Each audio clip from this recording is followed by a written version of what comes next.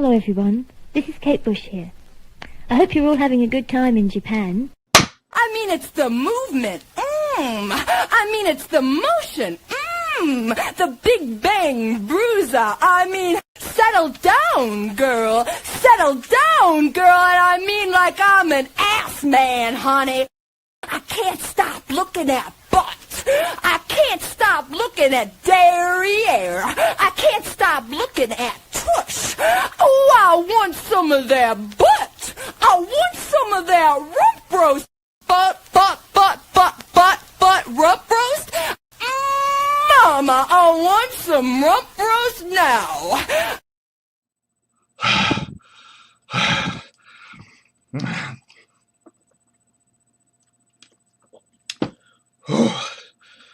Yeah.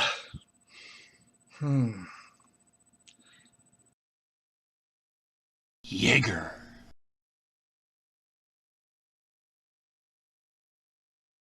Take care. Bye-bye.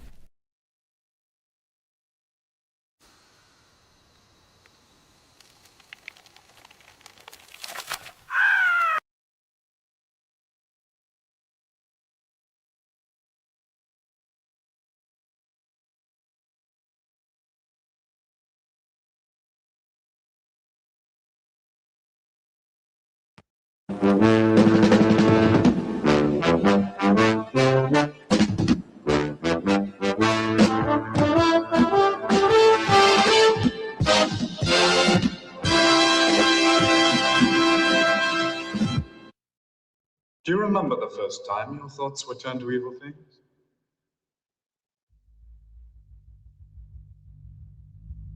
I had a vision.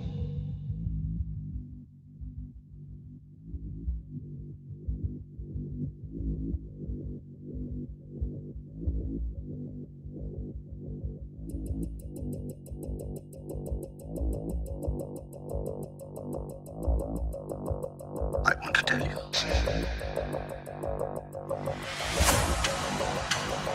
You have perverted Christ's own teaching. You have perverted the innocent. The devil is a liar! And the father of lies! Confess. You have seduced the people! Confess. In order to destroy them! Confess! Confess! Confess! And I am afraid.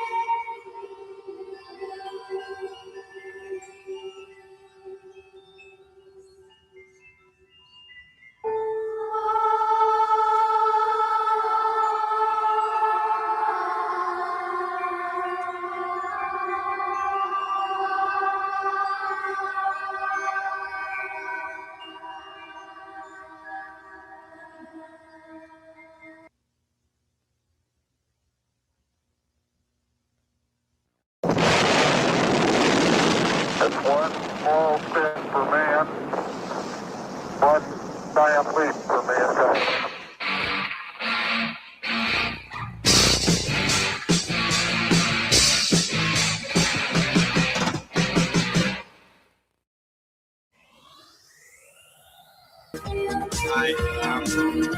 Your body's cold, there's not a head to come.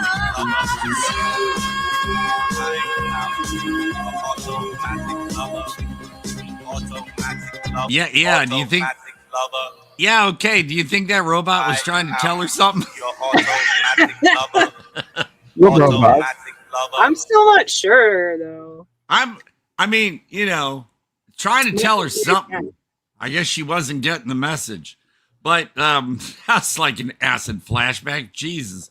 Before I get into those opening things, everybody, this is the Todd Jaeger Experience. Yay. Yeah. I, of course, am Todd Quality Jaeger. Which I have a question. I think apparently Bill wanted, he says it would sound better if your name was Todd Jaeger for Gonzo Geezer Gorefest. I'm like, oh, well, in the credits, at least put Todd Quality Jaeger, but I guess on the poster, Todd Jaeger is fine. But I mean, it's like, well, hey, I'm Todd Quality. I think on the poster, it would be better Todd Quality Jaeger, and in the credits, Todd Jaeger. You'll have to tell Brian or who's ever That's in charge my of opinion. that. I don't know. Well, what do you think? No disrespect to Bill. He thinks Todd Jaeger sounds more, professional. I'm like, yeah, but there are other Todd Jaegers. I want to be Todd Quality Jaeger. Yeah. There is only one Todd Jaeger. That's right, God damn it. So we'll whoever's in charge of how the movie will go, for sure, we can hopefully say, hey, what do you think? Because anyway, how would you feel about becoming the Todd Jaeger? Well, look, it's like this.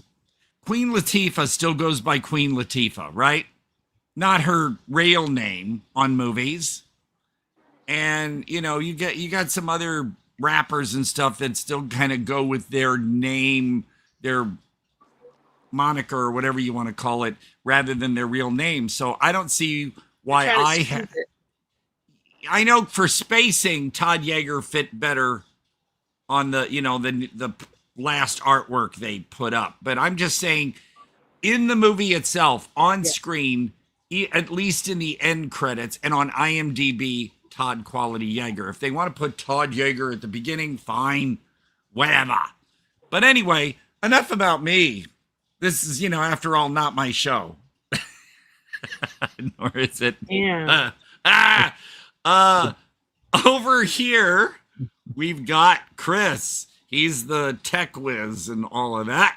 Yeah. And I'm going to say, I'm going to do like a weird. And down here, we have Captain Cartoon, Jack, live from Planet Ghostal. Oh, what does Chris say? Walking on Sunshine. Oh, that's weird. I was just listening to, I have a whole collection of 80s remix collections and stuff, and it's weird. I ran across 2 Bangles ones recently. Their remixes are hard to dance to. Walk Like an Egyptian is nearly impossible to dance to. So that's all I'm saying. And then, hey there, Kenneth and everybody. I don't think I've heard any of their remixes.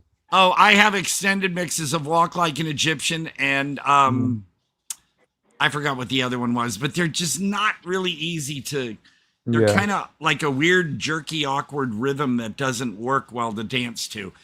Did you walk like an Egyptian at least? I have the vinyl 12-inch of Walk Like an Egyptian, and I have on a... Have you done that dance, though, while you were out? Oh, please, no. I didn't fall for that one. What?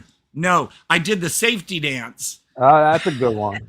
But That's a great one. I would not do the whatever it is they did. No, I didn't fall for that one. I didn't. Katrina in the Waves, Walking on Sunshine. Yeah. Oh, my God. Yeah, Kenneth it's like knows some songs you kind of like... I can't. It's hard. I don't know. See, I only know that song from Look Who's Talking.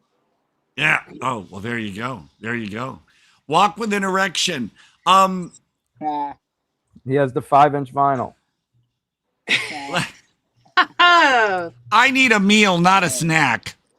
Oh, damn. Quaid and Todd hating on a game of chess right now. I do have. Remember CC Music Factory? Yes. That's it. Well, I have 2 12-inch singles by them. One is, and not them, but someone that calls themselves Sissy Penis Factory. and they do what's their favorite song? Everybody fuck now. I have that one, and I have another one they did this spoof. So yeah, I got stuff, let me tell you. But hey, down here in this corner, we've got Annabelle Lecter, the people eater. That's the wrong corner. You're pointing. Oh! Yeah. Yes. There you go. See, damn it. You're pointing to that skeleton in the You background. can do this for everyone. We've been doing this for a little over a year now, and I still can't get. I mean, I know Chris would be there, Jack will be there, but for Annabelle, I do have to, because she's over there, have to go that way. Okay. Maybe it's your arm. Do you have a weakness in that arm? Maybe it's like a nerve. No, this arm's very strong. All right. Oink.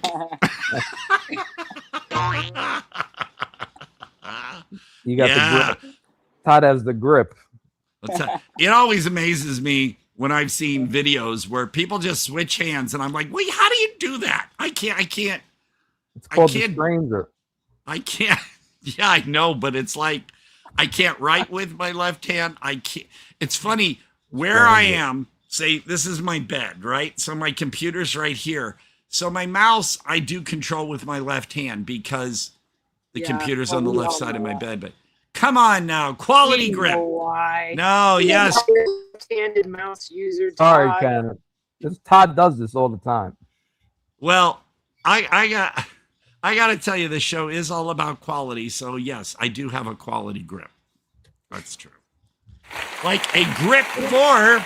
Wait a second, I got a quality grip for cheesecake, man. Yes! No. Cheesecake has returned.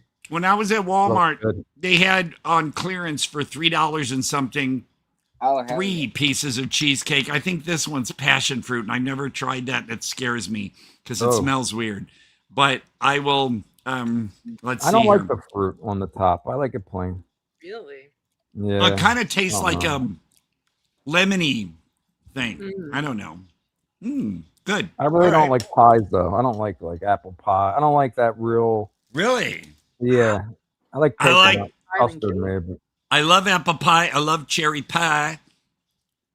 Punch pie. I like punch pie. What about strawberry rhubarb pie? No, God damn it. My family, we raised rhubarb. What am I saying? We grew rhubarb.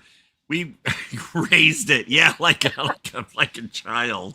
Yeah, lemon meringue. I like that. Key lime. Oh, have you ever had grasshopper pie? Yes. No, that sounds good. And but you know, my mom, when she would make rhubarb pie, I was like, no, I wouldn't touch it. We also grew Swiss chard. Yeah. What is strange? That doesn't even sound good.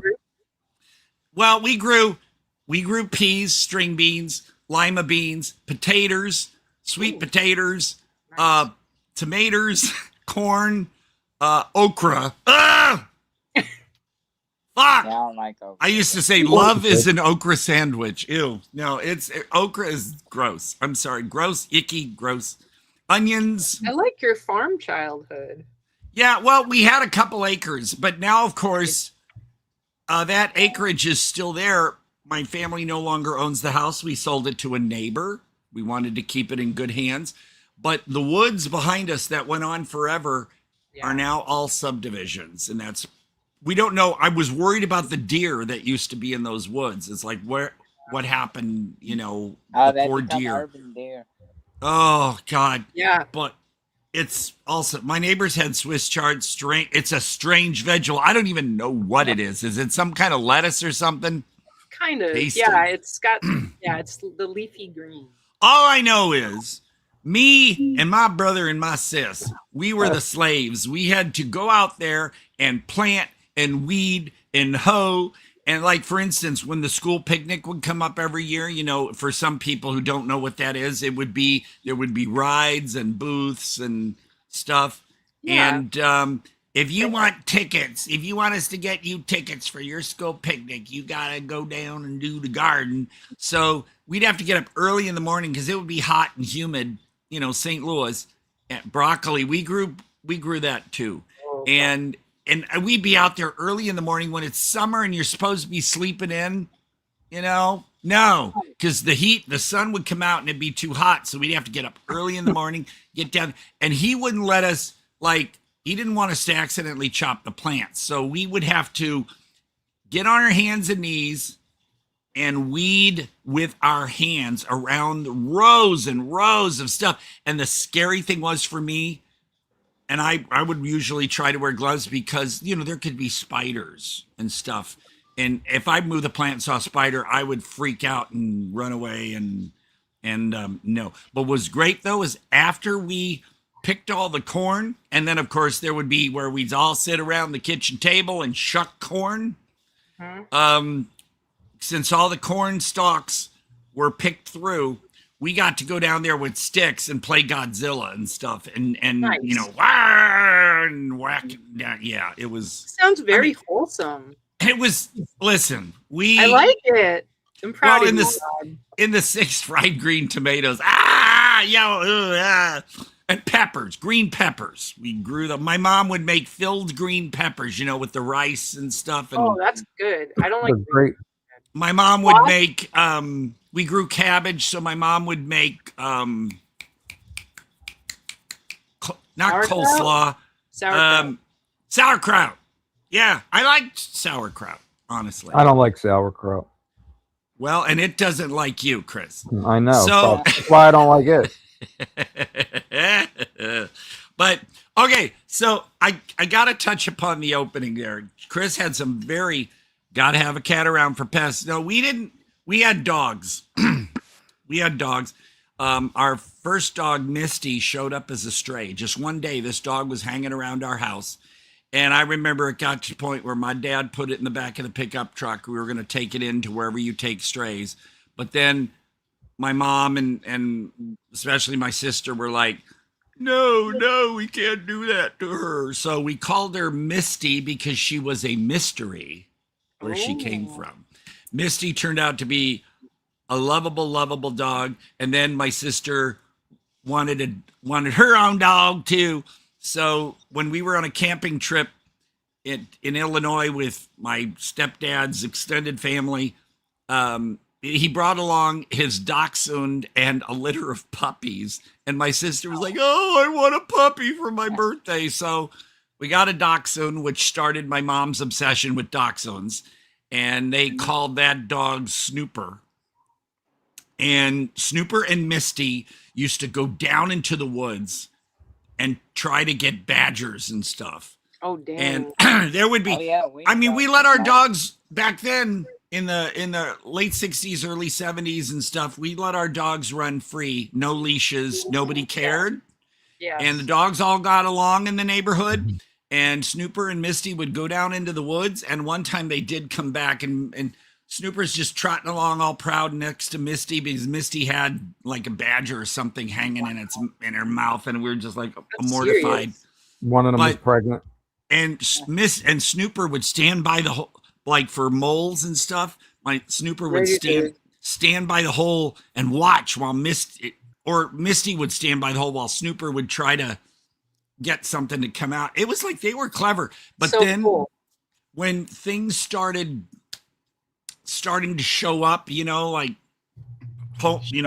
and stuff, we had to put up a fence to keep the dogs in, and that was sad. But, like I said, we had it good when we were kids. Run around. We had woods to just creeks and stuff. And, good times. We didn't have cell phones. We didn't have internet. We made our own fun.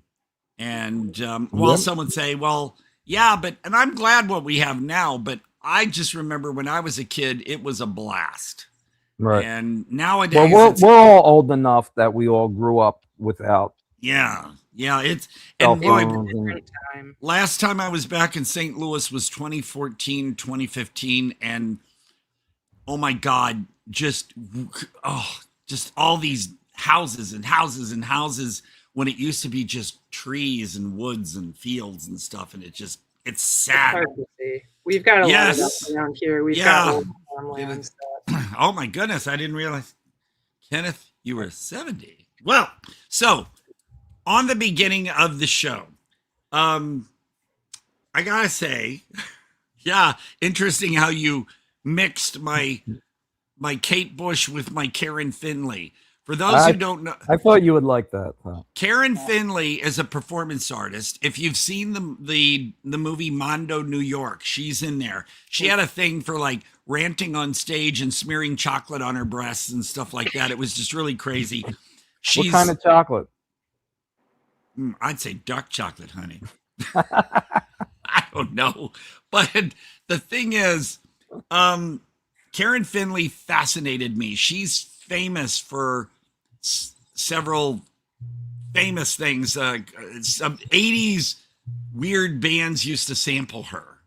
Okay. And like Drop That Ghetto Blasters song. That one was Karen Finley's voice. And she, the Rump Roast thing that you saw me lip syncing to, that was never released. A friend of mine had it.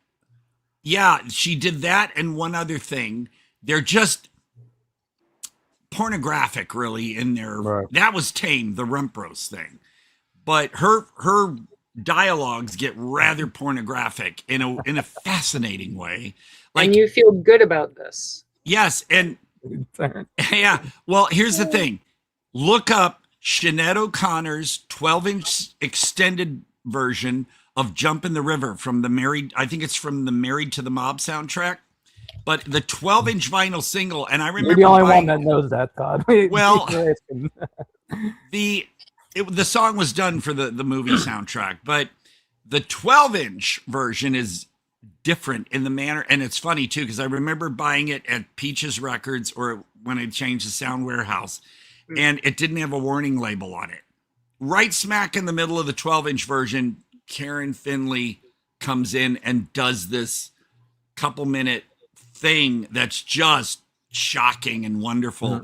But Karen Finley, love her. It's funny, but that was unreleased, and a friend of mine had it on a cassette.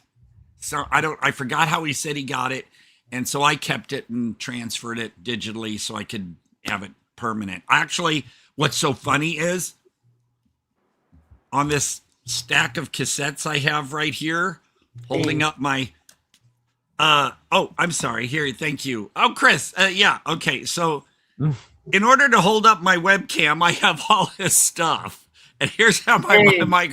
Look at that. Sir, and, can we send you? He has a system going there.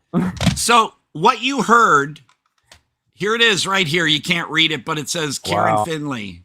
Wow. That's where I had it transferred to that cassette and then transferred to digital. It is better you don't smoke pot, Todd. It is. I told people it would hinder my creativity. Yeah, you would never remember where half of these files are, and you have stuff from when you're. But the Karen Finley thing's right there. That's so funny you did that. And what's really weird, it's like Richard Bates or Ricky Bates, who directed Suburban Gothic. We're talking about today.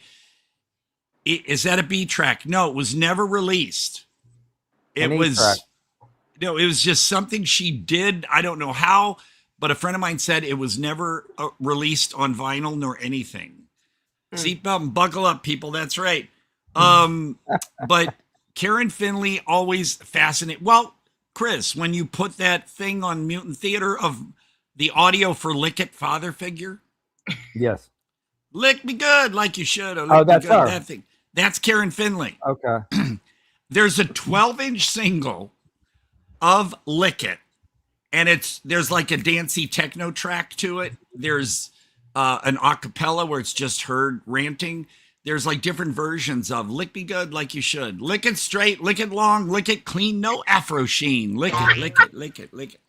Yeah, so Karen Finley, I mean, you'd think you'd be scared of her, but I would have loved to have lunch with her. I don't know if she's still around. I'm sorry if I offend Karen Finley by not knowing. Karen Finley. But the other person I see a lot, Karen Finley, Finley. And look up. Is 70 years old herself. She's around. Good deal. Yes. Kenneth, do you know who Karen Finley is? Annabelle? Have her come on the show. Oh, I wish. I wouldn't know how to reach her. You can always ask. I Nothing think wrong with she's that. amazing, and people think I'm weird. Well, She could love it. but here's pull the her thing. weird. I was mentioning Ricky Bates, who directed Suburban Gothic. He said, I'm a weirdo. I make movies for weirdos, and I like weirdos. And so, there's Karen Finley. If folks get the movie. Crying. It was a piercing cry, and I awoke, and at the foot of my bed, I saw hundreds and hundreds of women. They were marching, they were rallying, and I saw the Virgin Mary, and she held a sign that read pro-choice. I saw Cleopatra, and she wore a t-shirt that read U.S. out of my uterus, and I saw Queen Elizabeth I, and she wore a button that said vaginal pride, and another that said Cardinal O'Connor is Satan, and in the rally was Eve, and she held a banner that said God is a woman. And then I saw the ghost of my Aunt Mandy, and I went up to her and I said, I'm so sorry, Aunt Mandy, that you died of cancer of the uterus. I'm so sorry. And she said, child, I didn't die of cancer of the uterus. I died of an illegal abortion with this damn gag in my throat, with this damn gag in my throat. When you died like I died, they don't even let you scream. Blood to death. Rats ate my insides out, but I was only 50. I was only 50, and then I saw the ghost of my childhood friend Pam. She died by her own hands, by taking a can of Drano and putting it into her vagina. Whoa. She just didn't have the money in 1973 to go for a legal abortion See, it's in New York. that is a more serious. I mean, and she's getting a point across, and that's serious. But when you listen to stuff like butt, rump roast, and the stuff that's on the Jump in the River 12-inch version from Sinead O'Connor, you'll be like, your jaw will drop, because how does she keep coming? Does she write this? Does she improvise it? And there she kind of sounded like a preacher, you know? Yeah. Like in a getting very emotional. Black preacher, just someone who's like a southern, not even maybe a southern. Well, get your hands evangelist. I think it was either MVD or Kino that reissued Mondo New York on Blu-ray for the first time, like on disc ever. It was only on VHS. And she has a whole segment in Mondo New York that's just, you're just like glued listening to her, even though, what is she talking about? You know, and some things. I love Karen Finley, just like recently people are putting stuff on Facebook about Diamanda Gallas. Have you heard of Diamanda Gallas, folks? No. Well, you look her up. Her famous album, which I have on CD, is You Must Be Certain of the Devil. I used her doing a whisper of the Lord's Prayer over the gateway sound effect from Phantasm on one of my videos. Oh. Space Gate to Infinity, I did combine the two. But Diamanda Gallas was a huge AIDS activist in the 80s. Oh. And she's still doing stuff. So look up Diamanda Gallas and Karen Finley. Your mind will either expand or just explode with either of them. But I'm always like educating people, aren't I? I feel like this is a person to reach out to. Yeah. Well, Diamanda Gallas, I'm sure she's very, I don't want to say unreachable, but you know, she's, you never know. You can tell she's kind of, I don't want to say a private, huh? You never know. I know. You Well, never if anybody wants Diamanda Gallas or Karen Finley to, you know them or something, reach out. It's our job. Well, still. How do you spell the second person? Am I what? A second person? Diamanda. How do you spell this person's name? Oh, like Diamanda. Todd Quality Tutoring. That's right. Gallas, Gallas. Karen Finley sounds like a little like she had Karen Finley, Patty and they're Schmeichel both going. beautiful women. You saw how pretty Karen Finley. Oh, pretty is such a cheesy word. She's a beautiful woman, and the fact that she's got that imagination, or I don't want to say imagination, but her creative. If I was like, how is Karen really? Is she a serious person? Is she funny, or is that her thought process? I'm fascinated by both of these women.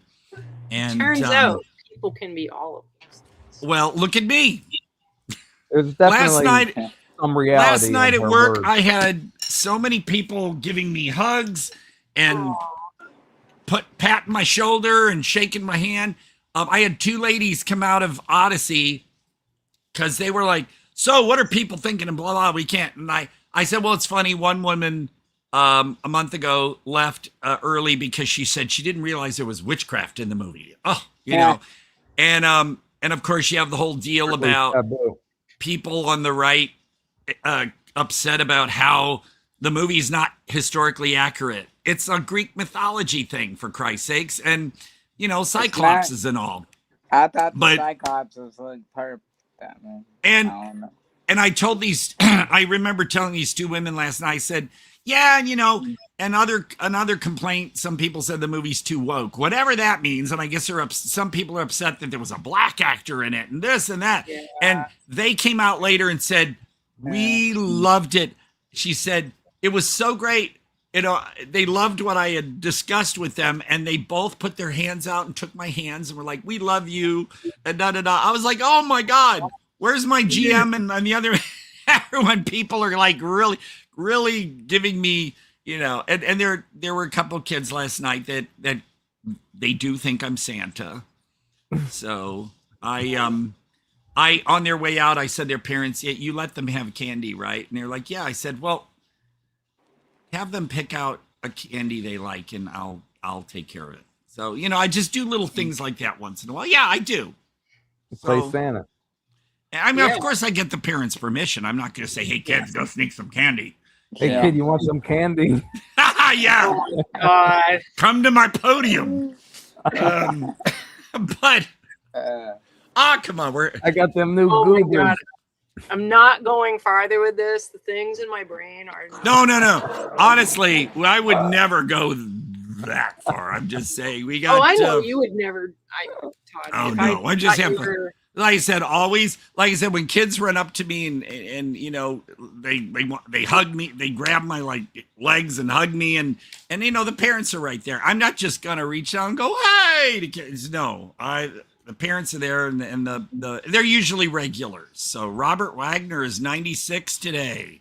Wow. Really? And also, wow, good for him. Also, before I continue, 80, I'll be all right. R.I.P. Reggie Bannister. Yeah. Well, I mean, I'm not surprised that he passed because he was really dealing with some serious stuff. And, but home state of Michigan. Wow. But yeah, Reggie Bannister, it's like things you never really thought about. Now he's gone. Oh no. You take these for granted, but it makes you think. Well, I mean, I know Jack's idol, Shatner. He's like, what, 95? Yeah. There's he's doing great. He's doing great. He's like John Coscarelli, who posted this really beautiful video of Reggie doing his guitar song in the film. It's yeah, I saw that. Find it. Now, Reggie was cool, although I think it's funny that they always let him try to get the girls in Phantasm. I still, honestly, to this day, I can't deal with that sex scene he had in Phantasm 2. I was like, no, because I was watching it with my mom and a friend of hers. And then here he is behind this gal, and she's topless, and I'm like, oh, no. Now everybody's going to rush out and watch Phantasm 2, which the odd one because it was James LeGros instead of Michael Baldwin was his name. Yeah. And that was weird, but it just, because I think it was the producers or the studio or something said they wanted somebody a bit more than Michael Baldwin. But Michael Baldwin was the kid. He was the kid. But no, they want some. Yeah, it was weird. But that was the most commercial. It was the biggest commercial one, right? Like yeah, and I'm not big on the Phantasm sequels, honestly. I thought the fourth one was interesting because it went back in time to the history of Angus Scrimm's character. But I like those. But the fifth movie, I don't know. I don't know. And honestly, what ruined everything for me was that god awful Phantasm rap song in the end credits of number 5. I know it sounds. That's all we need is a Phantasm rap song. What's wrong with that? Chris is going to have to remind us of how that song sounds. Chris, I don't remember. Watch the movie. Oh, no. Oh, this is so nice. Oh, this is the thing. Okay, for a minute, I thought you were going to play the rap song. Every time I say something, Todd says, oh, no, or if I'm clicking something. Is the volume on? Yeah, hold on. That's so nice. The Facebook volume. Oh, hold on. Oh, I see it on the top. It's in the top left corner. Oh, there it is. Back it up, man. All right, here we go. I thought I hit that already. I don't know. I must have went off when I shared the screen. Hit that, Chris. Hit it. Monkey boy.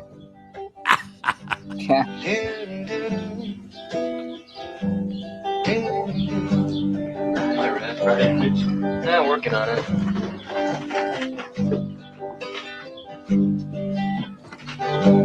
I saw a sneak preview at midnight. Just for sitting here at midnight. And I've been sitting here till noon. You see, my lady left me lonely. Yes, she did. Baby left me blue.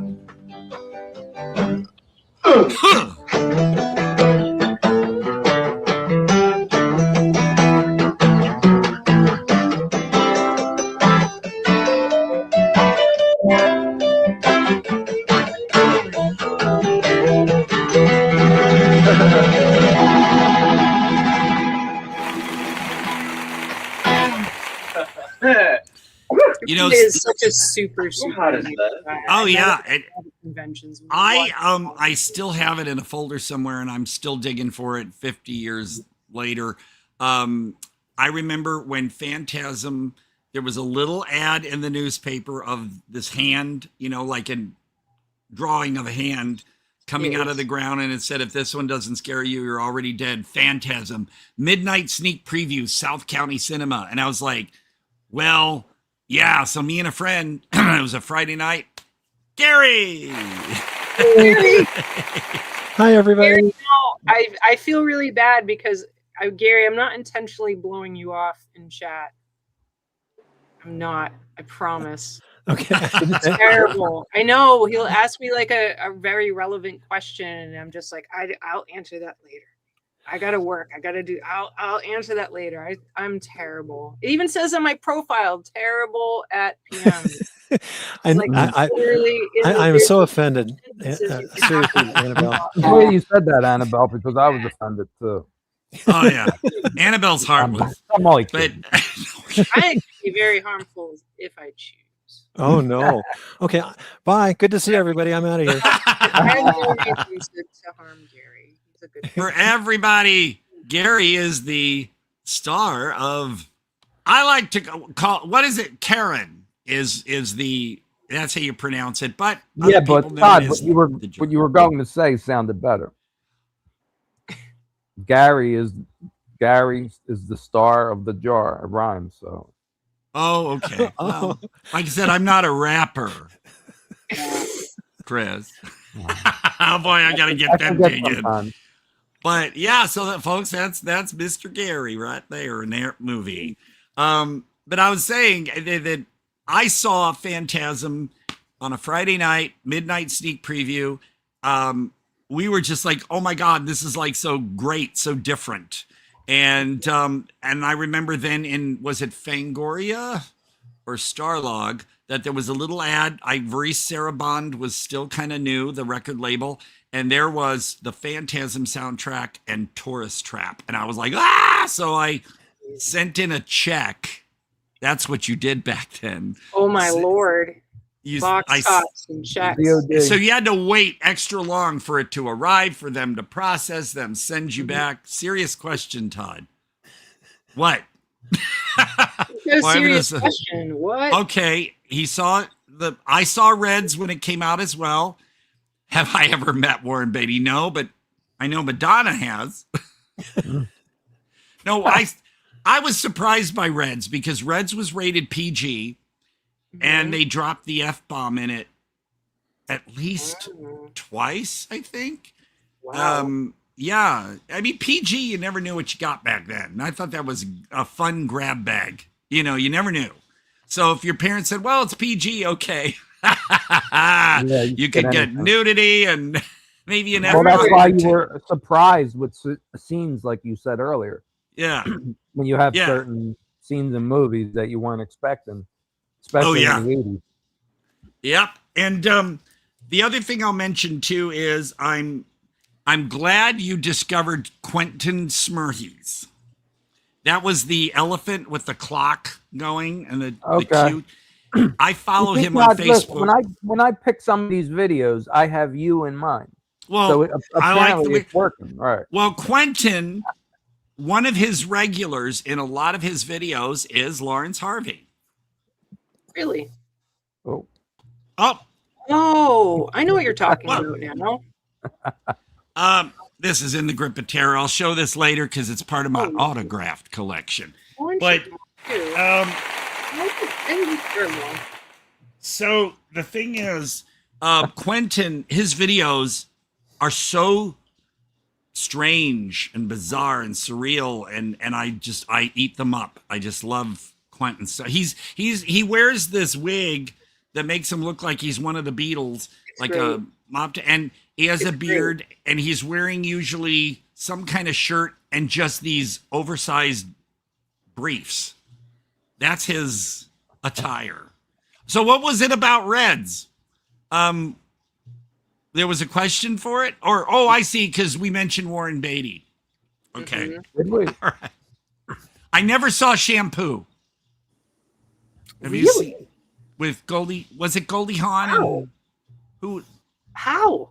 I'm shocked. I just never. Well, when it first came out, I was too young. It was rated R, and I don't know. I never bothered to see it. It took me years before I saw Looking for Mr. Goodbar, the Diane Keaton one, which still to me is grim as fuck. That movie is. God, that movie is grim. And I was shocked at Diane Keaton, going topless numerous times in it. I was just like, whoa, Diane. But it had a great disco soundtrack. I'll give it that. So then I'm so happy you showed the Devils thing, which reminds me, here's the deal. I take this computer back in on Tuesday. They will have my new computer done hopefully on Thursday. So then after that, I can get you guys what I promised I was sending. And I also want to send, Annabelle has a copy. So when Jack and Chris get their copy of the Callistra Zipper story, that's one I want to talk. And I'll ask Craig Kalman if he'll ever come on the show. Callistra Zipper story, Annabelle, I think I gave you a copy when we were shooting Psycho Ape 2. It's a documentary about a guy whose daughter's last request was that she be taxidermied. That's so great. I know I gave you and a couple other copies because I gave one to you or someone else to give a copy to Michael Epstein. Oh, did you put it in with your stack of Spark CDs and stuff? Yes. So over there. You should have it, so I don't have to send you another one. Yeah. But sometime we'll do Callistra Zipper because that is one of the weirdest things I've ever seen, and I can't believe boutique label has not snatched it up and put it, because he re-released it like last year in festivals in a more edited down version. But as it is, and Howard Stern's in it. I'm not a huge Howard Stern fan, but he actually made it. Oh, you got the trailer.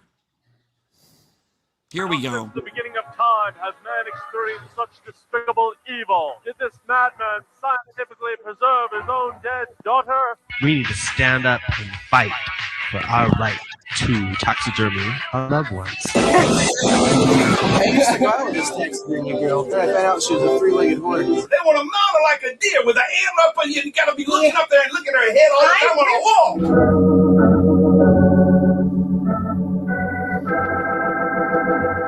My Callistra is listening, and I don't want to shock you, but she is a taxidermy girl.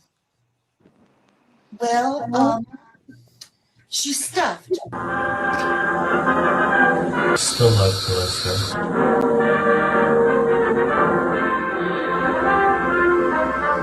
I think you want to try to kill me and stuff me like Callistra. I support the Humanistic Taxidermy Society of America.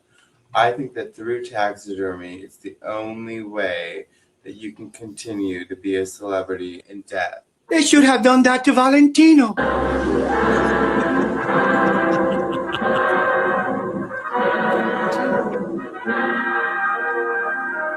Let's just get back to me. Come alive like Night of the Living Dead. I thought that was the one that had Howard Stern in it, because one of the ones, there's like 3 different trailers, but he actually got on Howard Stern, and they thought, yeah, they thought it was real, right? They thought it was real. And well, they might have been acting. They might have been acting. So, well, Craig told me, Jim Carrey just said, well, alrighty then. Well, Craig told me that Howard and Robin were extremely, and the security was extremely nervous around Craig, and they were just, their jaws were just like, they were so, you could see in the mockumentary that they were kind of nervous and scared, because he brought Callistra into the studio, and they were like, the looks on their faces and stuff, he totally bowled them over. They were not sure what to think.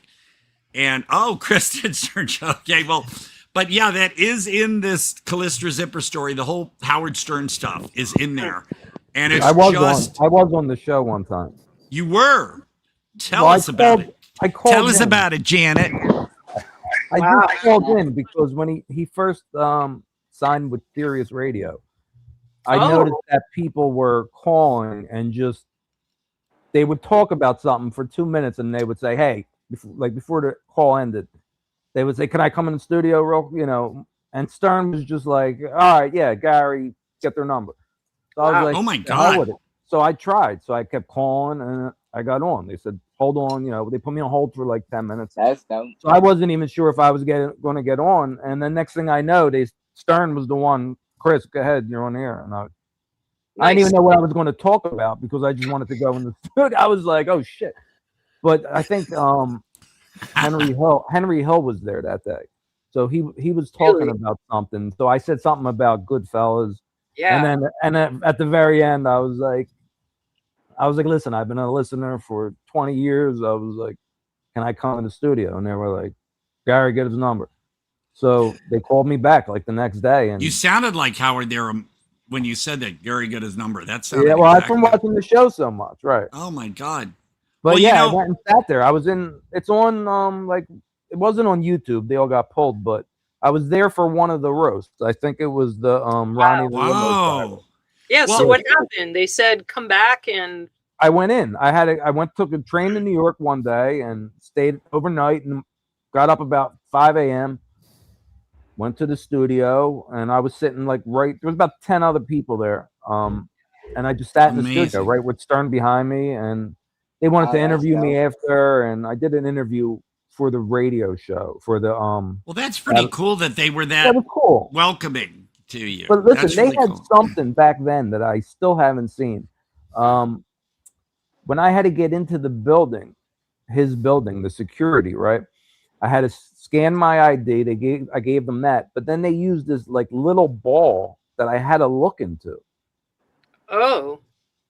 Do you think that was a real thing, or they were just fucking with people? I don't. It looked pretty real. I was like, "This is crazy." I was like, "They got some next level shit here." But well, think about what they had to do with Craig Kalman, with his stuffed dead daughter in a wheelchair. Oh yeah, right. Yeah, He said they were nervous. Security was extremely nervous. He said the looks on their faces were like, yeah, like, what the hell? Yeah, because it looked very real. Well, the thing for me is, there are just a couple little beefs though. Like what he did to Fran Drescher was just, I still can't deal with that, because she was on there. Fran Drescher talked about how she was assaulted and stuff, and he was not very tactful about that. And then whenever he has hookers or strippers, when he had them on the show, he'd always like accuse them, and he'd always have a grin like, you were abused, weren't you? Or your daddy abused. And I was like, why would you say that to these women? It's like he would always say, oh, I love. He's trying to get some like first information, he's but you don't as always, horrible as it is, but he's but trying you don't to always accuse. Well, and it was more accusatory rather than a question. It's like every time a hooker or a stripper was on the show, you were abused, weren't you? I'll bet you were abused. And it's like, oh my God, that's so rude. Yeah, and look, my late stepsister bought me for some reason both of his books, Miss America and the other one, and I read them. I never saw the movie, that they did, but I'm kind of like this with him, because he just, and his thing about having really dumpy guys on his show judging whether women were good enough or not to be in Playboy, when the guys themselves look like shit and like they think they deserve these hot women looking like they do, and they're good enough to judge these women. I'm just like, thank you. Yeah, and I just thought such misogyny and sexism and stuff was just horrible. I just the thing he gets the most shit for, two things I think, is the Selena, when that singer Selena died from Mexico. Yeah, she was very young, and he did it the day she died. And in Mexico, she was like very like, I still see Elvis, Selena T-shirts. Customers at work always are wearing Selena. He ripped her, like, he didn't rip her, but he was saying things like, what's so big about their music and her and this, and I never even heard of this girl, and like, and it's not necessary. It was bad, and he got a lot of people like really angry with that, because even people who are controversial still have a human side where some things you just because everyone says he's such a nice guy. And the other thing was Dana Plato. Oh yeah. Now she committed suicide the day after she left his show. Wow. And he, and she might have been on that. I don't think that was it, but that might have been the breaker, like the trigger, the trigger that pushed it. Because she was, and she's, no matter what you agree to before you go on some of these shows, I'm sure you get surprises because you want to hit these people with, get shock value, But he was saying, oh, you look like you're still on drugs, and and you don't know if this woman had to pass a drug test or if she's on probation, and he's putting her on the spot on live, and he's got millions of followers, so you could see it that she was really breaking down in the interview, and the next day she and the question, and with women, the questions were always so, like he would always ask women. I remember when he asked Kira Sedgwick, do you shave? And I was just like, and he asked other people that too. It's like, you don't ask the men that, you don't ask men these really icky questions, but the women, it's always about their bodies and were you abused by your dad and all this kind of stuff. I'm like, I'm sorry. It just, I don't know what he does now. I haven't seen as far as his shows or anything.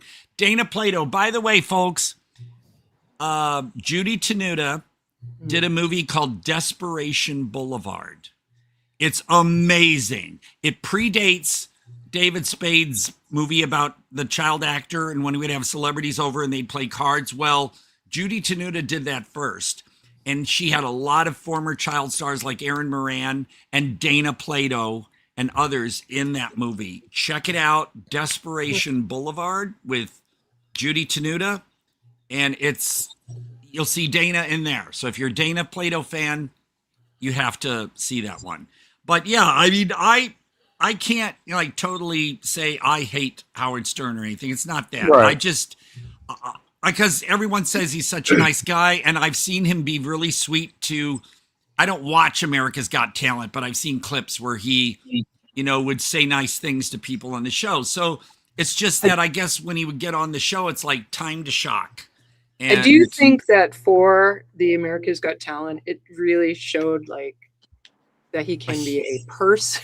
He can be human. He's an amazing interviewer. Like when he does an interview, they are very, when it's not like all the bullshit you're talking about, Todd, he really is very good. That's what I mean. All It's the other stuff, like, and I know that no one's like, they're there with consent, but he's so bullies the people on the show. He's like his own people. He's bullies them. Well, and not only that, but the bigger he got when he went to America's Got Talent, and that's the thing that I think really, I think he would have stayed around a lot longer if he stayed, even if he didn't be as brutal as he was in his early days, but at least if he balanced it. But he just totally stopped taking calls from a lot of the people and writers that made his show. Yeah. And he, maybe he decided it was time to move on. Right. Yeah, but he went too hard. Like, he went from being the thing that what I liked about him, is he was kind of like, you're almost like you're not every guy or every person, but he was the closest thing to not just men, just to not a celebrity, but to somebody like the balance in between, like a neighbor, right? The average person complaining about the average things that you do. You didn't hear that from anybody else. Yeah. That's what kind of made him relatable. And then once he crossed over, he just totally lost that image and said, fuck you to that. Like, I don't care about the people and all this until COVID came around. And all of a sudden he was, he was playing whatever. Well, plus, but getting older sometimes, I mean, I know some people stay sassy, exactly getting older, but sometimes getting older, you kind of like go, you know what? I want to relax a little bit. Exactly. Right. So I think there's a lot to it. You've been doing it so long. I mean, it becomes a shtick, and you're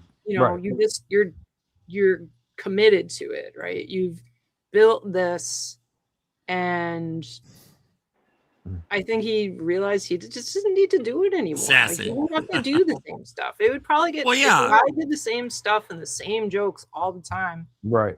I would get bored after 30 plus years. Right. Yeah. And he's, he's married. He's got a younger wife. He probably wants to spend, some time doing that. Have some time to live a little bit instead of constantly having to perform for people. And I mean, I'm hoping I just got started, because I kind of always wish that what's happening now with people wanting me to be in their movies and stuff, I wish it would have happened at least 10 years ago and got a head start on it. But I guess there's a reason.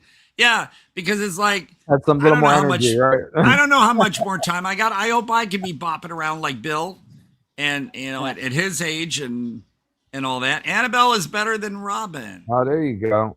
Yeah, thank you. I always kind of wondered, no disrespect to Robin, but whenever I have seen call her me on the Baba show, Booey next. I'm always, jeez. I've always kind of wondered, why she only got so much on the show. She was only kind of like there as dressing rather than someone who really. Well, I don't know. She was pretty pivotal. I mean, he had her back. Someone tried to claim they were from the Howard Stern show when I worked at Borders. Yeah. And they were asking about, do we have certain title books in our sex section? and they claimed they were from the Howard Stern show, and I was just like, oh please, oh, let me check. Anybody that goes on something once is like, so you would never do that, Chris. I know you would not be like, I don't even bring it up. If Quaid didn't say it, I would say, well, let me go check and just put them on hold and leave it there until they hang up. Because like one time, supposedly TMZ called while I was working at Borders to ask if Paris Hilton was in the store. She was. But I wasn't going to say, come on over and bother her. TMZ. Yeah. Oh, you didn't She's want to here. spend time with Harvey? I'm picturing Paris Hilton. What does she look like? I never heard of her. Well, that's hot. She came. I dealt with her twice at Borders. Well, I'm sorry. That sounds like wow. Maybe you did. Got some Howard Stern. I helped her. She came up to the counter with about 12 different gift bags that she had crammed full of little knickknacks. Like his. Oh yeah. Borders, if people remember, when you got near the cashier plate area, there were all these little stands with little doodads and knickknacks and fun, not like Barnes and Noble stuff, but more really unusual, like those noggin bops, the little figures you wind up and stuff. So she filled up like 12 gift bags to the hilt with stuff. So I got someone else at another register to help customers because I had to go through every bag, ring and get each item and the whole. She spent over $1,000 on just these things for friends. I thought that was cool that she was doing this for her friends. And Was she nice? I told her, I said, oh, by the way, loved you in Repo, the Genetic Opera, and she was like, oh, thank you. She was like surprised someone mentioned that. And then I dealt with her at at where I work now. She left her. How did you deal with her, Todd? How did I deal with her? Well, no, I was polite and everything. And despite what people say about her and her controversies and stuff, I'm not going to treat her, but she left her sunglasses or something on the counter where I was at back then. And she came back to get them. And so I've dealt with her. Why do I keep saying dealt? You tell us, Todd. What are you asking? I don't know. And Lindsay Lohan, when Lindsay was there, because she was, I guess we can say this. People know that Lindsay Lohan has gone to Betty Ford. It's been public knowledge. Yeah, and she came into the store and would buy magazines and books and some DVDs so yeah. What did she buy, Todd? I know you followed her and wrote it down. I can't remember. I should have written it down, but I was only kidding. No, because it's so cool to share a celebrity story and then not. Ben Stein used to always offer me popcorn. Ben Stein. Yeah, he would come into Borders. A long time. What was that last comment down there? How about that? You can be something else sometimes. Oh yes, I'm very schizophrenic. Right, and then some. That if you've seen the movie Straight to Hell from Alex Cox, it's got Courtney Love, Grace Jones, Dennis Hopper, the Pogues, Elvis Costello. It's a really weird movie, and in there a woman said, "Oh yeah, he's schizo, just like us, schizophrenic." I always like that line. So. Yeah, I can be many things. I'm not Sybil, but Todd, this is a super interruption, but I had to clean my glasses and thought of it. Do you use cloth wipes? Well, I mean, are your lenses plastic? I don't think so. Oh, well, mine are plastic. Yeah. So I usually grab the wipe that's with the glasses. And I'll even, wipe with you. Yeah. But what do you think about this wipe? Wow. Oh, wait, let me put my glasses back. Yeah, man. Look at this. Oh, wow. That's a nice wipe. Yeah. I've got a waffle and a bagel and all kinds of things. Do you get it from that company that's in the timeline on Facebook where they offer like a cassette or something really weird? Is that so? They are legit. They offered a crazy sale, and there was like 16 or something. So I've just got a billion of them. And at first, when I got them, I thought, what am I doing with all of these? But now they're fun. Bring them to different things. Well, I will admit, if I don't have my glass case nearby while I'm at work, my shirt is soft enough that I can just kind of lift my shirt and wipe it with that. And I do have lens wipes somewhere, but I can't remember where I put them. So I just kind of breathe on my lenses and wipe them down a little bit. And, you know, that's, yeah.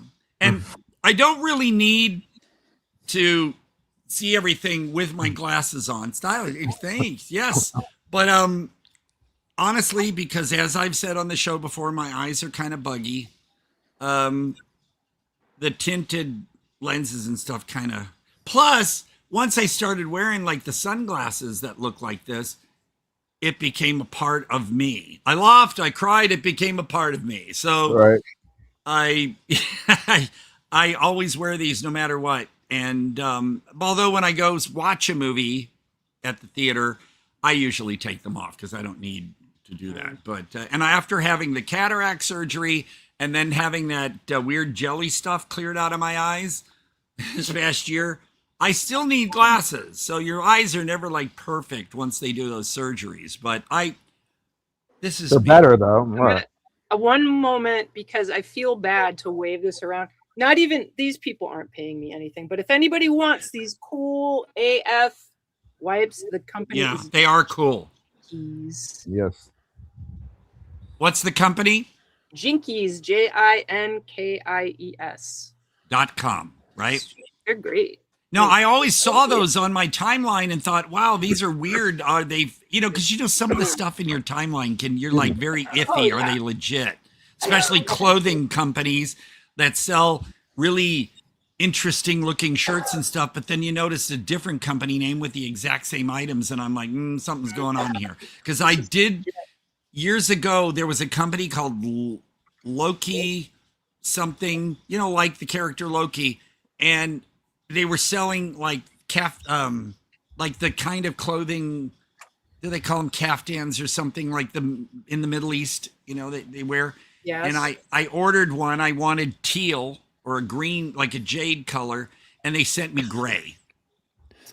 And I wrote to them and said, you sent me gray. I asked for green. So they said, well, here's a discount code.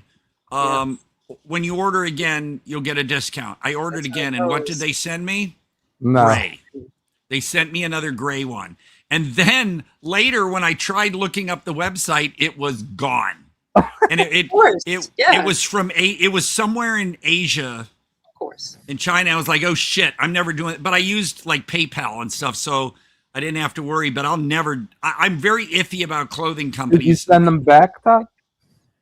No, like in that I Love Life. Haven't I seen that in some of your videos? The I Love Life video where I'm dancing around the jacuzzi with the celebrities. That's the one. That is the one. Yeah. Well, I got two of the same thing. Okay. I get it's not what you ordered, but it does look good. Right. Well, that was the largest size they had. And I'm sad because my tummy can kind of show in it. So I usually wear the stuff I get from Exotic India is a great website. Really? The Kathani Purta Salwar outfits, you know, the men wear in India and you see in Bollywood movies and stuff, you can get all that clothing and shoes and everything on Exotic India. And they are legit. I'm wearing them on the show, Tom. Because I've ordered from them, I would then get emails offering decent discounts and stuff. So Exotic India, they do ship from India, but they come in a nice box and everything. And I remember I got like one of my outfits, the Kathani Purta Salwar with the top and the pants. Although I tried to get the largest ones they had, and they're still kind of weird on me. But you know, you can get one for like $40 or something. The outfit itself, yeah. So check that site out. So the I guess too, what I wanted to point out before I forget is today I am wearing the first nudie musical t-shirt. I have two of them. They sent me one as a gift. Of everything. Kritzerland sent me one as a gift because I called and talked to a woman there and said, "Oh man, I missed out on a T-shirt or something." And actually, I don't know how I managed to have two, whether they sent me both or what. But I wanted to get the Blu-ray of the first nudie musical, and this was when it was still in print. And the woman said, "I'll get you an autographed one." So this here is autographed by Cindy Williams and Bruce Kimmel. Bruce Kimmel, I consider. Is that Shirley or Laverne? You have more faith in yourself asking people to do stuff because you've got. Well, this was long before all of this. So, I just happened to call up, and the thing I consider Bruce Kimmel the director of the first nudie musical. Mark. Cindy Williams was Shirley, right? Yes, she was Shirley. The other guy that supposedly directed the movie, Mark Haggard, I think it was Bruce that did 99% of the work. So I'm happy to have this. It's this is out of print. Bruce Kimmel told me that he was planning on another Blu-ray release in May. So I haven't checked the Kritzerland website. Kritzerland, K with a K, and Kritzerland Z, KRITZRLAND.com. You can still get the soundtrack on CD. As far as the Blu-ray, I don't know if they actually did release it again yet, but first nudie musical all around. And this T-shirt, by the way, the largest one they had was a large. That is big. That doesn't look bad. Well, yeah, yeah, but I don't. Yeah, but an extra large your is not going to quality? cover that. Well, that's why I get 2X, 3XL.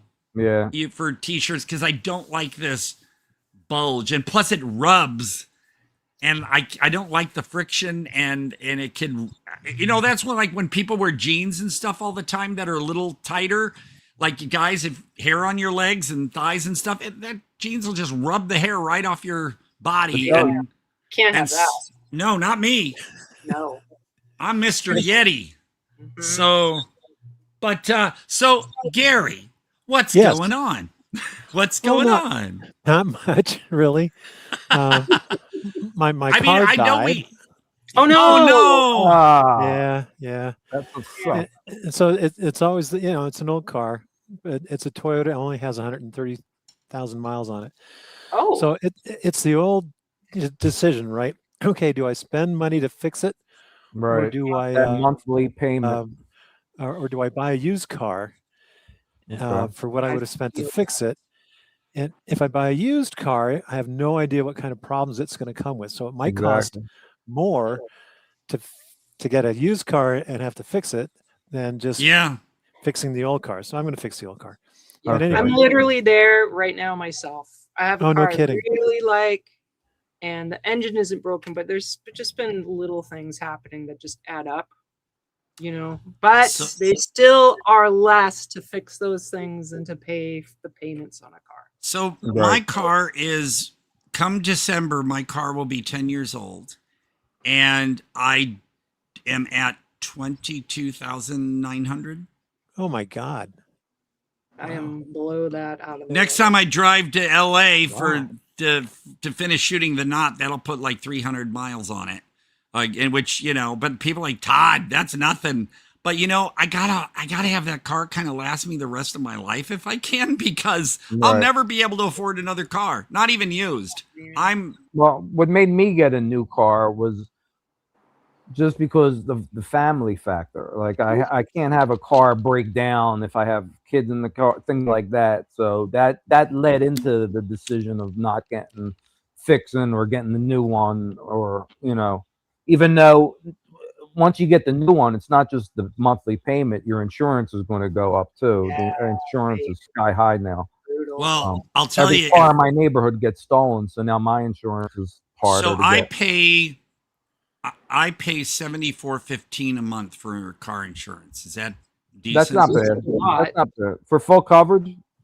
Yeah, and the every 6 months they charge at the beginning of every 6 months it's like 123, and then it's 74. Because the first one is always the higher one for some reason. But I'm crossing my fingers things go well. But if I have to sell something to get my car fixed, I guess I'm going to have to consider my Shannon Doherty pencil topper. Oh, don't do that. No. Anything but that. It opens up. Oh my God! Oh, Is it look a at her. sharpener plus topper? Is that her on 90210? Yeah, it opens up. Yeah. You can put things in it if you want. Like This I looks don't like a know. pencil sharpener. Like pot? No, it's a topper. There's no sharpener in it. You stick it on top of the eraser. Yeah. Yeah. That's nice. So, Don't get rid of that though. you know where I got it was Borders. I found it on the floor, and we didn't sell them. So apparently a customer somehow dropped it on the floor at Borders. What they were doing with it, I don't know. And I was like, who knows where they got it? They might have gotten it from her. I don't know. It's not autographed, but It could have been a personal gift. When I saw this on the floor, I made sure that we didn't sell it because I didn't want to steal. I would have sold it for $1,000. I was worried there was going to be something in it, like something weird or gross, but there was nothing in it. So, but you know me, I've always got weird shit, man. So yeah, that's cool though. That's cool. That's what do weird, we? but cool. You know what we're going to do, Todd. Is either a break or we're going to talk about the movie. Right, a break and then the movie. Then I'll come, and then when we come back, before we talk about the movie. After we come back, I'm going to tell people about the experience I had last night with two filmmakers and show you a little fun surprise. So I would at some point like to share about. Yeah, definitely. In particular, Kevin Van Hentenrich's stone carving event because it was last week and it's this week. So I want to. So I'll tell you what. We'll do a break. We'll come back. Annabelle can talk about her thing. I will share my little story, and then we'll get into I guess Suburban Gothic, maybe. Perfect. Okay, I'm gonna go prepare a cup of noodles and ramen. Yeah, I never buy that stuff, but I was given a couple cup noodles things, and what I do is I put the water in and microwave it, but then I drain the water. I don't really like it as a soup. So that's always Todd's excuse. If he doesn't like something, he said somebody gave it to him. Yeah, because they think I'm below them or something. Right. Okay. All right, we'll be back. Break time.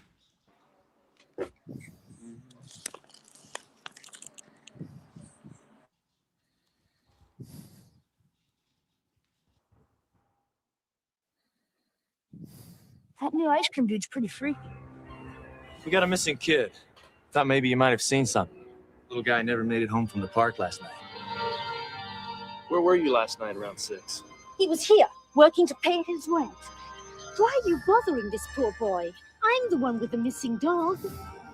There's a child stalker out there, and you two are playing cops and robbers. But what about Heather? She's gonna die. The ice cream man's got her.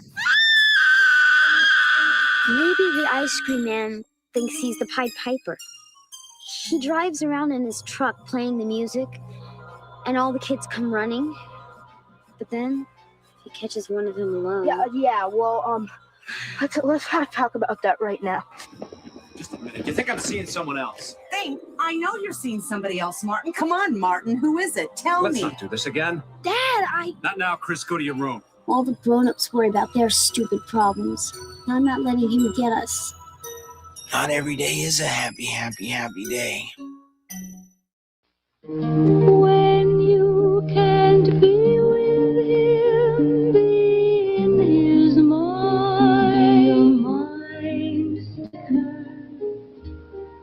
When you can't be with him, be in his mind. Be a mind sticker with a shape he can't forget. Don't you want to have a good shape? He wants you with a good shape with Tab. Tab can help you stay in his mind. It's sugar-free and it tastes better than any Diet Cola. Because the Coca-Cola Company wouldn't have it any other way. You know, keeping your shape in shape has its rewards. Be a mind sticker. Enjoy Tab and be a mind sticker. I believe that the person we're looking for committed his first killing 2 years ago in the Brooklyn Heights section. 6 months later, 2 more identical killings occurred on the outskirts of Kew Gardens in Queens. Then, after a lull of several months, he struck again, this time in the Bronx. 3 more killings, no witnesses, no motives, all within a period of 1 month. And now, he's in Manhattan, somewhere on the west side. Who are you looking for? Daniel Blank, 21C. He's only been here 6 months. He's on a short lease. Meaning what? He's due to move out in 2 weeks. Well, I want you to assign a couple of guys to go through these and pull out any unsolved street murders that occurred in 5 boroughs in the last 3 years. Now, I'm only interested in killings where they were used a hammer or some kind of a spike. I gotta have authorization to hand out special details. I'm giving you authorization.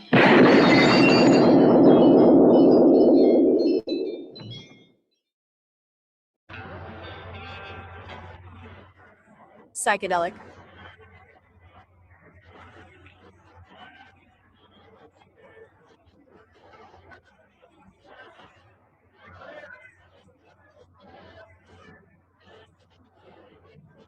And trending music, check out some.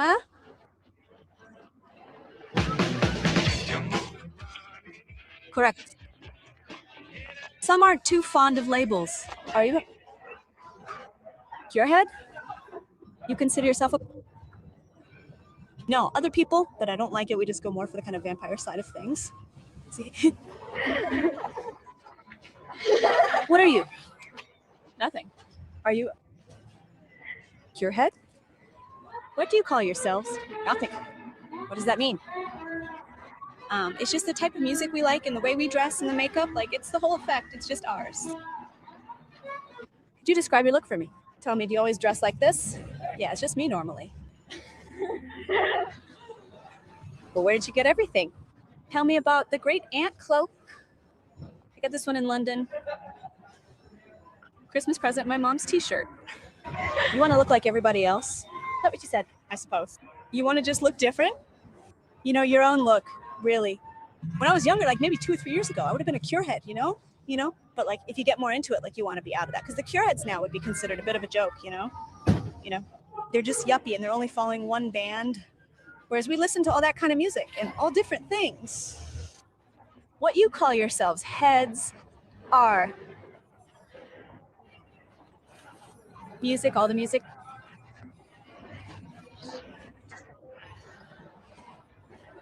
And you listen to only one group.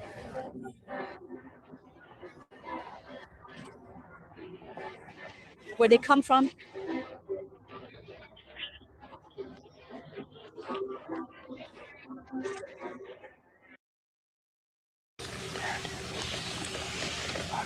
Okay, now we come to a song.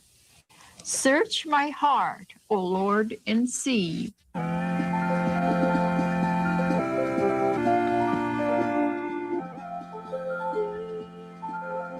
Search my heart, O Lord, and see.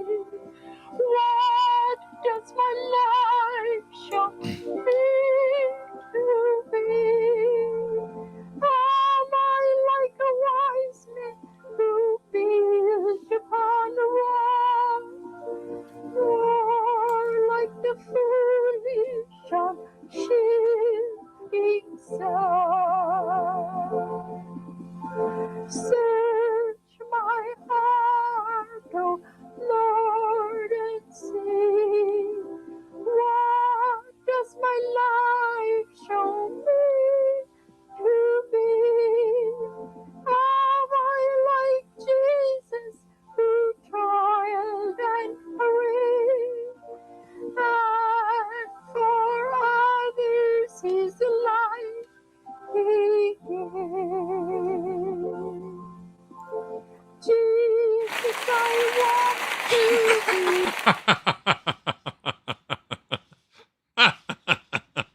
Oh my God. I love when I make Todd laugh. Well, you caught me mid-noodle. Yeah, you weren't expecting that, right?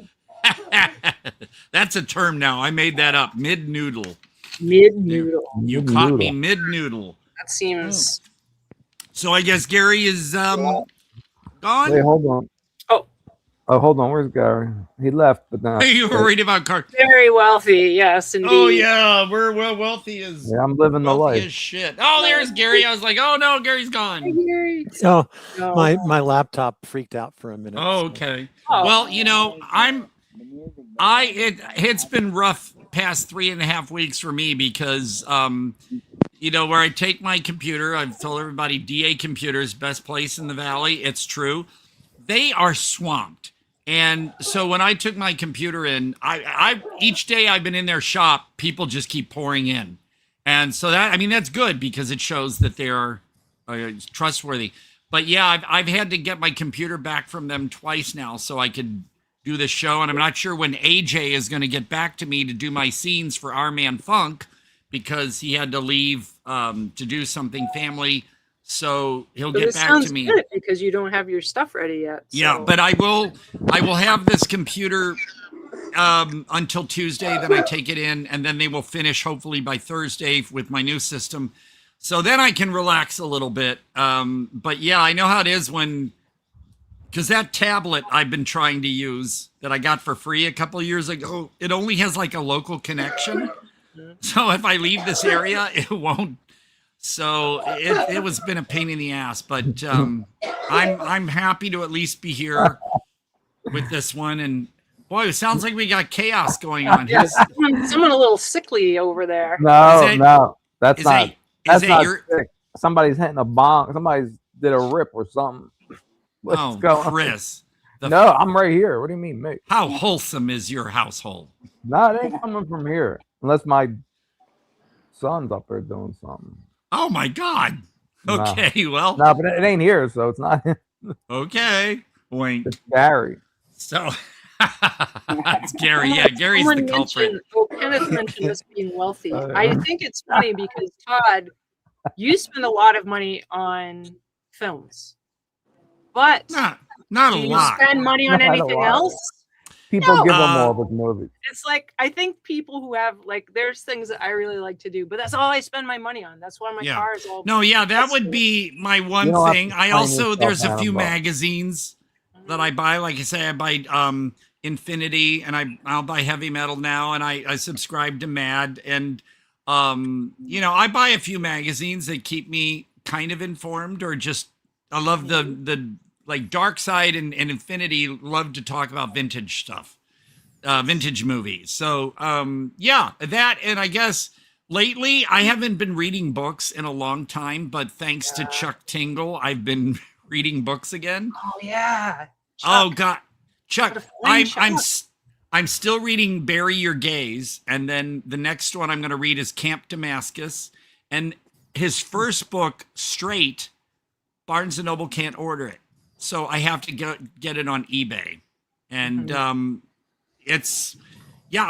love Chuck Tingle's books. They're amazing. So if I do spend money on something, it's going to be movies or, Blu-ray or something. Yeah, that's my thing. Yep. And I like live stuff. I mean, you gotta keep your brain a little entertained, or else you'll just Kenneth, go crazy. I just had a baby. I didn't have a baby, but wow, you're going to be in the National Enquirer. Awesome. My wife had a baby, and I'm 52 years old. So you could send all the money in the world, and it's not going to change. Not going to change my situation. Congratulations on your baby. Congratulations, that's fantastic. He's 2 now. So never mind. I take it back. Best wishes to you. The Terrible Twos are not a rumor. Oh yeah, the Terrible Twos are real. He found his favorite words. He picked the words that I say when I don't think he listens, like this fucking cat and shit like that. And he knows how to use it. And I say, so like if I'll be complaining about something, I'll say like, oh, this phone. He looks at me, and goes, this fucking phone. I'm like, wow, he really knows where to put it and when too. You have a smart kid. I know. Start a And they say YouTube channel. smart people cuss. So Yeah, well, he'll start just coming on here. We'll bring him on here. Nice. Yeah, there you go. Yeah. definitely. So Annabelle, Yeah. tell us about your thing. Yes. So Kevin Van Hentenryck of that. Oh, this is the other thing. This is from Necronomicon, which I went to last weekend. One of the best. It is the best convention ever. It's not a celebrity place. There are some people in the vendor area, but they're all like artists and authors and people who are making role-playing games. But the celebrity part is more of there's talks. So let me list off some of the things I went to. It's quite interesting. So there was there were also plays. Oh, look at that. So this company, these people called Big Nazo. That's what it is. And Big Nazo is a local in Providence, and they make all these crazy costumes, all these weird things. A couple of years ago, they had a demo where the guy who runs it, like Big Nazo, he was doing some demo in the building, and then he was like, all right, now we're field tripping it, and picked some people to get in his crappy ass panel van, and we went on out to the studio and learned how to make stuff out of foam, and it was just super, super cool to see just endless props and masks and things in progress, and how much that looks incredible, right? And it's like foam and glue and staples. They use a lot of staples. It's just like like a flat sheet of foam and just doing things and staple. They have a good stapler. If anybody has a chance, and they'll let people in there whenever. So if anybody, I can't remember the address, but if you were to look up Big Nazo, BIGNAZO, I think so. Give me 1 second. I see that thing's super cool. Wow. Yeah, NAZO. All right. So this, how do I say his last name? Christian Metzke. I want to get this right. He has for 10 years been working on a Necronomicon. Wow. All of the pages that are here, he does by hand. They're all aged by hand. They're printed. He's come up with everything, and he's so wild. I saw him a couple years ago talk about it, and I ran into him outside. I'm like, hey, do you have anything new? Yes, I went again. And the level of research he puts in to like match the stories, to look at the history of Lovecraft, to look at the history of the things that are referred to, it is mind-boggling how much this guy has put in it, how intelligent and passionate, and he gets really pumped when he talks about it. And so every month he sends out to Patreon subscribers, what is it called? A chorus? So he'll send out, let me actually get this because it's so cool. It's something that I can't quite describe. Patreon.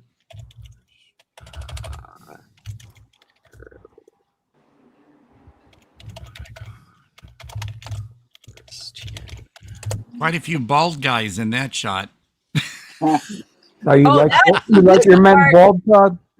This part is so great. So the very last night of the convention, Sunday night, the very last thing, it's called the Rocky Horror Dunwich Show. Oh. It's not Rocky Horror. What is it called? It's the Dunwich Horror Picture Show. Oh, so they take the 70s Dunwich Horror. What an amazing fucking film. If you haven't seen it, it's incredible. I love it. It's so goofy and amazing. Well, see, I'm just gonna say I feel the complete opposite about that movie, but I don't want to hear it. Not right now. Yeah, no, not now. Be quiet. Not right now. So they've got an inflatable. They've got an inflatable screen at the end of a street, and it's by this like parking garage area. And so they've got this whole weekend. They've got a bar restaurant, which is right to the side of this. They've got people outside vending stuff. The actual restaurant bar has a Narragansett beer that's crafted every 2 years for this. So there's that side where it's down the end of the street, this giant projector. There's live bands that open for it. Really, oh, that's me and Gwen. She's the woman who is, it's her and her husband that run the Lovecraft Film Festival, which is in Providence every year. It's all indie stuff. It's all cosmic horror, right? So it's not like this is based on a Lovecraft thing. Some of them may be based on a Lovecraft story, but it's really more about forever. Right. They put things, even if you're not, they have something for everybody. Yeah. Frogman Returns was screened at this. So I saw Frogman Returns. It was you so saw great. it? Yes. I love Frogman, but I haven't. I saw Frogman at their film festival on one of the off years. So that was when I was, I love Frogman. So I saw Frogman Returns.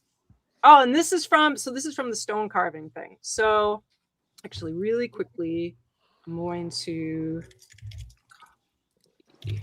send this in the chat.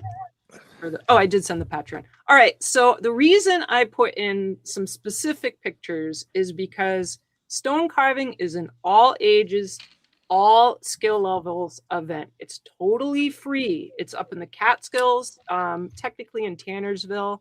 See, all skill levels. This guy, clearly a proficient artist.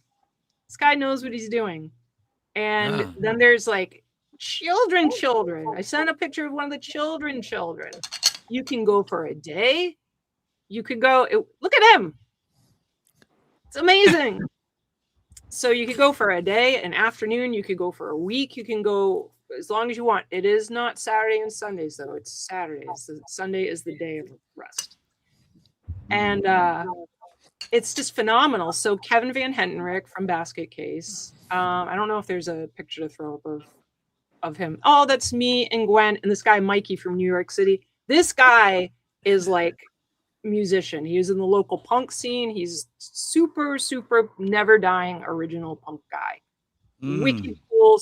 And he would actually do really well on this show because he likes such obscure shit. Todd. Yeah, well, bring him on. Bring him on. I'm gonna ask him because I think he's a little tech slow, but I might actually see him. I'm thinking about stopping in New York City when I go to the thing this weekend. Yeah, he would do really good. He's wicked nice guy. Man, that looks like so much fun.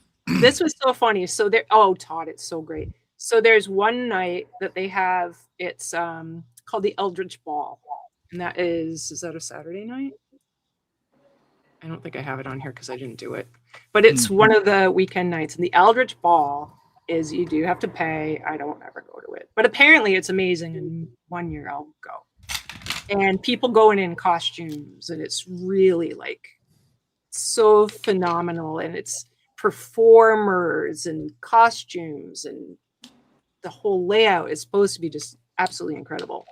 And so these guys are big Nazo guys. And this was really funny because they're all like in this lump. There's more than just the two of them. And they go in. The security guy's like, no, this is a private event. You cannot go inside. And so they had their little conversation together where they weren't speaking English. They were just kind of questioning. It was a really cute thing, I think, for people. Like, I knew what was going on. This security guard was totally in on the gag.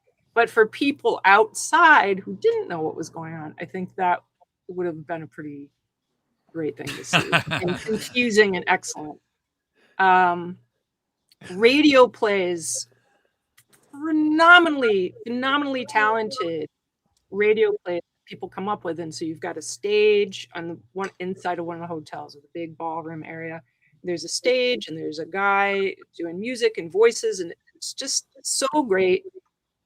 What else? There's so many things. It's like shorts blocks. Oh, the first official day on Thursday at 5 in the afternoon, they have the welcoming ceremony at the First Baptist Church. They have a church involved. That's crazy. There's like a small art gallery that hosts like weird arts for a couple weeks. And then downstairs is a small, like a theater space, very small, but it's a theater space. And so there's people doing all this theater stuff. So that's the church, the art space, the restaurant. There's another bar restaurant, 2 nice hotels. What else? There was a mushroom walk one day. Like if you wanted to go out in the morning and do this mushroom walk, so you could go pick mushrooms with someone that knew how to pick mushrooms. There was like the regular tour walks for Lovecraft. It's someone that's really, really knowledgeable. There's 2 people now. Really, really fantastic. I went one year and it was lovely. Let's see. You're so lucky because out here in the Coachella Valley and stuff, I mean, there's events up in Joshua Tree, and even in 29 Palms, there's a UFO thing up there. But the only thing we really have down here is Contact in the Desert, which is the UFO kind of convention. And it's in Indian Wells. I'm Rancho Mirage and then Palm Desert and Indian Wells. And at a gigantic, expensive hotel resort, and just hundreds of people showing up for this thing. And I thought, wow, but that's about what we get here. And then, of course, you get the hoity-toity film festivals and stuff. We got an LGBTQ film festival coming up. But what you get, this is astounding. It's amazing. It's every 2 years, and every year the guy that's like kind of the main guy, Niels Hobbs, apparently it's something that he continues to do, but it's exhausting. It's a lot of work. Oh yeah. He's not a young kid, but there's a whole team. So the last thing before the film, the inflatable thing with the bands, there's bands all the time. Oh my God, it's so great. So there is a very end of the con panel where everybody can go in the biggest grand ballroom, and the people that run it, people who is Niels, all the directors of each little thing, like director of gaming, the director of the art part, and all these different people that manage all these things. And they say, okay, how did we do? Who does that? You don't have to, you can just be anybody that's attending the event and show up and say, this was great, or this and that. And they give kudos to each other. There's also, oh my God, it's so many things. It's so many things. Please come out, because it's going to be maybe not 2 years. It might be 3 years, because there's been a lot of challenges with like a lot of the people who would come in from other countries were like not sure they wanted to because of all the stuff at the border and people being border. Yeah, so that offset a lot of stuff. Numbers. It wasn't bad, but it was shorter of what it would normally be. It was better than they thought it would be, considering that, but it's still, and this is beautiful. And one of the things that this Niels person had said is the reason he keeps doing it is because of the people, because it's such a community that this whole time with thousands of people, there was one person who was a jerk. One person. And that was it. Everybody is so cool and supportive, and you talk with people and you meet people. There's always got to be one. Yes, it was just that one. And when I like every time I work, the night could go by wonderful, and people are great and fun, and there's always got to be one. I had one Friday night, and it was just unbelievable. I was trying to be as nice as I could be, but they weren't having it. They wanted to yell. And I got pulled into the office last night and was like, so what happened? I got a call, and I'm like, well, this. But thankfully, yes, they understood. Well, the person I had to was like, I get it. I know. I just had to hear it from you. So there's always going to be one person out of thousands of people. Yes. Because man. Okay, here's. Oh, geez. One day, we've got the Armitage sessions are academic. So like one of them is The Dream Quest of Carl Jung's Synchronicity in Jung's Collective Unconscious and Lovecraft's Dreamlands. There's like a physics. There's so many people. There's all the film stuff. There's gaming. All this whole thing at the bottom is gaming. All this is gaming. It's insane. Oh it's my God. so insane. So if you can go. You will. No, I didn't pick any mushrooms. I'm too scared. Me too. I'd be too scared. I'm not a mushroom fan anyway. I thought it would be cool, but I would just be picking them and then give them to someone else. Yeah. No, That's too early in the morning. There's another like the prayer breakfast on Sunday where like those goofy costume guys. I cannot clearly say enough. There isn't time to say enough. It is phenomenal. Necronomicon. Normally every other year. We'll see. Follow them on Now, social is it media. one word or do they Necronoma-con? They just capitalize the C. Capitalize the con. Okay. Yeah. All right. That makes sense. Phenomenal. Wonderful, wonderful, wonderful people. But every year is the Lovecraft Film Festival, and that's in Providence, and also they're in Washington. I feel terrible that I can't. Well, when those things come up, definitely hype them on the show. Yeah. I'll We ask want people to go. Brian and or Gwen. Gwen. Get them on. Yeah, they're just wonderful. Wonderful people. Everybody there is wonderful. Well, Necronomicon, so cool, man. And this Christian, even if you just any people who are really into, I mean, it's just rad. Just go to the Christian Matsky Patreon page. It's called, what is it specifically called?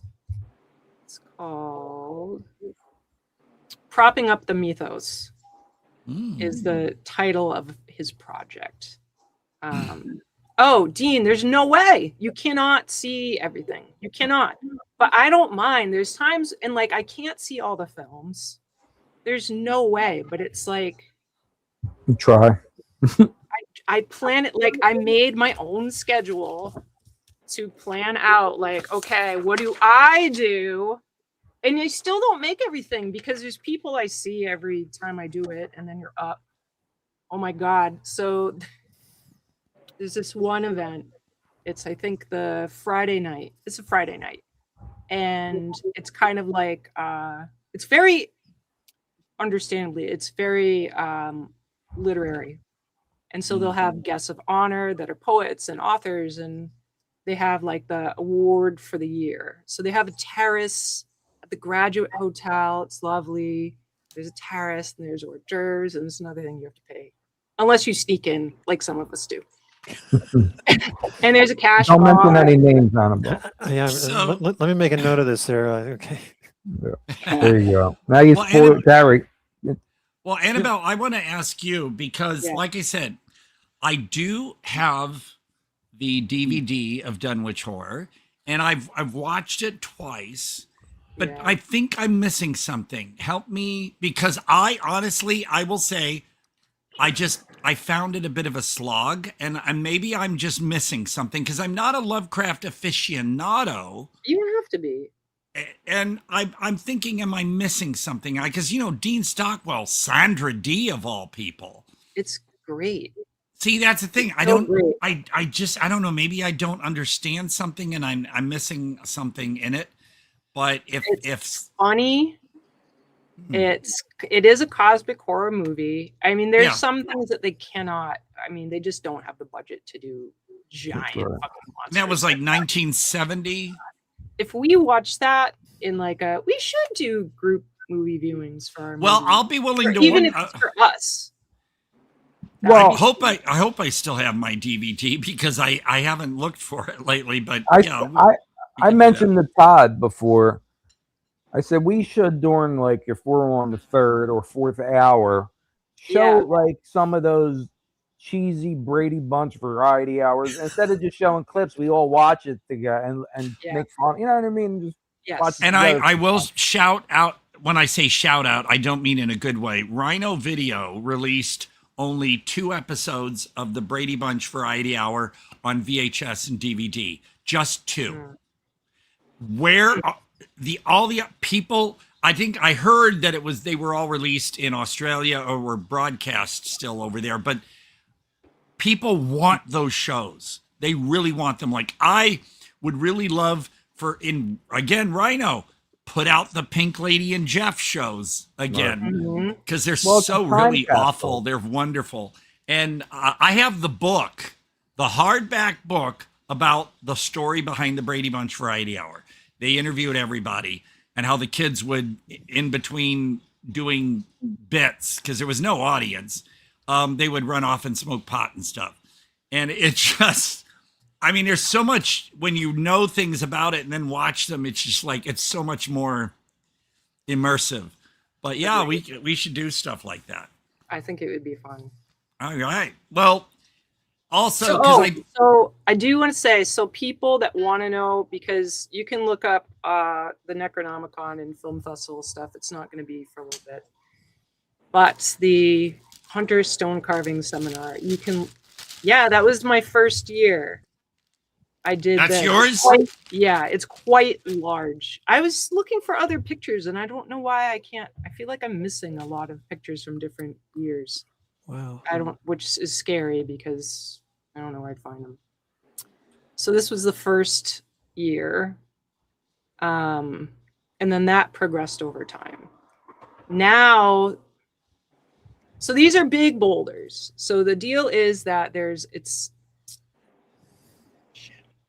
think it's the Hunter Town Hall. It's either Hunter or Tannersville. It's beautiful. It's really close to where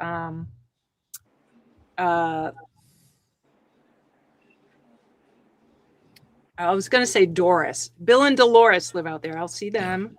We'll have a little visit, but it's in the Catskills. It's right next to Woodstock. It's a beautiful area. You don't have to pay. The tools are provided. All you need is, like, if you want to bring earplugs, a mask is very helpful so you don't get stone up your face. Some people don't wear it. And so this is the progress. Wow. So, That's awesome. but you can see that there are chips in it because someone on the other side of the rock is blasting out with like the most intense tool possible. Not very good. Naked torso of a lady, which that's his. And I saw him doing it this past year, and I was passive aggressively, you're the one. Yeah. We had a little conversation, but it was definitely passive.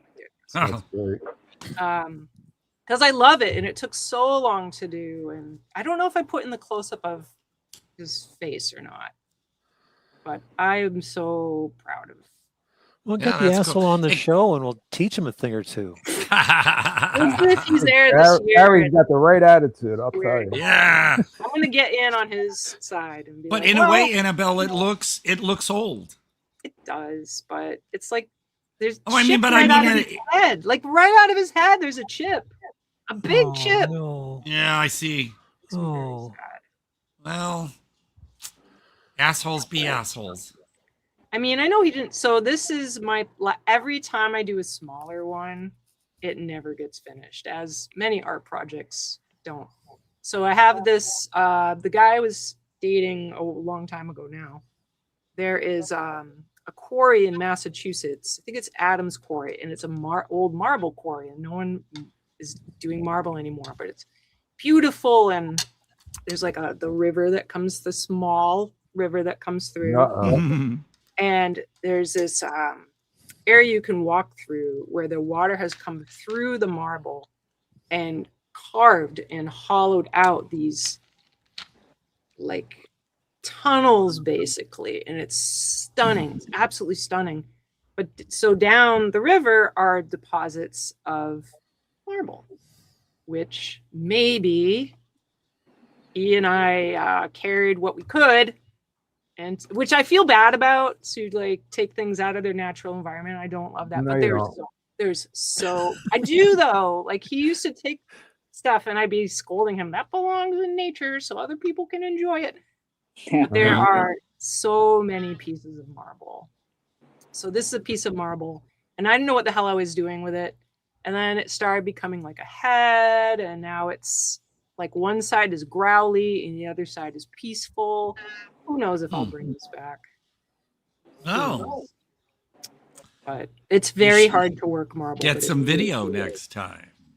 Yes, definitely. So that is, yeah, it is. Anybody that's in New York, take a trip. All right. And if you camp, there is a great campground. It's always snakes, Dean. Why is that? It's always snakes. Because snakes are cool. I think it's deeper though. I've always liked snakes. Snakes are Well, cool. not you. I mean, not you personally. Oh. I will There's always snakes in stone, like symbols. I will share a little snake story here. When I was a child, for some odd reason, it was like a Sunday morning or something. I remember I woke up, and for no reason that I was aware of, I got out of bed, went through the house to the back porch, and looked out the back porch window. And in a tree next to a little shed where there was a birdhouse, there was a snake working its way along the branch toward. But it's like I woke up, like something was telling me. So I ran into my parents' bedroom. I woke up my parents and I said, "There's a snake. It's going to get the birds."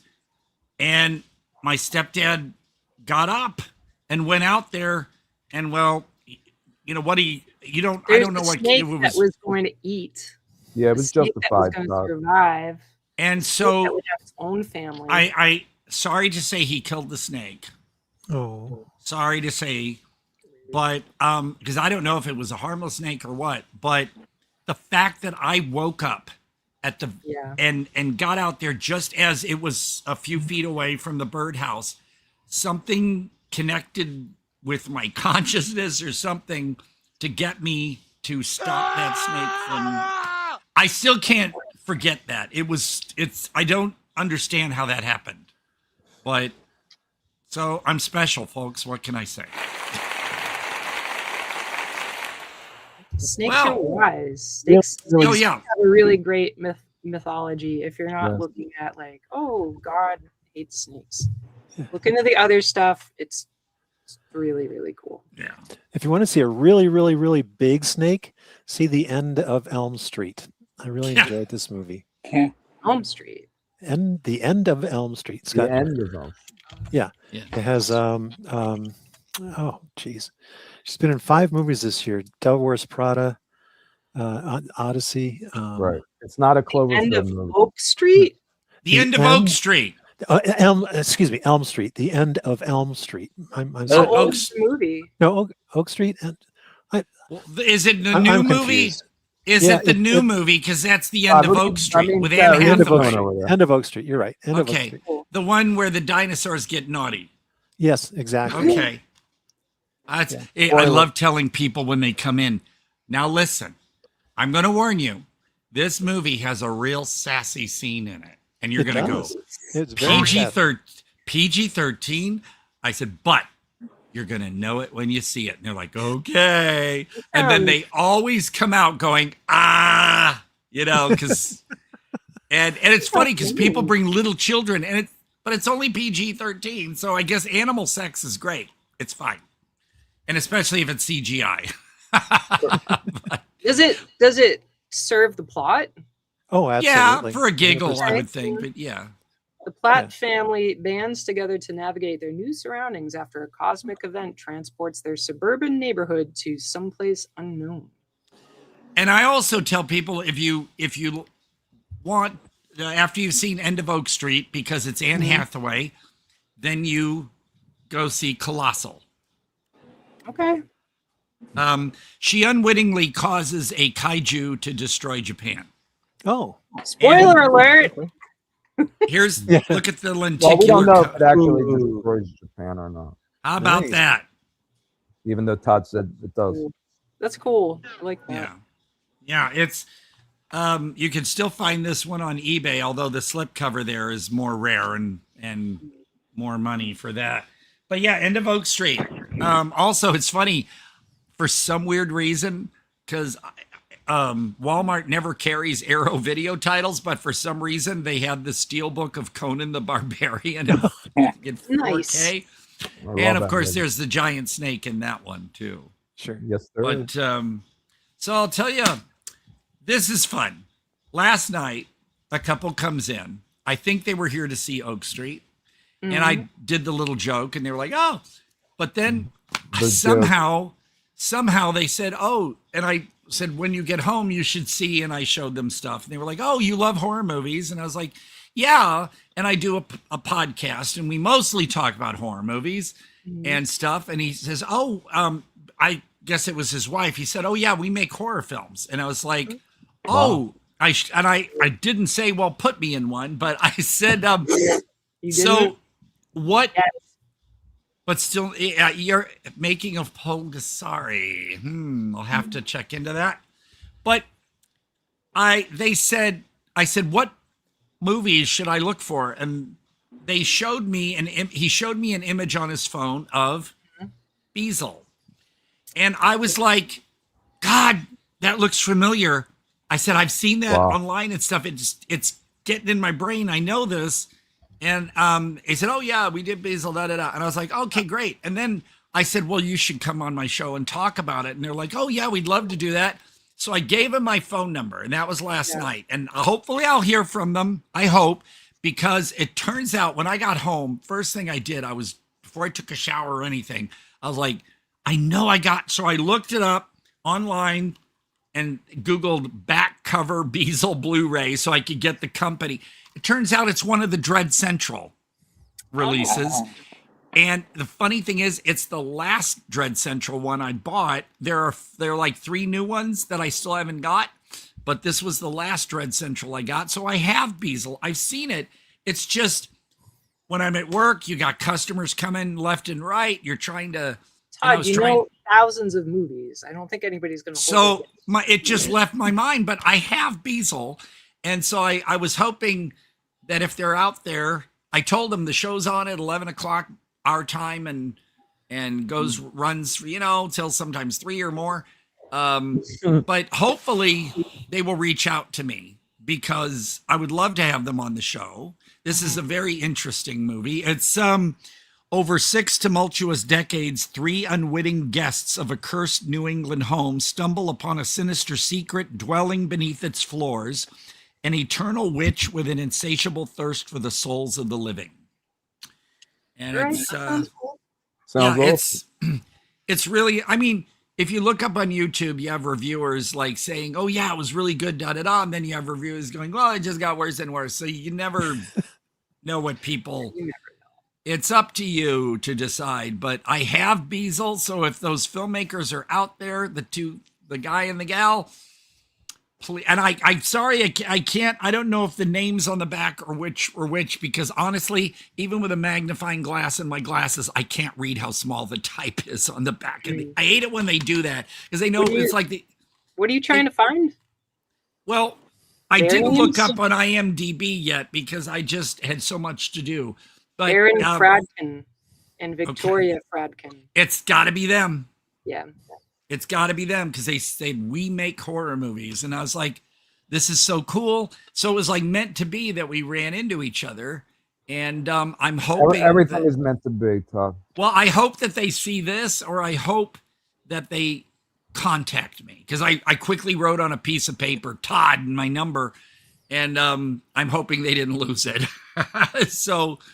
yeah, Beazle, that was wild. It's just the fact that they were there, and last night. On my IMDb possible list. Yeah, but it's also, if you want it on Blu-ray, it's through Dread Central, or you go to Epic Pictures website. They sell the Dread Central Blu-rays, or Amazon, Tubi. Whatever.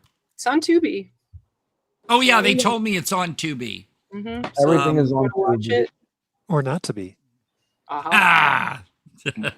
I couldn't resist. I'm sorry. I know. No, it's fine. Gary, jump in whenever. Whenever. We need more of that from you, Gary. So to those filmmakers, please be in contact with me. I really would love to chat with you and hear about what you're doing and talk about Beazle. And I mean, it was like, to me, it was meant to be that they happened to be there. And Todd, just remind me and I'll message them on IMDb Pro. Okay, and say, hey, you ran into Todd at the theater in and say Palm Springs. Don't say specifically Annabelle where. will take care of the rest. Yeah. Remind me. Oh yeah, I'll message you. I'm not stuff. Now I also, God, I was real pissed yesterday on you see different groups in your timeline that you can follow or join in on. And there's one called the Physical Media or something group. And exactly. And so people are showing pictures. The recent deal is people showing pictures of their local Walmart's movie sections. And this person, I don't know where it was, but the Walmart by this person had an entire aisle. I mean, from the aisle to the back wall, hundreds and hundreds and hundreds of movies plus new release. It was like stacked with movies. And I'm just like, whoa, because there are 4 big Walmarts in my area. And the movie sections are getting smaller and smaller. The end caps for the new releases, they used to have other new releases. That section's no longer there, so you can't find stuff that they used to have. But it's always empty or barely stocked. Yeah. And for 2 weeks, I would go, because Hokum came out on DVD and then a 4K Blu-ray combo, and it would just be empty. And I'd say, did you guys actually ever put them out? Or do you, and the employees, it's kind of like, oh, I don't know. So, and when they do get copies, they may only have 2, but I was at the Walmart in Palm Springs, I think, the other day, and they had 1 4K Blu-ray combo and 1 DVD. Nice. I haven't even unsealed it yet. I've seen the movie at the theater, but I wanted to have it, and I'm so happy now I got a copy. So that's new. Now, I wonder if that depends on each store's why does one Walmart have individual? Like if somebody's into it's whoever orders. Sorry. Right. If but somebody it would be corporate. It wouldn't be. No. The individual manager will order. Right. I think individual managers, if they wanted to, have a catalog. If they want to store these movies that they can order from or request, however they do it. But I don't think it's coming from corporate. I mean, at some point it does, but because I think if Barnes and Noble had a copy, they'd only have like some 1. stores have them and others don't. It can't be from corporate, Well, I've talked to Walmart. I've called the 800 number and talked to corporate because honestly, and they're aware of it. You try to call any of the Walmarts in this valley, the phone just rings and rings and rings and rings, or it'll get the automated thing saying if you want this department, press this, press that. But if you do select, no one ever picks up. No one. Most places anymore. So, but the Walmarts in my valley, I'm going to say, hey, Walmart, it's shitty here. The end caps are barely stocked. They're always mostly empty. Where other new releases on lesser labels, you're like, oh, I didn't know about this. Like say the vertical releases and stuff. They used to carry Wild Eye. They used to carry other, but nothing. It's just old TV shows and double sets of like get Nobody 1 and 2 in a set. It's like. Did you see they released, I think, Walmart exclusive, a lot of the older cartoons, and they have like this neon slipcover. I haven't seen that for the cartoons, but they do have the special glowy, bright colored covers for, Jaws and all these other movies. Right. And I see them doing that a Mars lot. Attacks and all that, which by the way, Mars Attacks has a 4K release right now, but I haven't seen it in the stores. Oh. Barnes and Noble no longer sells either CDs or DVDs. No, they do. Mine does. It does? Oh yeah, big section vinyl, CDs, lots of DVDs and Blu-rays. They have a special rack for Criterion, Kino Lorber, A24, and Arrow. Wow. Nice. And they just still have an Arrow 50% off sale going on. But the thing is, people on YouTube are going, I went to my Barnes & Noble for the Arrow sale and there was just nothing to pick through and blah, blah. Yeah, because you didn't get there right away. My Barnes & Noble has a big Arrow selection, a whole thing, and they put them all on a table. And by the time I got there, it was picked through. It was, I was like, whoa. But I mean, for instance, one that I was curious about because I've never seen the show, but people said, and I think it was Jack and them, they said, oh, the later seasons, don't worry about. But they actually had the Blu-ray box set of Stranger Things, which is $199. Oh my God. Half off. Huh. Wow. And I was like, the 4K box set is even more. Yeah, but I was like, ooh, I'm tight. I'm not going to spend $100 on something I've never seen, and I'm not too sure if I'm going to like it or not. So, but that went quick.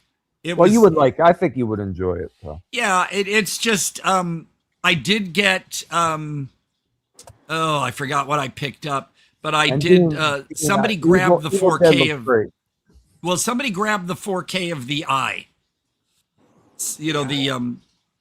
Was that Korean or Japanese? I think Jean-Gui. The Eye. And so they ordered it for me because I wanted the 4K and, that sat there forever, right? And then the sale comes up. Hong Kong. Boom. Hong Kong, Singaporean. But yeah, Gary, the Barnes & Noble and other people are mentioning online how Barnes & Noble is stepping up because my Barnes & Noble in Palm Desert, which is the only Barnes & Noble in the entire Coachella Valley. So I'm lucky it's a mile down the road from me. Yeah, they got and as far as like when I wanted Carpenter's Son, the Nicolas Cage movie, Walmart had the DVD, just the DVD, but Barnes & Noble had the Blu-ray. And I was like, and there's stuff that you wouldn't find ever at Walmart that they will have at Barnes & Noble. And sure, Barnes & Noble price may be more, but don't go by what it says on the sticker. Like if an Arrow title says $49.99, most likely it's going to be $34. Well, a friend of mine used to work at Barnes & Noble here, and she said they had removed all the CDs and DVDs, but maybe they brought them back. That's, So. Yeah, and the youth demand it. The youth truly. And they do have the old ways. They do have half off sales on Kino Lorber titles. They carry Radiance films now. If you're not familiar with Radiance, they're kind of the up and coming and important movies, kind of like Criterion, but better packaging. And mostly the Asian martial arts ones. But I'm going to have Barnes & Noble get me Who Can Kill a Child when Radiance puts that out. That's if you haven't heard of that movie, it's a masterpiece. You have to see that. They remade it. They remade an American version called it wasn't just called the Children. There was a remake. The original Who Can Kill a Child is just amazing. So Radiance is releasing that one in October, but Radiance has a limited pressing of like maybe 3,000 sometimes on titles. So you have to wonder, should I pre-order it now? You got to check. Diabolic DVD has a pre-order for that one, but right now, like I said, with my computer, so I still have to finish I have to pay $100 or $200 more when I get that, and I've got stuff. So, I did finally get the email from Celluloid Dreams saying you can now pay for your Black Belly of the Tarantula. Oh, there you go. And I ordered the mouse pad too. So I paid for that yesterday. And then, Chris, did you get those images for Dagon? Is it Dagon or Dagon? Dagon. Dagon Films. Just John came up Devlin earlier today with Joe. Joe should come on sometime. Please, yes. Annabelle, right, cool. Recruit people. So, Chris, did you keep those images of the Dagon Films titles? I have them right here. Okay, so the new releases that you can pre-order now, because they won't be out until October, I believe. Now, the Karen Greenville one is actually Confessions of a Necrophile Girl. That was the one Domiziano worked on. The House Guest with I think that was that I don't think there was Daniel Arturi in it, but that's another Domiziano film that's finally domestic. Oh, actually, I have My House Guest, I think, is an import. But then the other one, I'm sorry, my glasses, I can't, is it says Mixed Blood and then also Manhunt. Those are the major titles that Dagon is releasing. They're usually 45 each, or you get the bundle for 140. So with shipping and all that, it's 150 something. The Abyss line are older films and lesser known films. Like the Faust is the 1920s Faust, I believe. Wow. And those 4 films for $55. And the one has a double feature on it. Sometimes it doesn't say on the front, but there'll be a bonus feature included. And these are on very quality BDR discs, not the shiny Blu-rays, but the manufactured on demand kind. But they're still good. And I told John, I think there are only 50 copies though. Of the other, the Undertow titles, only 50 copies were made of each. So if you think you want them, you got to order them now. And these, I told John, he'll get more made, but you don't want to have stock of things that just. Well, one of them, the anthology of films from South America and Mexico, in the Undertow line that were just released. I don't know if he has any left. That one was amazing, and he said it was a sleeper hit, as far as he sold them. Now this one here, the Abyss bundle, I told John I can't order that until the 27th. So John, thank you. He's going to make sure I don't miss out. For those who don't know, it's John Devlin. John Devlin, and he's been on the show. I told him he needs to come back on and promote this stuff. Now, the Abyss line, they're not numbered. They are very limited, yes. But the Undertow line, which there are now like 8 of them, I believe, those are 50 each, 50 copies each, and they are hand numbered. Wow. So I usually get number 1. But for the Karen Greenville Confessions of a Necrophile Girl, he messaged me and said, I'm sorry, but number 1 is definitely claimed. So you'll have to have number 2. And I'm like, I can live with that. Just like Astral Plane Drifter. Yeah, Astral Plane Drifter. I was going to get number 1, but then when people started telling Mike, I want to. No, you didn't get number 1. No, I know. I'm on. But somebody offered him $100 for number 1.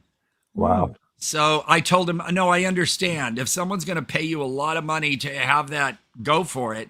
And then people were bidding for number 2 and 3, and I think he's going to put up number 4 for a bid, but he got me number 5. So no offense to anybody, but Teenagers from Outer Space sounds like it'd be kind of this very strange movie. Yeah. Oh, it's probably bad. But it's surely a public domain film. Well, I'll tell you the one I'm watching right now from the last batch. Give me 1 second. I've got the case right over here. Okay, here I come. Oh, there you go. And that's really not shade at people who repackage and sell public domain movies. No. Otherwise, where are you going to find it? I told John I got the bundle for the last batch, and I told him, yeah, I hate Invasion of the B-Girls, but I haven't because it came as part of the bundle. But like right now, and I think it was something weird that maybe released this a long time ago, but the one I'm watching right now from the last Abyss batch that arrived last month is this nudie cutie movie called House on Bear Mountain. Nudie cutie movie.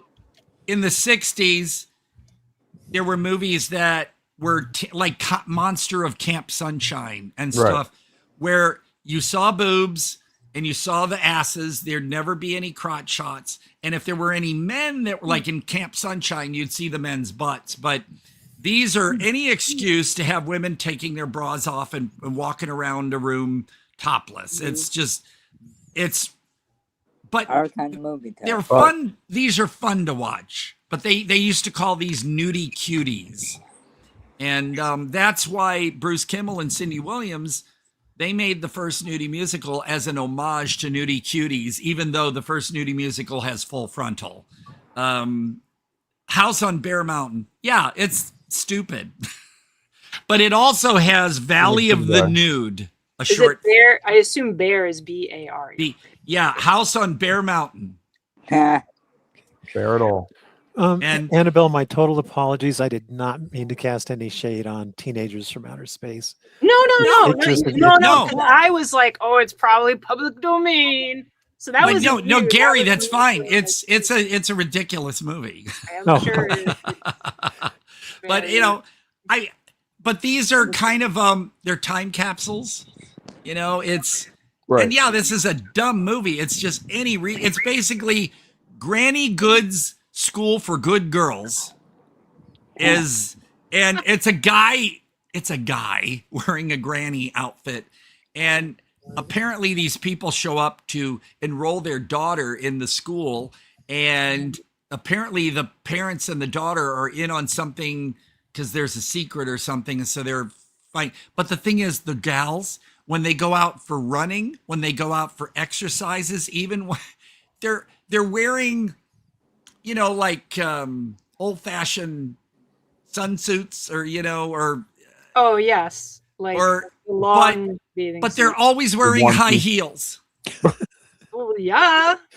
And like the one girl she takes off her bra, climbs up the ladder their hair's to get all in. done. Their hair, oh yeah, the big hair. And so this gal, like in the dorm room, there's a bunk bed. So she takes off her negligee or whatever. She takes off her top. She's wearing her panties, and she climbs up the ladder to sit on the bed to read, but she's still wearing her heels. It's like, yeah. And when they're running down a road, you can tell they shot this somewhere in LA. Those, when you get up in the hills and the roads are, and they're supposedly grannies leading them in jogging or running, and they're all running in heels, which is, they have drag. That's a skill. They have drag races. Like I know in the Soulard area in St. Louis, every year they have a drag race, which means guys in drag racing in heels. But when you run, you just don't use the heel part. You just well, those poor women, they're trying to smile like we're running because they're in a movie. But I'm like, oh God, if they trip, they're really going to damage themselves, But yeah, these are ridiculous. And, say, Todd, you and your, when you complain about boobs and, exploitation, well, this was what it was, it in the 60s when, no internet to watch all the boobs you want. You, in the guise of a movie, you just get women topless as much as possible. Or there's like, there'll be dialogue and the camera's on a woman's ass. And you're just like, what? So yeah, it's for the raincoat crowd, There you go. Guys, for the people with firm grip. Speaking of shoes, Todd. Shoes, yes. Speaking of shoes, where in the world did the killer in the Lighthouse get those white shoes? I know that, but if you notice when it did a flashback to when she was a girl, the doctor. Remember that flashback? She was the little girl when it killed her. The guy killed her mother. Folks, on this show we got to reveal stuff. So you either watch the show later or you watch the movie before the show. You gotta have that banner. Yeah. So spoiler alert. Those shoes were his. Those shoes were his signature. Oh. So I just figured they wanted something to stand out. So when you see someone walking, you knew it was the killer because of those white shoes. And it's like somebody recently, for instance, has everyone seen The Fury? Oh, a long time ago. Yeah. Well, somebody made a comment. Somebody posted the finale, the explosion. And somebody in YouTube said, isn't this the movie where Andrew Stevens could levitate, but then he falls off a roof? I'm like, it's simple. He could levitate, but by the end of the movie, he was giving up. He gave up on life. He gave up on, so he let himself fall to his death. Okay. And that a signature thing. He could levitate, so he could have gotten away. But no, that was so people, if they don't see that, geez, you weren't watching the movie. But for Lighthouse, there were little things throughout that kind of you knew what was what because of those. And then this guy, it was his shoes. And I was just curious as to where he got them, because that is a good question. Well, we should. The actor was Christopher Adamson, who played Leo Rook. If anyone knows, there you go. Sweet. And they stayed nice and clean too while he was walking around that rocky beach. He killed someone and took them off. You're like, you know what? Yeah, it's pretty sharp. We should find out if he's still alive and contact him. There's Jason there. So here's the thing for me. Do we want to talk about Lighthouse now since we are, and then we'll do Suburban Gothic? That's fine with me, Todd. Okay. Can we have a break? Oh, yeah, I was going to say, but we probably want to do a break. We'll do a quick break. Just give me a second. Well, you should play my presidential apocalypse video sometime since it's so timely in the times we're in.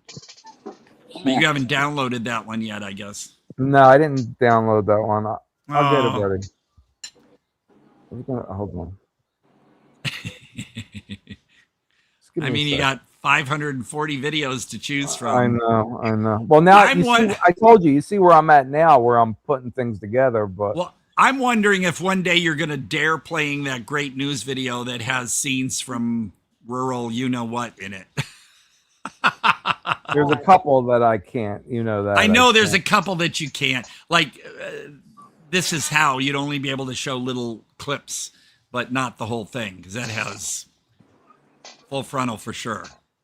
All right. We'll take what do you want to take, like a 5-minute break, Annabelle? Sure. That'd be great. Yeah, perfect. All right. Noodle time. All right, hold on, give me a second. We'll be back, folks. Maybe. Oh, Jesus.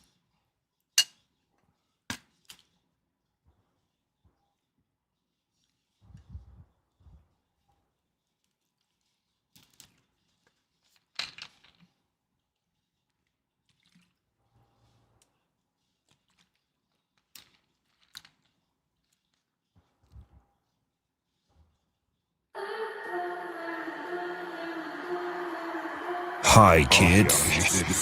Would you like some ice cream? I'm the ice cream man.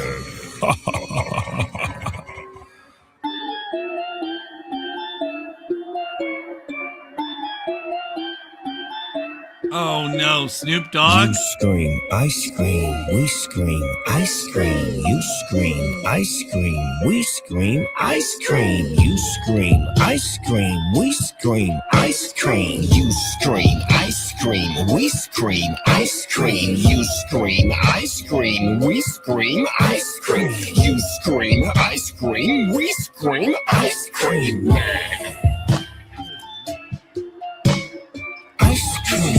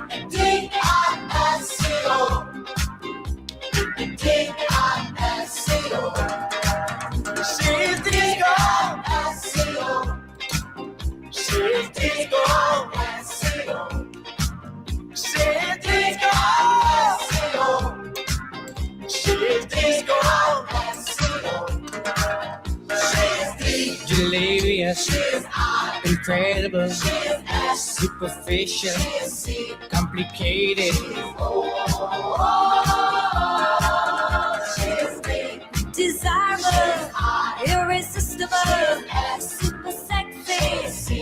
such a cutie.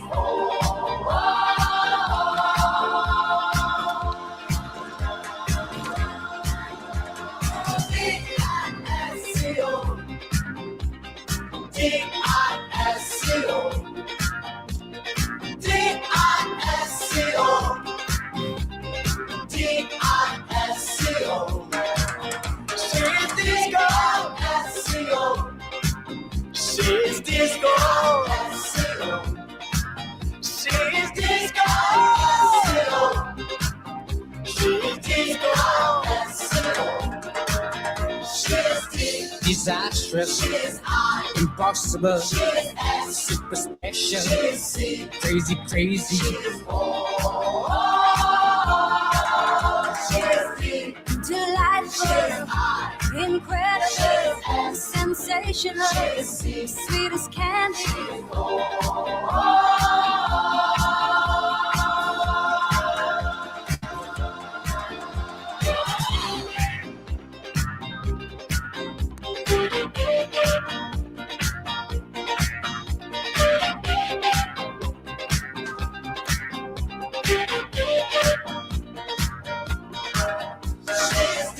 Delirious, incredible, superficial, complicated.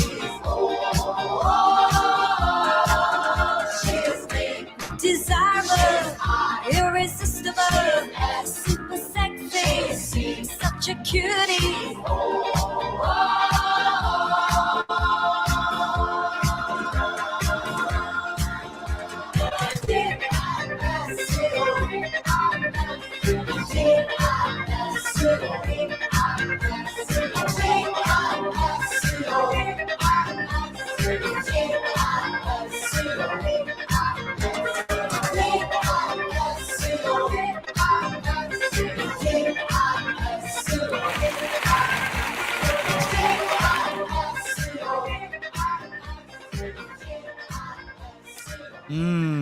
That song deserves some cheesecake, man. Cheesecake. You know, I always thought it was funny that the word disco basically translates to record. And so you have discotheques. And it's funny how the word disco became a specific type of music instead of what it translates to. The world according to Todd, that's correct. Listen to me, folks. I know it all. I've been there. So now Ice Cream Man, I got to say. Very controversial, huh? Wait, Annabelle, we can't hear. I got it. Thanks. Okay. I have to say, for that song, I was over there putting my drink together, and I was definitely jamming. You were feeling it. I mean, and I like how they let her defend herself after he called her superficial. You know, that's just like a guy. Who did that? I'm gonna put it in Spotify. This is my CEO. I like their weird green outfits too. All right, Dean. Hey, all right, Dean. Thanks. Hey, what's up? So this ice cream. Yeah, who did the DISCO? That's a good question, Tom. It's hard sometimes because sometimes in those videos. That's one honestly I've never heard before. Really? Yeah, never. I'm shocked. Hey, I'm a virgin to some things.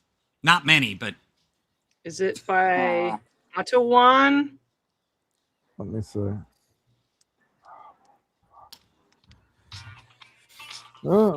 That's it. Is that who it is? Yes. Okay. What's the name? Atawan. Ottawan. Sounds just about right. Yeah. Atawan. D-I-S. Super sexy. She's a cutie. I just like. I love it. So great songs during that time. For the Ice Cream Man thing, I gotta say, it died out quickly here. And I've seen reviews that said it just kind of like runs a joke and then that's it. And so people I know that saw it said it was just there.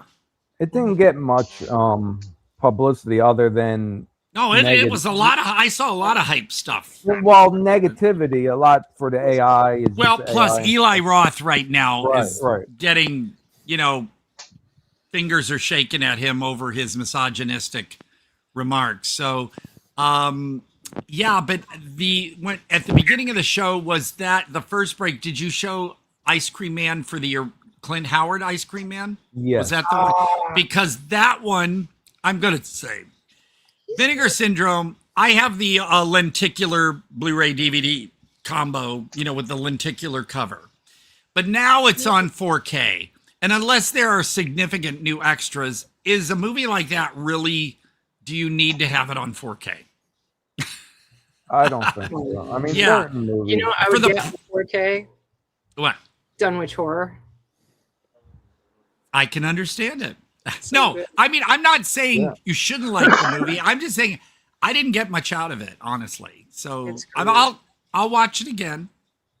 I don't mind watching it again. Maybe, like I said, maybe there was something I missed and I just didn't really get into it. So, no, that's a good up north one. But you do know they're working on a sequel to Ice Cream Man, the original. Okay, because I was thinking, I'm pretty sure he's going to be. Yep, cool. Wow, that's great. That's interesting. Clint Howard. So, yep. And he grew an amazing beard too. I'm going to piggyback off of the Eli Roth one now, I guess. Well, something people want. I think people. I will say this too. People keep asking me, "Are you going to see the new Insidious movie?" I gave up on it after the second movie. I saw the second movie because I thought the first movie was interesting.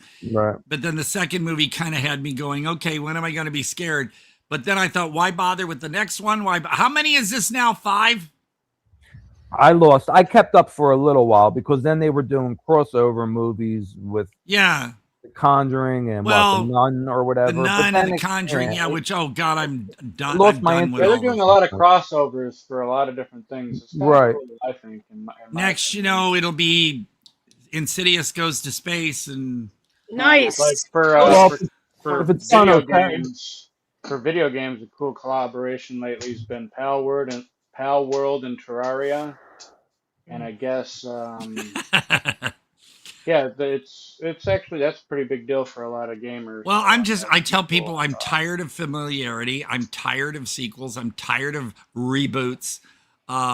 Change it up, man. Mix it up. Well, it's like this whole thing. Apparently, Isabella Gianni approves of what's her name from The Substance, starring in the remake of Possession, and I'm like, I would watch it. I feel more open. I feel like lately to remakes. There's a whiff, and I think it's probably is false. About but when you get remakes of movies like Black Christmas, Friday the 13th, My Bloody Valentine, they're all out. And I'm sorry, even the Tit Fest Piranha that they did, I'm like, they're awful. They're just awful. And plus too, like with Friday the 13th, with Piranha, with My Bloody Valentine, I guess they figure, well, it's not going to be as good as the original. It's going to be lacking a little bit. So yeah, let's just inundate it with naked women, and that'll make a difference. Oh, Annabelle's gone. I know that wasn't intentional because point per point. Huh? My Bloody Valentine was almost point per point though. Except for the full frontal naked gal running around for 10 minutes. Well, we like that, Todd. Oh, you like that, maybe. But are they going to show a guy running around for 10 minutes full frontal? No. Although the brief moment in Midsommar where the guy's running around, he first ran out naked, but then the rest of the time he's trying to run for his life, but he's got his hand over his crotch. Like, I wouldn't care about covering my crotch if I'm trying to run for my life, He might be part of the teeny weeny committee. 1970. Yeah. Well, you can have your titties, Jeff. So, all right. So, I guess we want to do Lighthouse first. Gary had something to say. Yeah. Go the ahead. Annabelle comment was the next big collaboration, Annabelle versus Chucky. I can't wait. Actually, I do not like those Annabelle movies. Not because of the name, but because how about Annabelle Chucky and the Puppet Master? That'd be kind of cool. Oh, they are. Blumhouse is remaking Puppet Master. Oh yeah, they are. Right? Oh yeah. But as far as Annabelle and the Nun, they're just nothing but jump scares, like stuff jumping from off the side of the camera. and it's all they are, and I'm just not scared by any of that shit. So goofy. It's like I need to hook up with some people who are like stop animation people. And like the clay animation, like Ray Harryhausen, like those kind of people. I need to hook up with some of those people and get those people on my team, man. I love those kind of people. I used to love doing like animation stuff back in the day, and I used to make do flip it, brother. Make it okay. happen. Whoops, is this What was upside I down? thinking? It's upside down. Oh, the Annabelle thing. With the Annabelle, who would get that Annabelle doll? There's no one.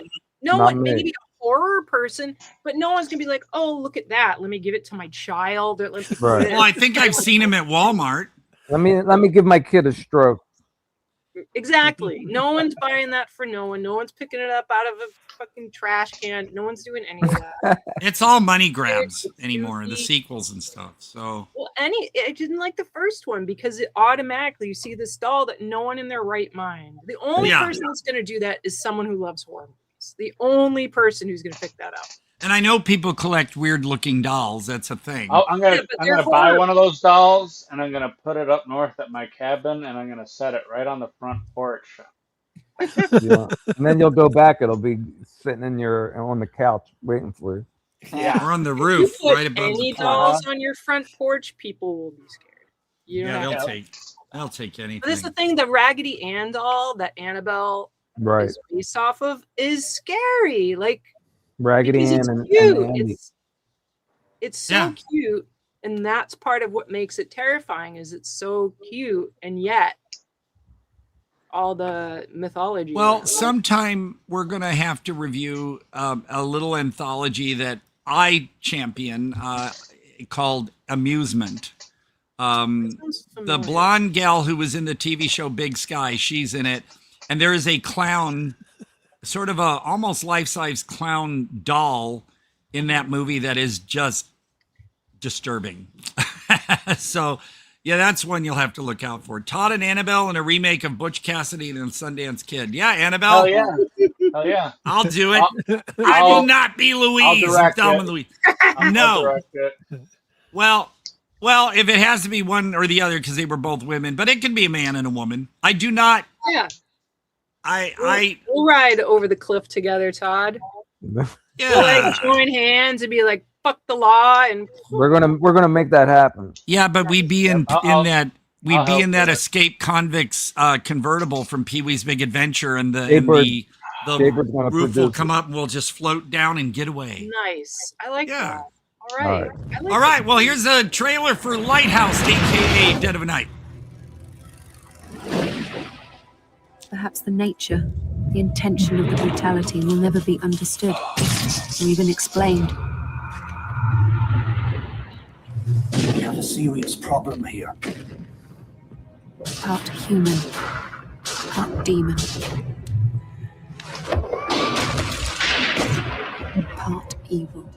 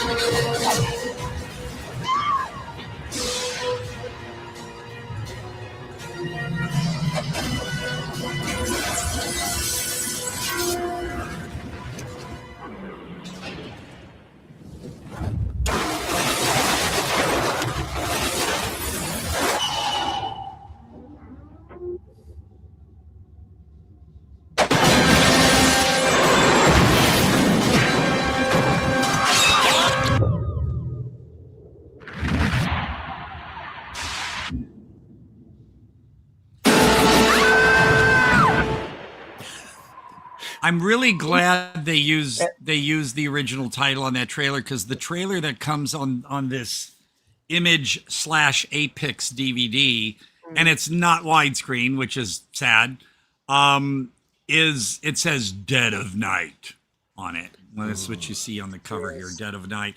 This this was one of the early DVDs, and unfortunately, because now Image did release some full frame, the square like pan and scan, but because Apex was involved on this, obviously they're gonna chintz and give you less. So, and the funny thing is, this release, if you look for it on eBay, you'll find 2 or 3 for anywhere from $60 to $80. And it was never released on Blu-ray nor anything. And because Image had a hold of it, I heard that once Image had a title, it's kind of hard to get it away from them. But this DVD is, Jesus, it was released back in, I don't know, I can't see a year on here for the DVD itself. But this was one of the early ones, and I'd really love to see it, because it supposedly was shot in 1:8:5:1, and all you get is the square on this one. But what I do appreciate, I mean, I can understand why people would think this movie is not much, but I appreciated that it had a mature cast. It wasn't a bunch of screaming teens. And that even though there's only one female in this movie, well, except for the flashback of the mother, but she's not completely helpless. I mean, I know the guy, is trying to be the hero at the end of the movie. She takes a little bit of the backseat, but she does kind of like think and do things. So, but to me, this movie reminds me, and it's weird because it doesn't really say what year this movie took place, because there were no cell phones or anything. And, but it gave me a vibe of like, and it was very British. It gave me a vibe of like early 70s, like a Hammer or Amicus or something from the 70s into the early 80s. The look, the feel of it kind of was a vintage kind of thing. Can I read out this storyline? Sure. It's really well written. Okay, storyline of IMDb. A prison ship on its way to a remote island prison runs aground on rocks and sinks. Mixed survivors of cons and prison guards struggle ashore only to discover that their horror, that another survivor has made it ashore before them. Murderous, psychotic Leo Rook, who not only had a hand in the ship sinking, but has decapitated all but one of the island's lighthouse crew, which is awesome. Stranded with no means of escape or call for help, the survivors must face a night of terror as they know that since they've learned that Leo survived going down with the ship, he can't let any of them live and is hell-bent on adding their severed heads to his collection. Although I thought this was really good for a slasher, honestly.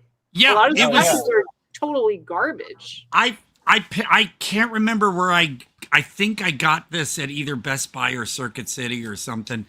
And I just thought, wow, this is different. It may have a type of familiar story. It's different. And one little correction, though. Leo Rook didn't survive the sinking of the ship. He left the ship first on his own little boat, lifeboat. And then he caused the main ship to crash by cutting off the power at the lighthouse. So it was all intentional. I guess he just wanted to get away, and then also, managed to get the heads of everybody he could. And, but yeah, it just, to me, when I saw this, and it's only got like a 4.8 on IMDb, and some reviews are like, oh, standard slasher and all that kind of shit. I thought it was well done. Yeah. And sure, there was some limited effects, but it kept me engaged. And especially the whole end part, I was like, God, it's not letting up. Yeah. So, I have to say, of course, some parts did remind me of Die Hard, to be honest. Good to see you very much. When was Die Hard? What year was that? Was in the 80s, right? Yeah. 80. No, I don't think. Anyway, Todd, I'm sorry. I interrupted you. No, that's fine. Jump in anytime. And I was worried too at first. I thought, oh, they keep mentioning Leo Rook on the back. Leo Rook. Like I thought, oh no, they're going to try to make series of movies with Leo Rook, but no, because we know what happens at the end. Die Hard was 1988. Yeah, Oh, okay. 80s. Thank you. That's what I thought. And that controversy, is Die Hard a Christmas movie? It takes place during Christmas, but I don't know why people argue that. Right? I don't. It's a big, like, just let it. It can be a Christmas movie. I guess. I don't know who's know. like against it. Yeah, but are you gonna be like, no, it's not? The one thing that did make me cringe in Die Hard was when he walked across the floor covered in glass with his bare feet. I just, that was hard for me. Yeah. But so for this one, that bathroom scene, as simple as it could be, had me like, you know, the frigging spray can rolling across the floor. I know, and then it's just like, oh, is it? And it stopped. And the guy. I like the captain, doggone it.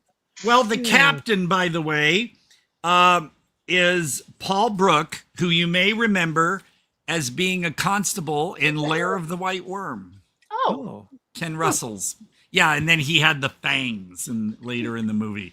Oh. But yeah, I recognized him right off the bat. And it just, it had its suspense in doses. Mm-hmm. And it didn't really seem that illogical. You know, you can say, well, that's a plot hole. That's a plot hole. It's a slasher. But yeah, and I would say it's a slasher because we know who the killer is. Whereas if it was people getting bumped off by an unseen killer, then I would label that a giallo. But no, there's like heads stacking up. What? That was so funny when the guy was under the boat. Oh yeah. Like that's the first place you want to go. I'd say run into the water or run behind some rocks, but no, he climbs into the boat. But you know, again. And then the guy's gone like 10 seconds and he's like, oh, time to go. Just stay there until the sun comes up. Yeah, because the guy starts coming in. That's when. And I'm sure you could probably hear Leo walking away, even though there was a lot of wind and stuff. You could hear him crunching on the rocks going away. To go watch you. Well, you know, he was supposed to be fodder, so he had to stand up and have his moment. It's a plot hole, but it's meant to be that. Yeah, I think that's the thing is that this is just it comes with the territory. People are going to and the two guys chained. Like when he sees Leo coming, and he's like, "Well, how do I get away from this guy?" Yeah. It kept going, especially after a certain point. There is yes, Kenneth, there is.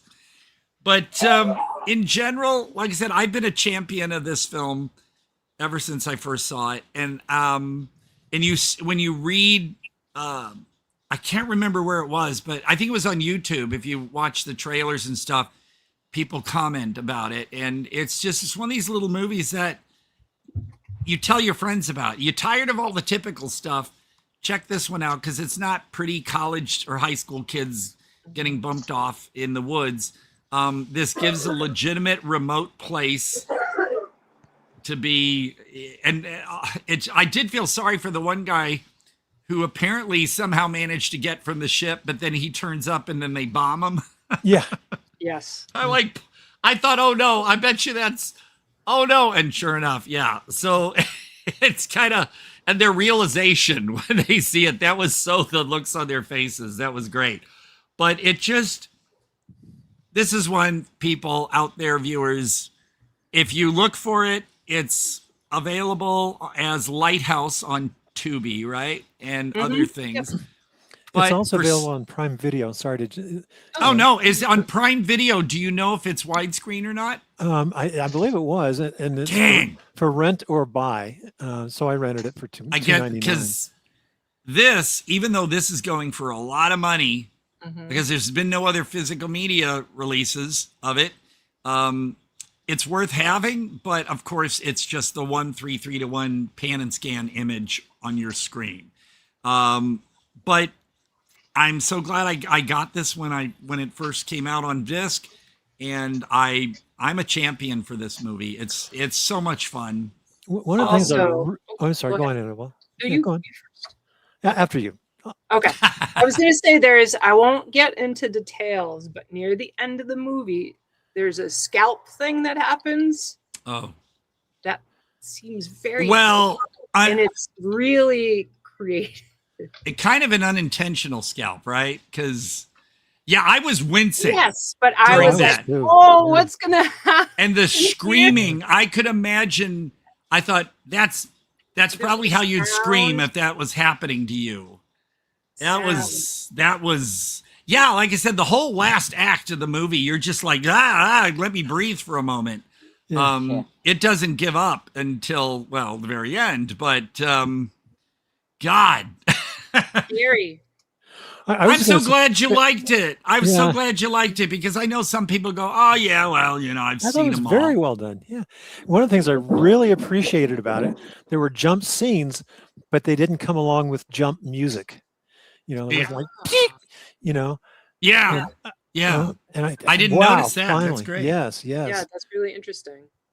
Because of music being so manipulative, but they didn't rely on it. That's really very interesting. So I thought the music was well done. I loved an actual score. An actual, you can tell, and I think the score was done by a woman.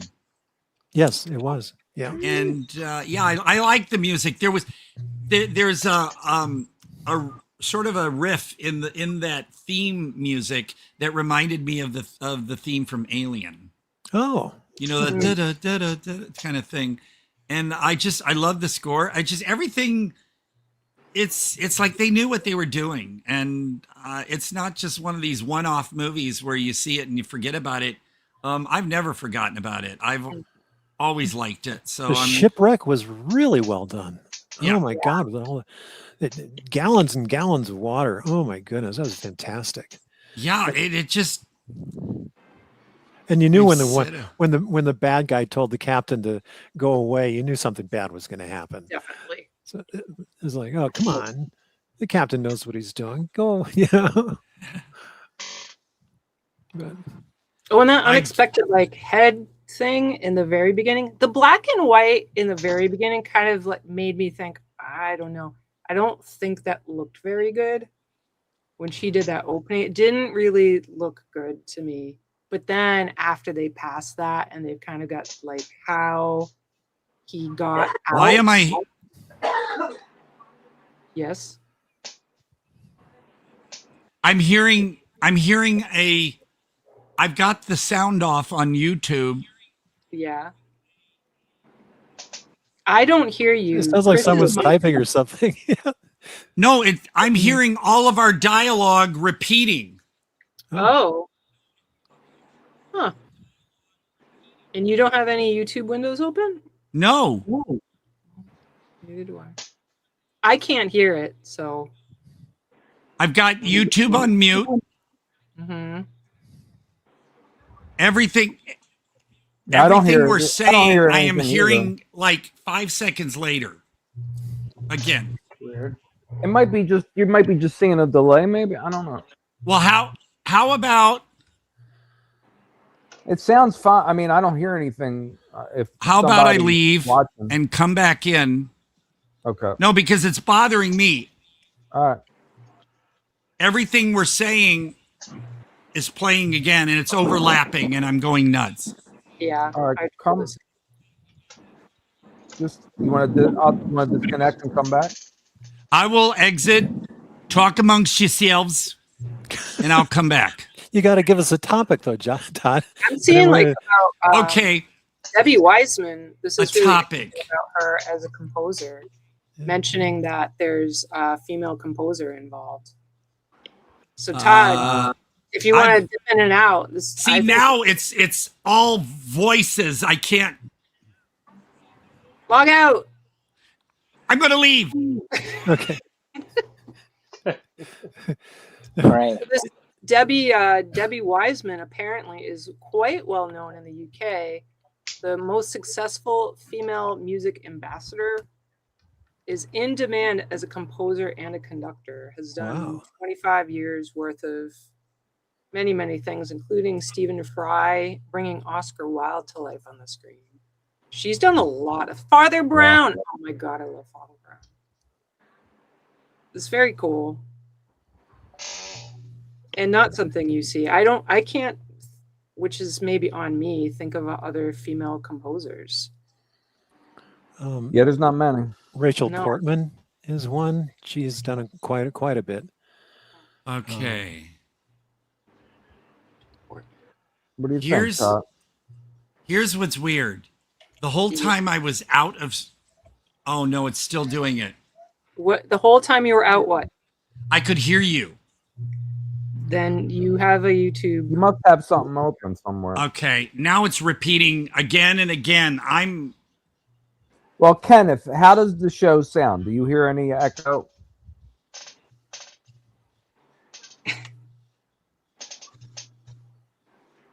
I mean, anybody watching? Do you hear any echo, or do we sound distorted, or is it just in Todd's brain? Todd's brain. His robot brain's malfunctioning. We're going to send them back and get them repaired. Send Todd to the repair doc 3. We need a new Todd out here. Well, it's because they're fixing his computer. They must have did something. He got it back, and it's The screwing CIA, everything. the FBI, the NSA, and the KGB bugs. Kenneth says you sound great. The Beijing bug. Todd, how many windows do you have open on your? Very clear. I have... Oh, my God. I hear voices everywhere. Okay, I have... The voices! Yeah. Everybody... Stop. And nobody reacts, so I don't get all these overlaps. He's got to catch up. All right, I'm done. Okay, so everybody just hush. So here's what's happening, and I'm here. It's driving me crazy with my own voice. I've only got Facebook open with, no reason for volume, and StreamYard. I don't have YouTube on. I got rid of YouTube. Yes, Annabelle. If you have Facebook open and I have it streaming to Facebook, it might be streaming through your page. Oh, wait a minute. There we go. Yes. I don't know why it was okay. I didn't know you were streaming it to Facebook. So as soon as I went to Facebook, there we were. And I hit the mute. Everything is back to normal. I had the cheesecake message in those voices, so it was. I am so sorry, but here's what it would be. I would talk, and then 5 seconds later, everything I said I would hear, and then when anybody else would talk, that would happen. So there was this constant voices going around my head, and I couldn't understand what anybody was saying, because it was all these voices all at once, and then after the sentence would finish, it would start again. I'd lose my mind. That's why you saw me looking like I was having a freak out, because I could not understand anything we were saying, because it was everybody's voices. So now it's all good, and we all loved Lighthouse. I am so happy, because even if people said, you know what, I thought it was fair, it was okay, I'd be like, yeah, I get it. But I enjoyed it. Little movie. But you notice how a lot of these little movies I'm forcing upon you, you're actually loving. Because you know what you're talking about. Hey, Bill just messaged me. You're a Is he gonna come on? Hang on, I will. Like I said, you guys can talk. I'm going to send a message to Bill here saying he had a family emergency. Who did? You're telling us about Bill's private life? No. AJ said he had a family thing he had to do. Technically, AJ. Todd's like, please don't tell anybody about this. No, it was a family thing. That's fine. He's not upset about it. AJ's fine with that. I will get and we'll get back to my PC back on Thursday. Okay. Our man Funk is going to be amazing. It really will be. I'm sure Bill should have known we were on the show now. I told him, I said, we're on the show now. So that's funny that he messaged me asking me about, did I do my scenes yet? Did AJ get back to me? I said, well, he had a family thing he had to do. and I won't have my new PC back. So either he would have to do my scenes today or tomorrow, or wait until after Thursday. You might wait. You know, it's not like the movie's going to come out today. Right. But apparently everything is done. He's just getting these last bits little in. things, yeah. The stuff that they can just put in. You'll get there. All right. Well, I'm so glad everybody enjoyed Lighthouse because I just think it's so cool. And this was that movie I was talking about from the Undertow edition, When the Darkness or Jeepers Creepers, Oscuridad del Sur. And these are all South American from Chile, Mexico, other things.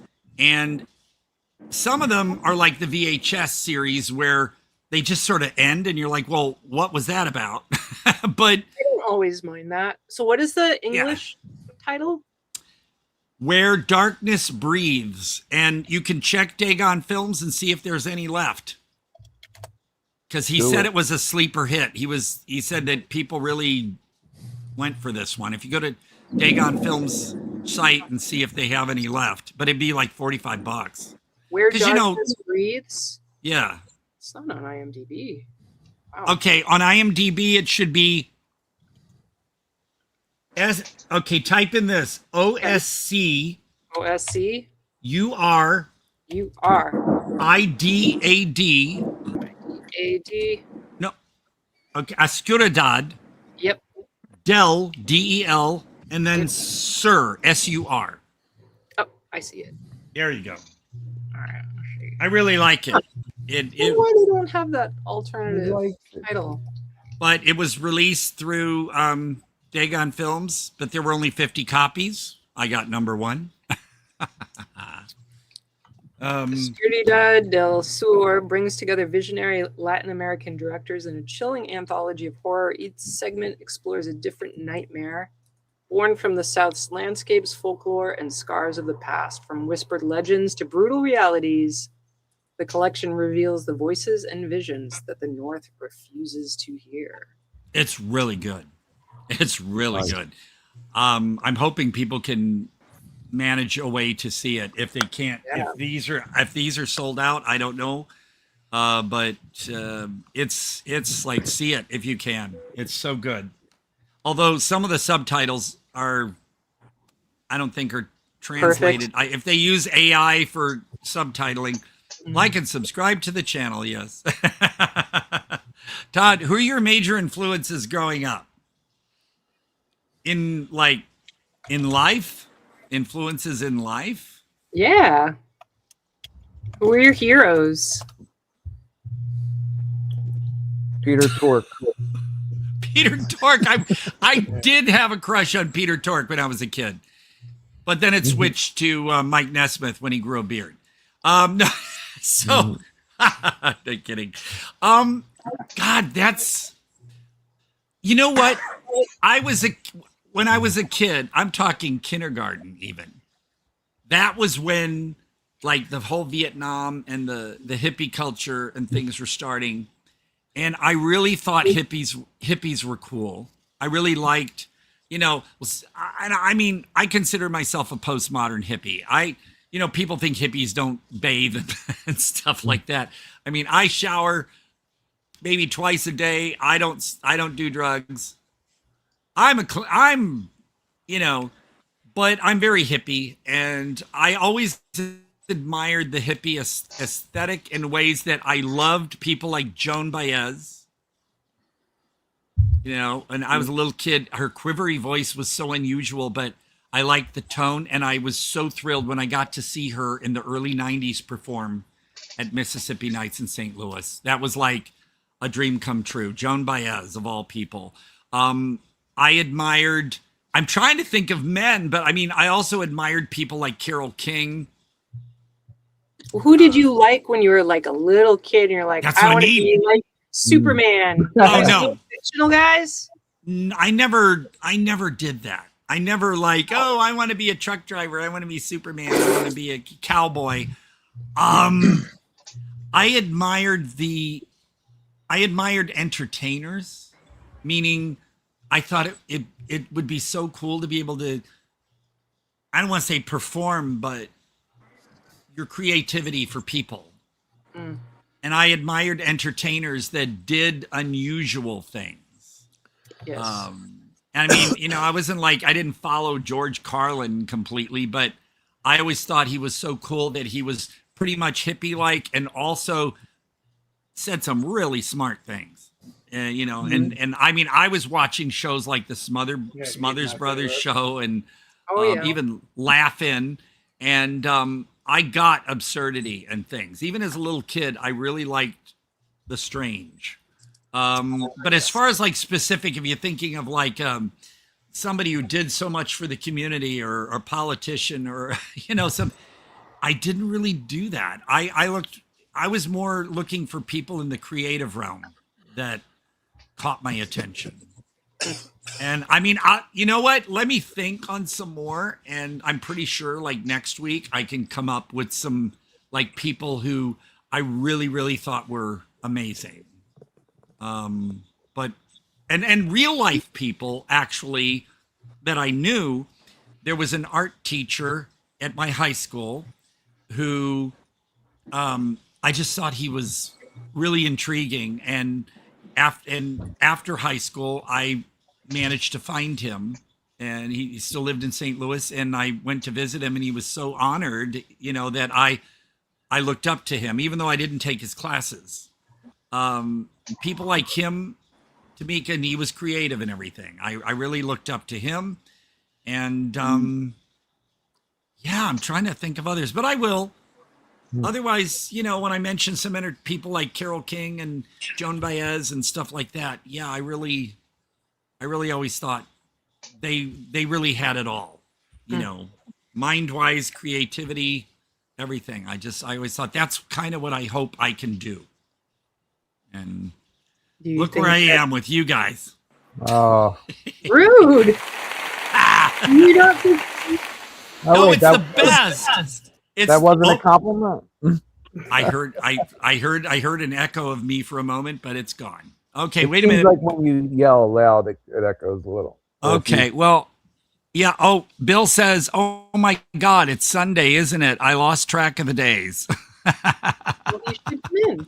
We're still here. Well, here, let me message Bill again and just say, feel free. I want to make sure I spelled it right. I feel free to pop in. I'm wanting to make sure it didn't say poop in. Yeah, please don't do Yeah, that. Yeah, that could send the wrong kind of. I don't think he'd be pooping. Well, what do we got here? Oh.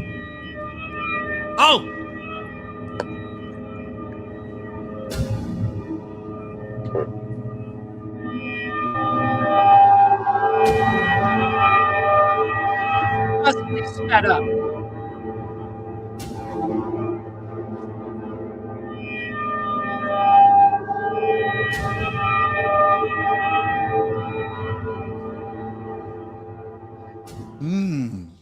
Was that sped up like 2 times speed? It was really no. Some of the segments some of the segments are animated. One of the segments where there's this you think of him as a mad scientist. Oh, you're welcome, Ken. Thank you for watching. And watching him move almost looks like stop motion or like they eliminated frames, so he kind of moves differently. The whole thing visually, and people don't give enough credit to, especially countries like Mexico. Their cinema, especially horror cinema, is really deep and cerebral. And people don't, you got all these right wingers and stuff right now just trashing other countries like they think they're not civilized. No, when you look at the culture, the arts and cinema, especially from like Mexico and these other South American countries, they are spectacular. And I'll let you in a little something. Possibly, this isn't, maybe it is a slam, maybe it's not. I think maybe some of those people don't really care about art. Right. No, yeah, that's right. You know, and across the board, I don't think. And if it's something that's a little out there that they can't, like, there were a couple things in this anthology that I kind of was like, it was almost whoosh, you know, but I still was like, okay, I'll get it. I'll watch it again. It's, you know, but there's so much thought put into these, and it just blows my mind. Another one you should check out, like from, I believe, Mexico, is called We Are the Flesh. And and the final reveal will have you going, oh my God, but it's a little NC. Give us these as assignments. Arrow Video released We Are the Flesh. And it's a little NC-17, I would say, in some of the sexual aspects of it. But God, they're so, I mean, look at I saw The Devil, or what was the one from Mexico about the couple? And yeah, it just, there is Where Evil Lurks. Well, Evil Lurks. Yeah, all of those. There's so much more than just a horror movie. They're fascinating. But yeah, that one, folks, seek that one out. English wise, the title would be When Darkness Breathes. I'm not sure if that's the exact translation, but that's the official artwork. So Found it. It's Where Darkness Breathes. It's from 2026. It is not available for streaming. Damn. Okay. Well then, folks, see if you know someone who has this Dagon Films Blu-ray, or I still, like, check the website. I don't know if he has any left. There were only 50 of these. He may put out a standard release, because this one apparently he said was a sleeper hit. I would say for people to reach out, because if he knows there's a demand, then you might get more. I know. My tastes run very European. That's what I figured. Thank you.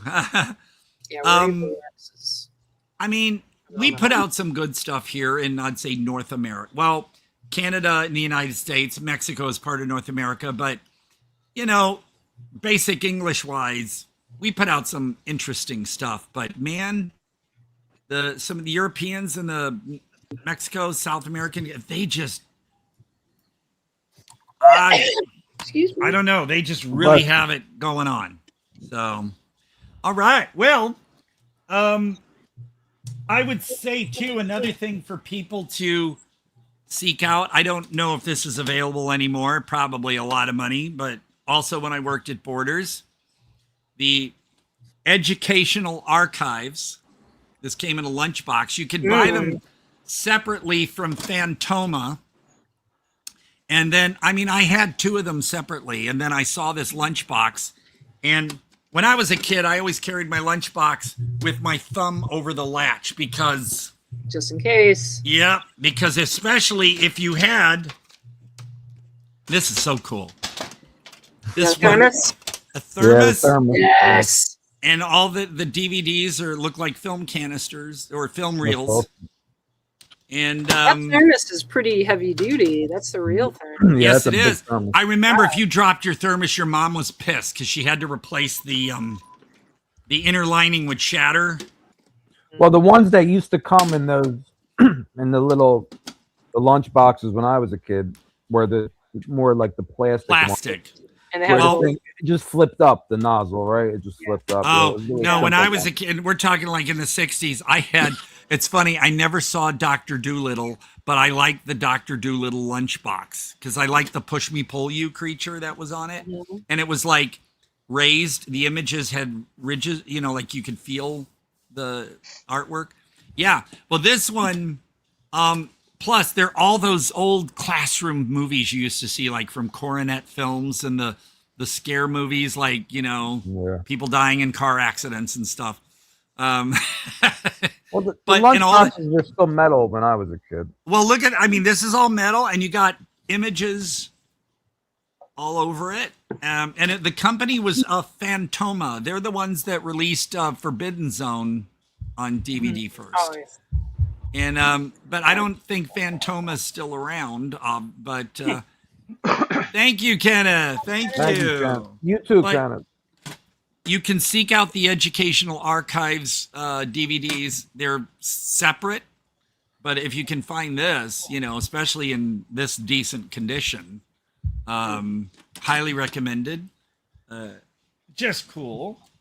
Very cool. Now, the I guess before we get into Suburban Gothic, I wanted to share. Where is it? Regional bands that were in St. Louis when I was doing my radio shows and stuff. I just think they had the best names. Like I showed you Jehovah Waitresses, and here was a band. Here's two of their CDs. Look them up. And these local bands were great. Here's a band called Give Her a Lizard. And this one is... It sounds like a good weekend. Give her a lizard. Listen, here's what's the bacon is telling the other bacon. Scoots, bacon, here comes the Frankenpans. Or no, the Frompikins. I don't know. It's Give Her a Lizard. And like I said, there's the other cover. And this one was called Ice Cream Social. Oh my goodness. So Give Her a Lizard. And one of this duo's songs appeared when there was a certain magazine that put out a CD with it each month. But the Cucumbers, the Cucumbers sent me a green vinyl 7-inch record of theirs. They were on my radio show. Nice. And another band that I have, let me mess the camera here. I don't have their CD, but I did find an old promotional. Oh, you're echoing. Am I? No, I'm only kidding. You bastard. You... Wait, here.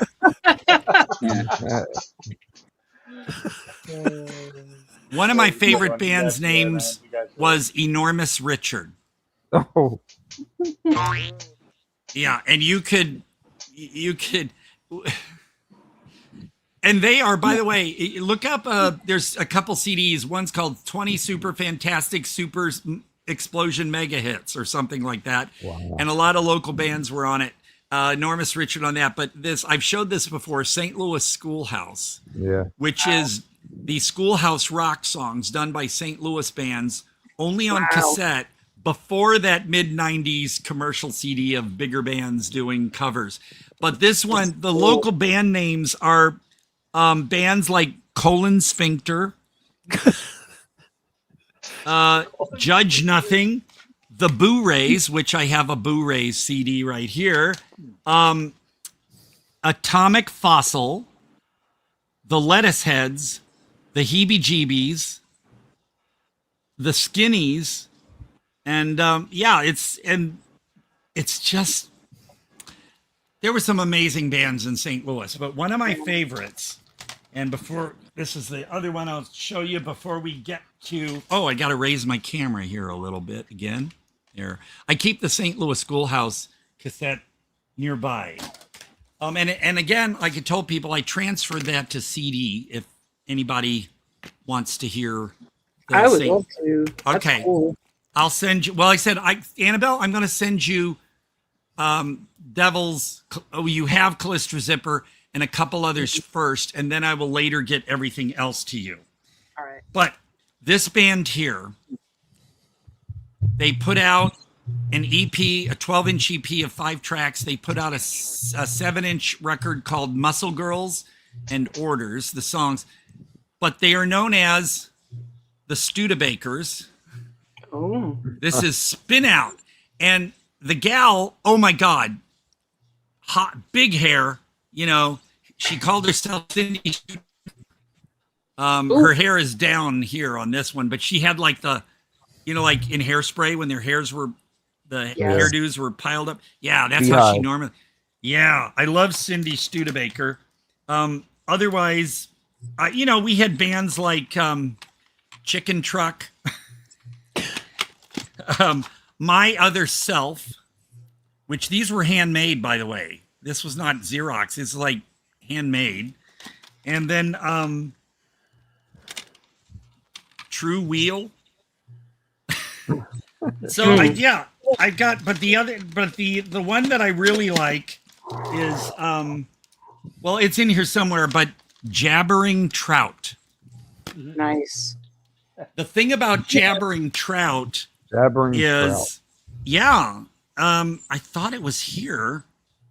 Oh, this band here, The Sun Sawed in Half. If you can find their CD, Hot Feet for Monkey God, they do a cover of Time to Change, the Brady Bunch song. Oh, they do have, and they have Christopher Knight phoning in pork chops and apple sauce. Oh my God! On this CD, Sun Sawed in Half, Hot Feet for Monkey God. Yeah, folks. And you think, how did you ever have time to listen to all this shit? There's a different world. I think a lot of us have time to listen to that shit then. It's just... And the VHS, the VHS is not in here because I took it out. But remember when they used to release VHSs with a snow globe?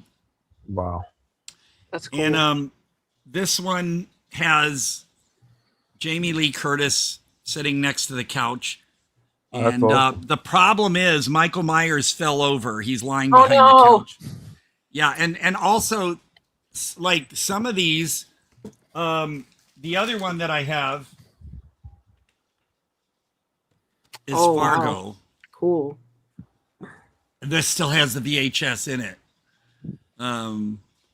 But the problem is they use like an oil in these. Yeah. So they could either yellow or I had to have this one replaced because the snow globe leaked. That thing's got all kinds of problems. It smelled like gasoline. That's because Todd took the movie. No wonder he fainted. Well, yeah, but the thing is, the first one I had leaked, and I took it back, and the guy at Suncoast Video replaced it. But then this one, Michael Myers fell over, so he's lying on his back, or actually he's lying face down.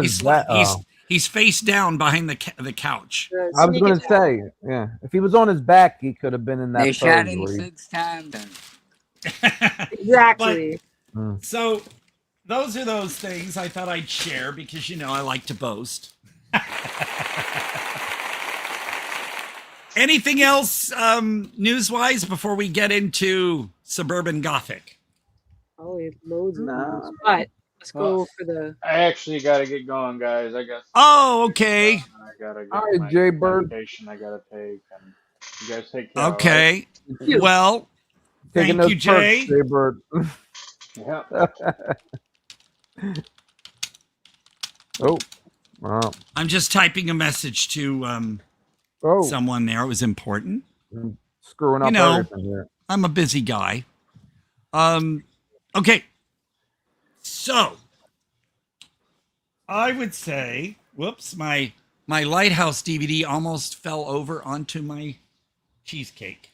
Not in such darkness. 3 of you guys are just in the dark. I know. Well, I'm a little brave. Oh, is mine? Do I look light enough? Oh yeah. You know what happened? I turned a light on in the back when I went into the kitchen. I guess I can leave it on. Yeah, it looks kind of. It kind of looks like a noir back there. Yeah, it looks intentional. Okay. Well, I will say too. We're gonna get into that. Mike Caravella is still on the road with Astral Plane Drifter. Good for him. Cool. Yeah, it's been 2 years now. Wow. And it's been since we started the show. He's been the November before we started in July of last year, and he's been November of 24, I believe. So people still invite him to screen the movie, and I'm just thrilled that this movie has legs. I really hope that one day maybe maybe Vinegar Syndrome or somebody will want to put out a really nifty slipcover thing. But Mike is, man, he's really working hard with this thing. And even though I'm only in it a little bit, I'm proud to be a part of it. So Mike's still on the road with that. And I am eager to get back to Santa Monica and finish my scenes for not Ninja Badass, but The Knot. We have to wait for one of the other actors to grow his beard back. And that so we can do the scenes that need to be finished. And then I'll have to go through all that makeup again. But yeah, Ninja Badass, folks. Ryan Harrison has a brilliant mind. And that's him right there as the Ninja Badass. And this one, if you like trauma type stuff, I think this is so much better. It's funny as hell. And can't recommend that enough. But I also recently, for some reason, am telling people to watch I Am Not a Serial Killer with Christopher Lloyd and Max Record. Oh, really? Max Records. How was this film? It must be pretty new. 2016. Oh, I guess not new.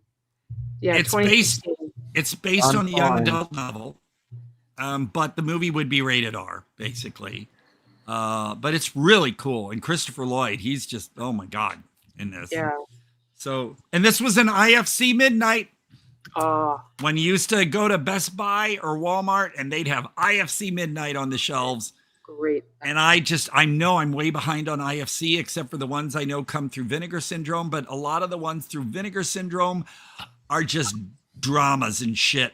Except for that Descendant one that I talked about on the show. That one was more psychological horror, and that was an IFC. And I miss IFC chucking out these midnight titles. The other one that we will watch and review, because I love it, is IFC's release of Midnighters.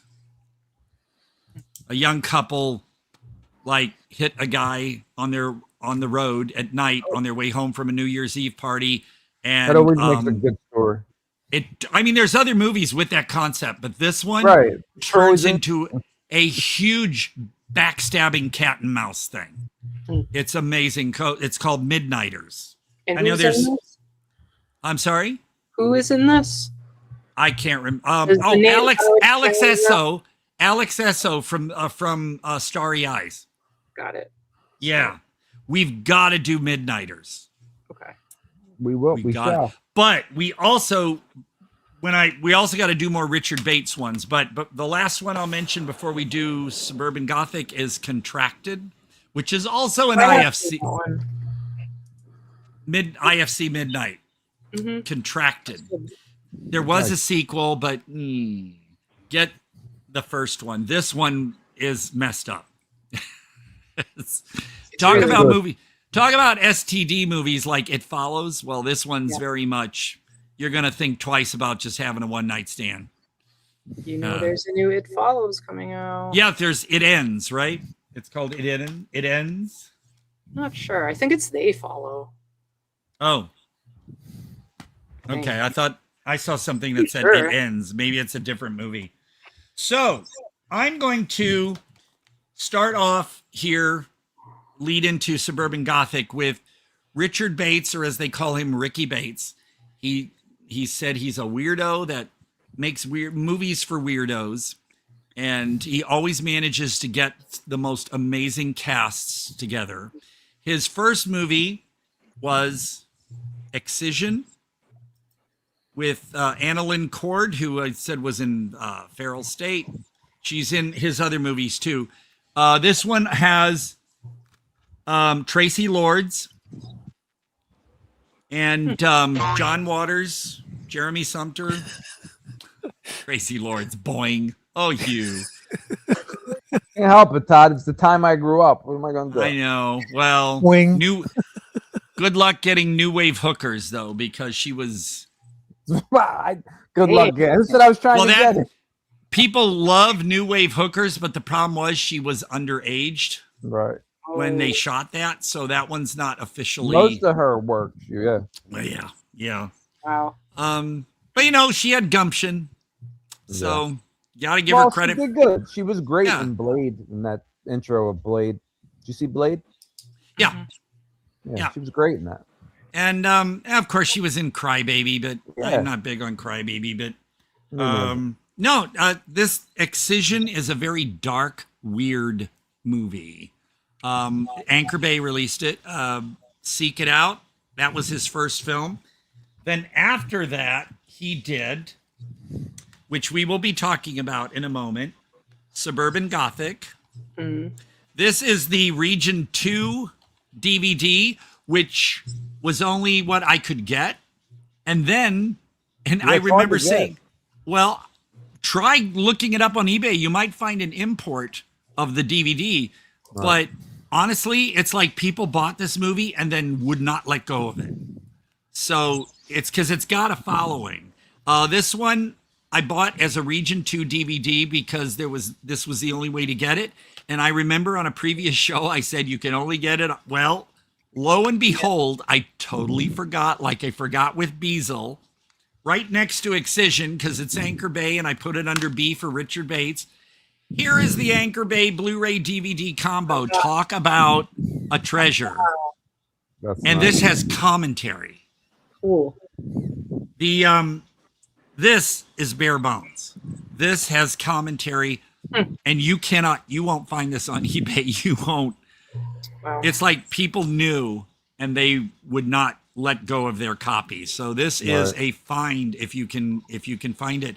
Otherwise, it's streaming on stuff, but physical media, baby.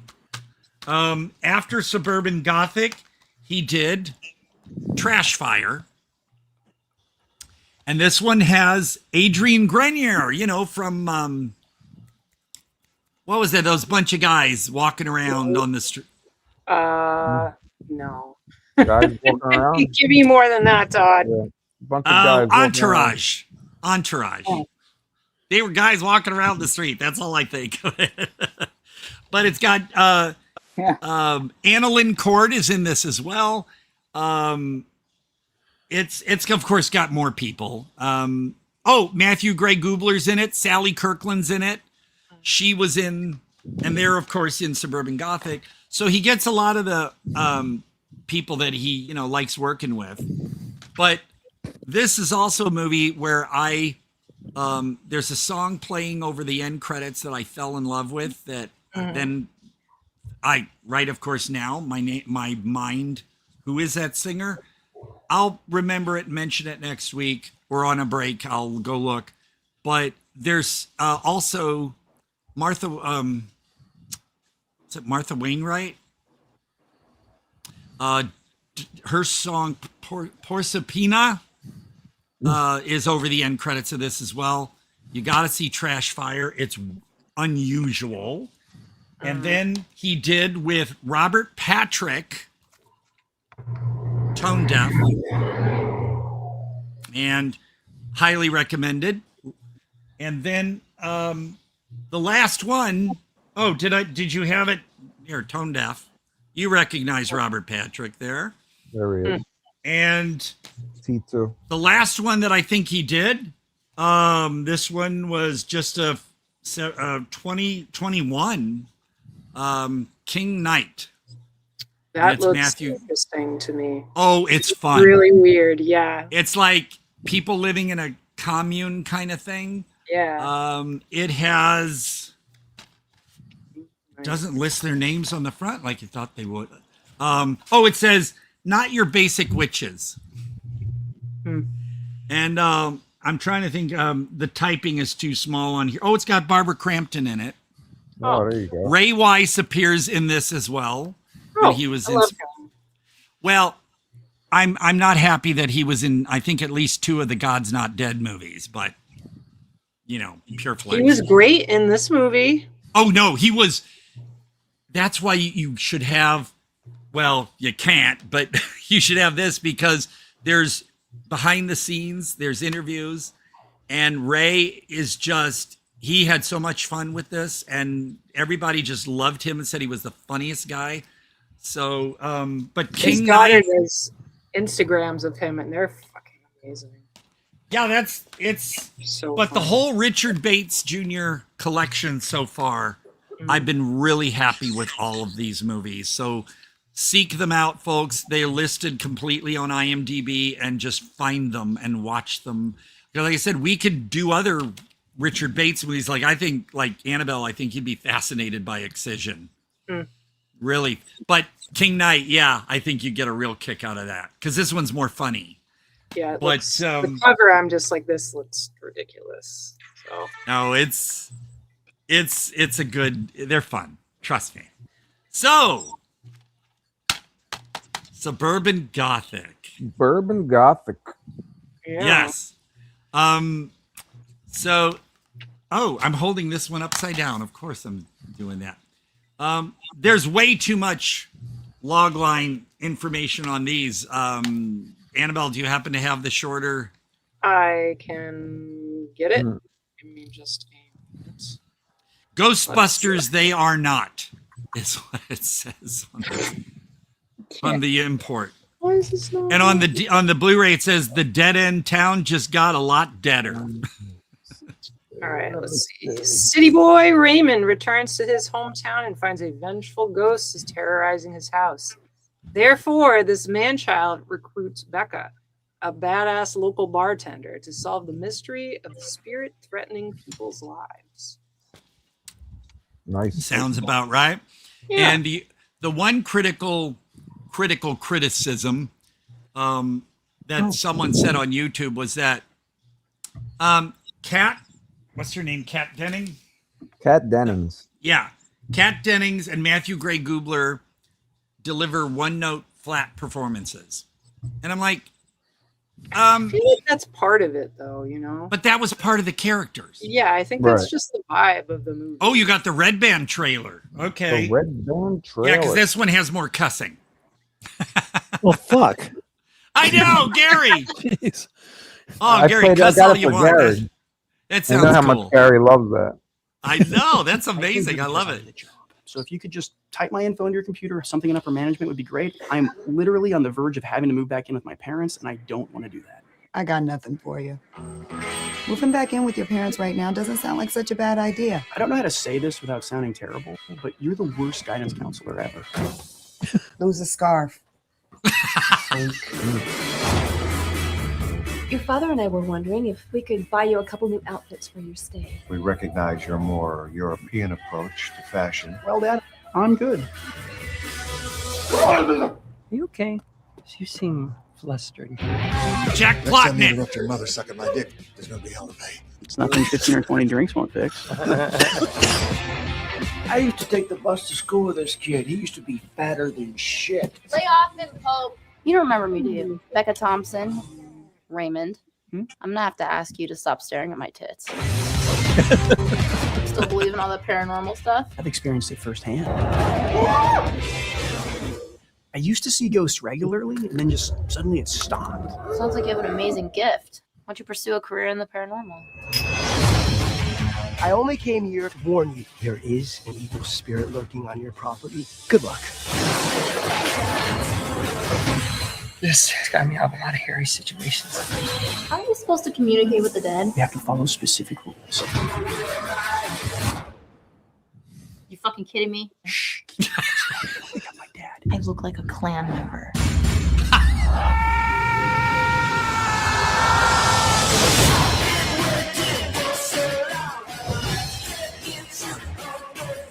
Check this out.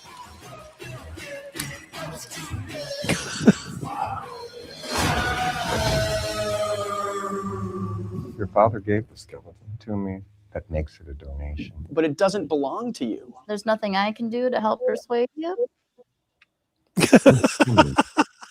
What about him? What about me?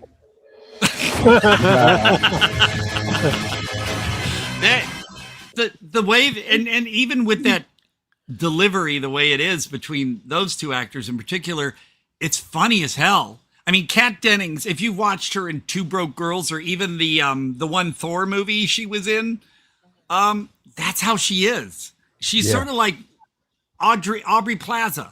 You know, Aubrey Plaza, she's Aubrey Plaza in everything she does. Yeah. Kat Dennings is kind of Kat Dennings in whatever she does. And I don't mind that, really. Matthew's character was a bit, I don't want to say deadpan, but the writing is so snappy. The dialogue is so snappy and just clever. I was laughing all the way through this thing.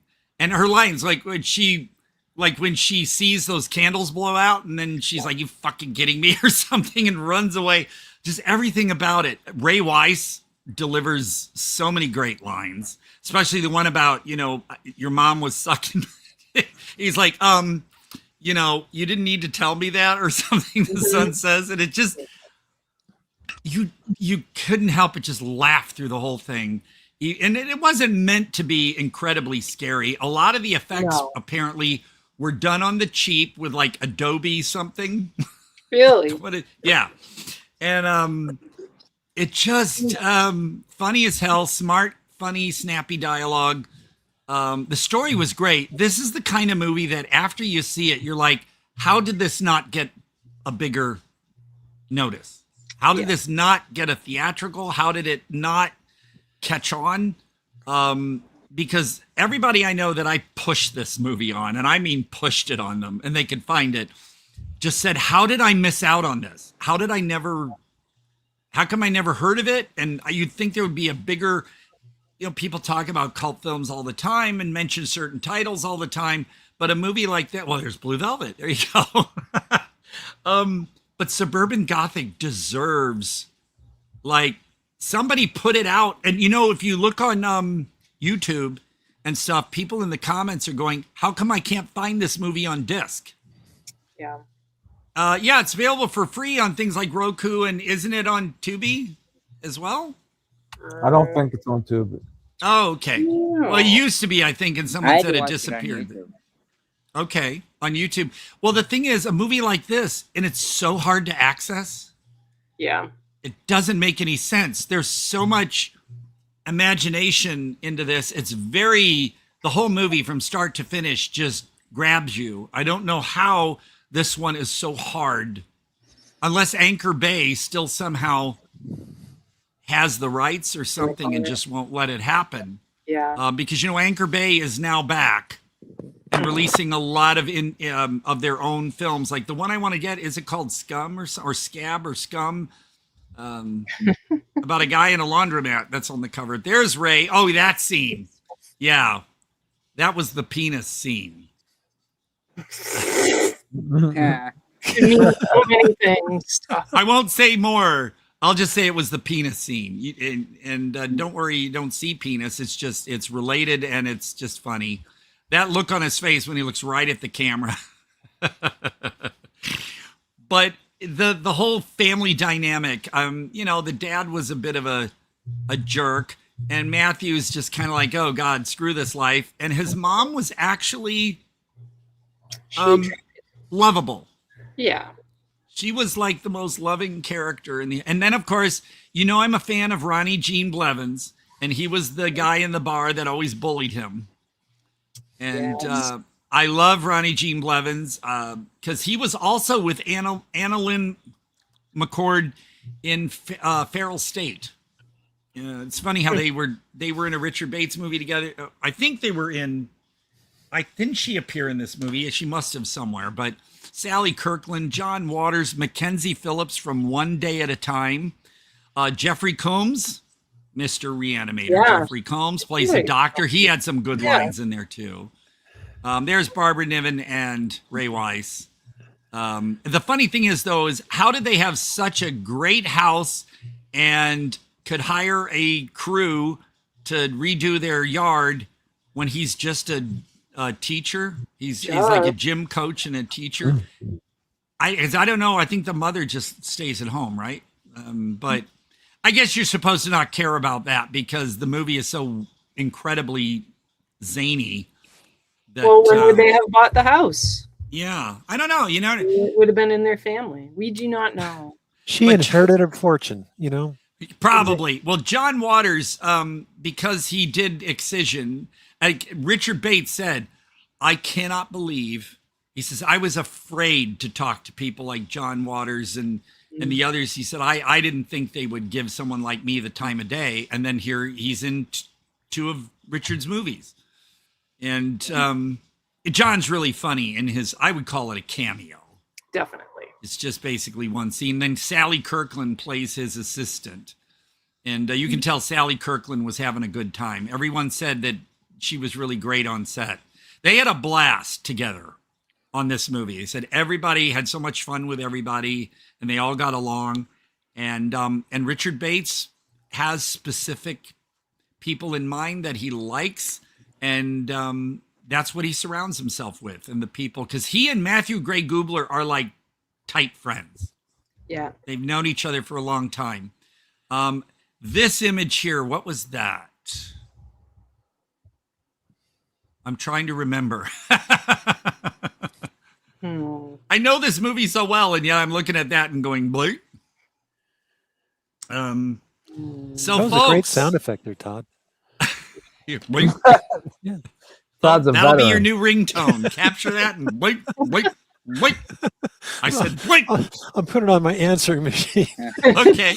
Well, you blink, record your message. Mine used to be, you have reached in St. Louis, my number, I'm not going to say my number, but I'll say, you have reached blah, blah, blah, blah, blah, blah. Please leave your name, message, time you called, and fetish after the tone.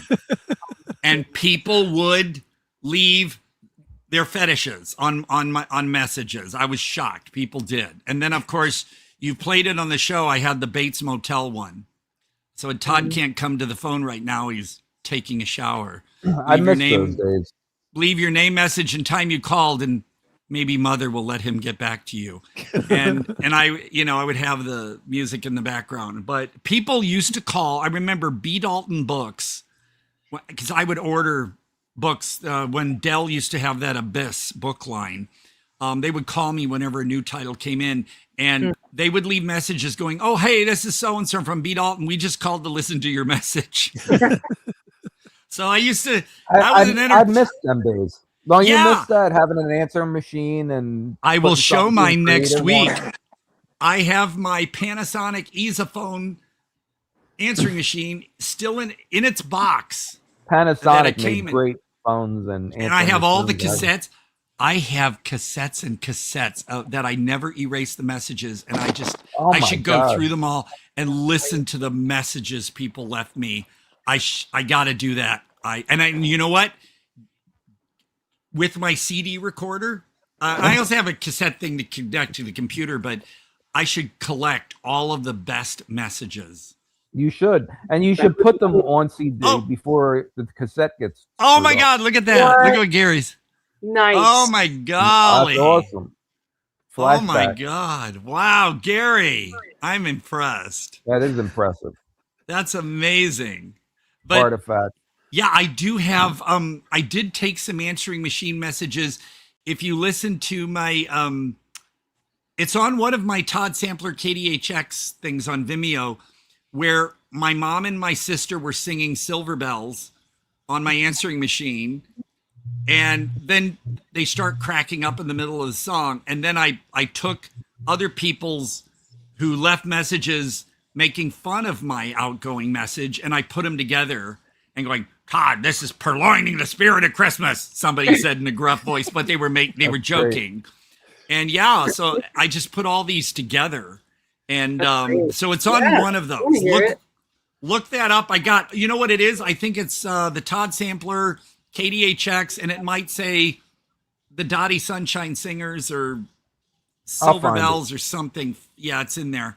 But I do still have, I have like 2 boxes full of cassettes that were like answering machine related and everything. Were they the smaller cassettes? No, they were the regular sized cassettes. The cassette. What's this one? It says, be careful because they dry rot. Karen Finley, unreleased. Yep, that's the one right there. What's the other one I got? The other one says, Karen's Kid, the voice you hear that says, "That's it." Yes. That's the cassette that had that on it. I don't know why I have these right here. I did a Star Trek one time. It was like, you really? That. Stardate 1967.5. Nice. Tone, leave your message. Okay, Chris just slipped in the little "that's it," and I only wish there wasn't so much noise behind it. But I was up in Karen. It sounds right though. It sounds right. Karen, I was. Yeah, it's perfect. That girl is a singer now. Oh, wow. Well, that was what, 1986? Ever come on the show? Oh, I should mention it. I should mention it to Karen because I'm friends with her on Facebook. She still lives in the same place. When I was a concierge at this condo that had about maybe 16, 17 floors, like in an old building. And she's still there. And I have photos of me at a Christmas party in the lobby with all the tenants. And I am holding Devin, the little girl. I am holding her in my arms. Wow. She was as a toddler. And here she is all grown up and singing and stuff. And that's her voice that you hear. And I told Karen, I said, I use that. That's it. But I remember being up in her condo, if you want to call it that. And Karen sang my Funny Valentine a cappella because she wanted to do it for a friend, and I recorded her. But then I placed that over Elvis Costello singing it. Ah. So I should give you somehow access to that recording of Elvis Costello and then Karen a cappella matching up with Elvis Costello. It's pretty cool. I called her. I thought she was trying to say something about sound. I want to sound like Marilyn Monroe, but I thought she said Marilyn Monrubber. So that's what I always credit the voice as, Marilyn Monrubber. Everything for her. But yeah, that's the history behind that. Boy, we deviated a little bit, but dang, Todd, my stamina is eating. Well, if you gotta go, you gotta go. But I want you to tell me your love for this movie, or I really enjoyed it. It isn't something I feel like I need to watch again, but I liked it. I thought it was worth watching. Yeah, it was. I've seen it maybe about 5 or 6 times. Todd loved it. I watched it the other night with commentary, and this is a prized possession. Go on eBay, folks, or it'll say unavailable on Amazon as far as a disc. But if you go on eBay, you might find a couple Region 2 discs. But this, people are like, how come I can't find this? I see their comments on YouTube and say like, I can't find this. What's with the Blu-ray? Where is it? Nobody can find it. So I'm going on a quest. I'm trying to remember where I got this. I may have ordered it because I got this. And then when I saw that this was available, I think I nabbed this off of eBay years ago. So, excuse me. Anybody else? Any input I may have missed? No, you did. You Yeah, covered right. it.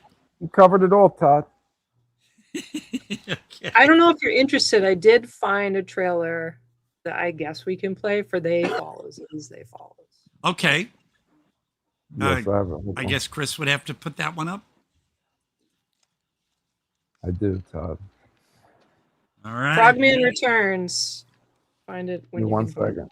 Oh yeah, I do. I haven't seen a trailer for that. So crazy. I love Frogman. Off the rails. I'm sad I didn't get the.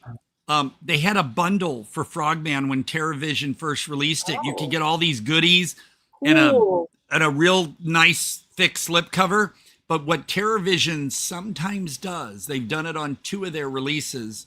They will release it so that Walmart can carry it, but in a thin paper slipcover. Yeah, that's how I got Frogman, was at Walmart. And here we go. I think this just came out today or I yesterday. used to dream about being in love. I had this image of myself living in this really cute town, being a mom, taking my kids to the park, just having a normal life, I guess. You're not gonna believe me, but I need you to listen. Wherever you are, there's somewhere walking straight at you. You can look like someone you know. Or it could be a stranger in a crowd. Whatever helps it get close to you.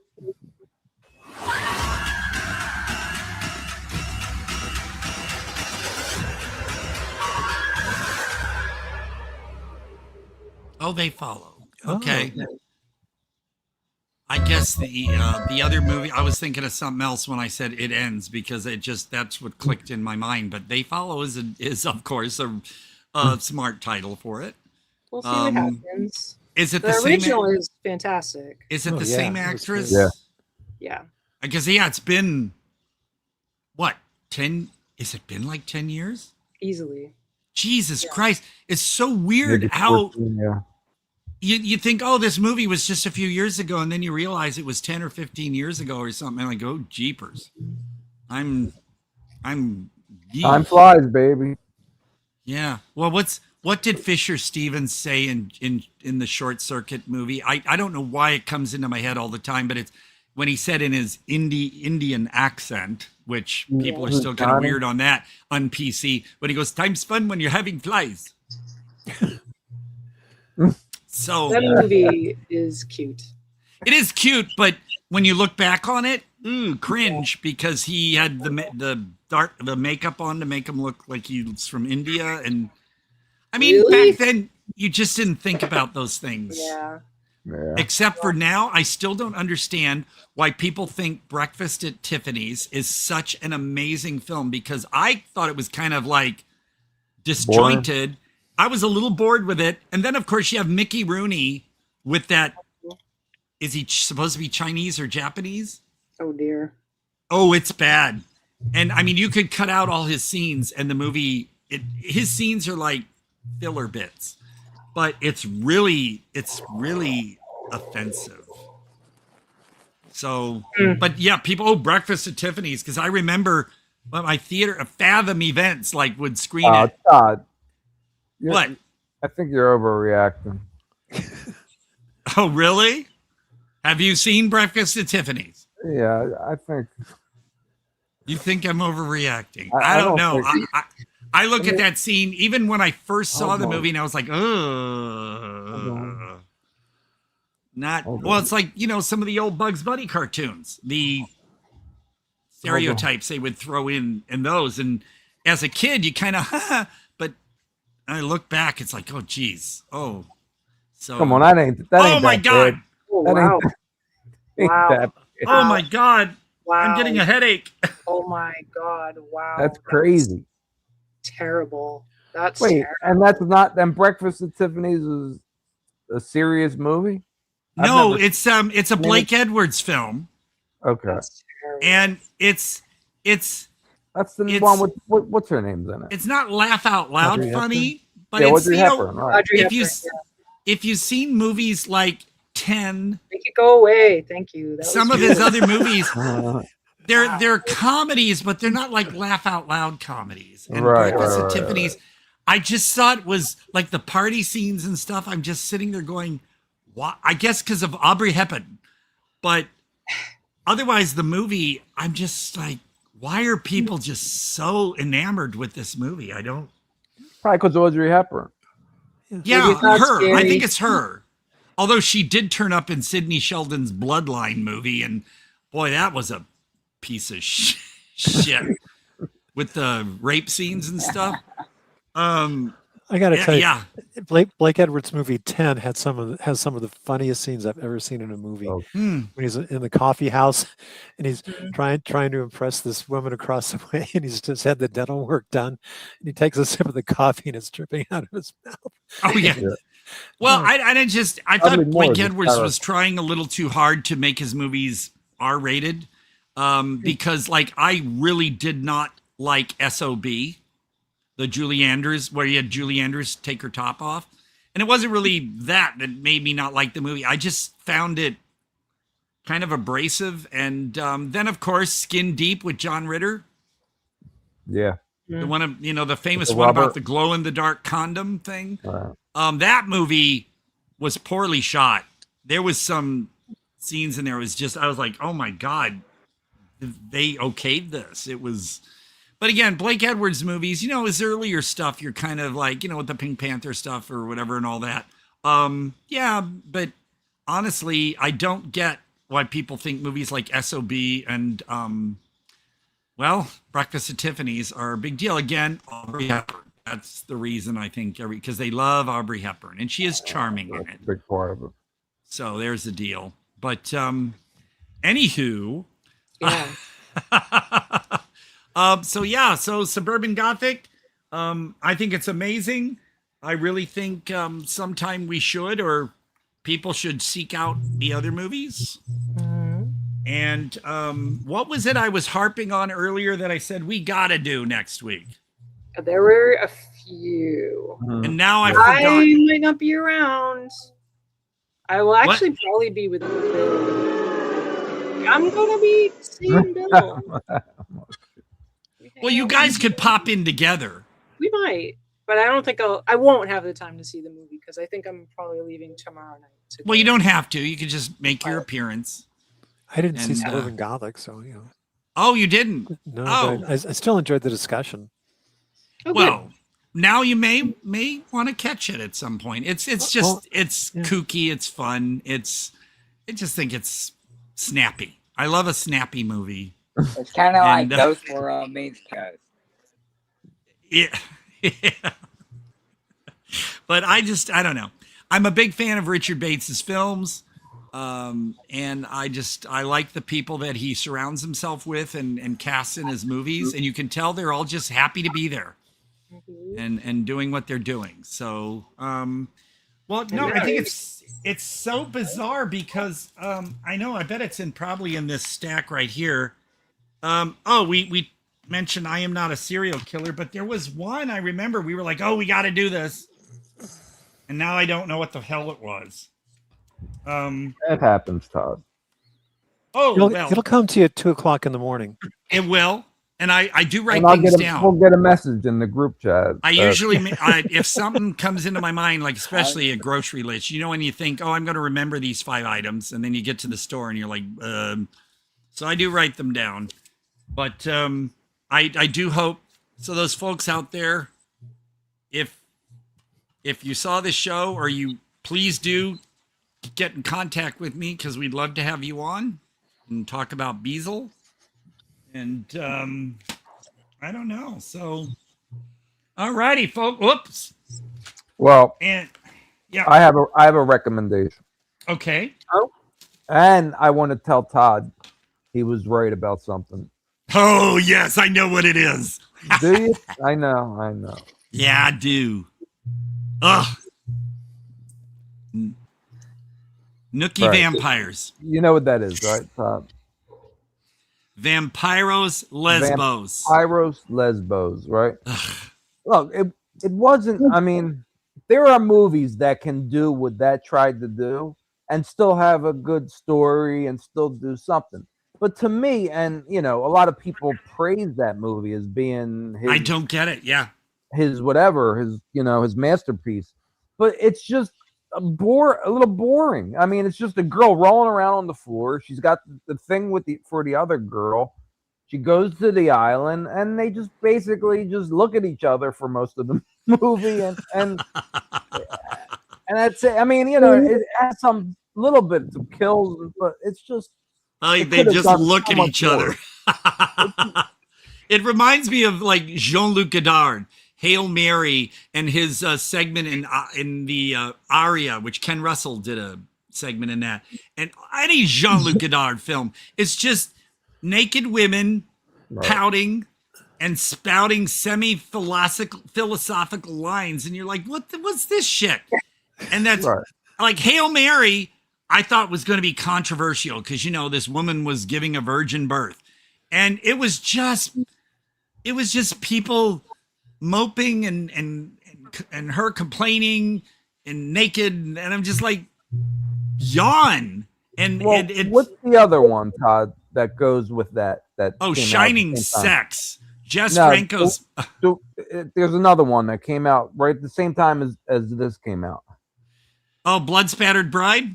No, by Franco. Oh, Franco. God. The one that she is another one that she was in.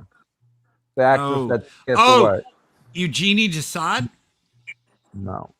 Oh. See, I do know just Franco titles. That's what's so Forget her weird. name, and I had it in my head. But anyway, the other two movies that I want to say. Oh, Dr. Butcher. Great MD. double, Seen that. great double feature. Well, it's cobbled together, basically. It's yeah, like, I think Dr. Butcher is the better version.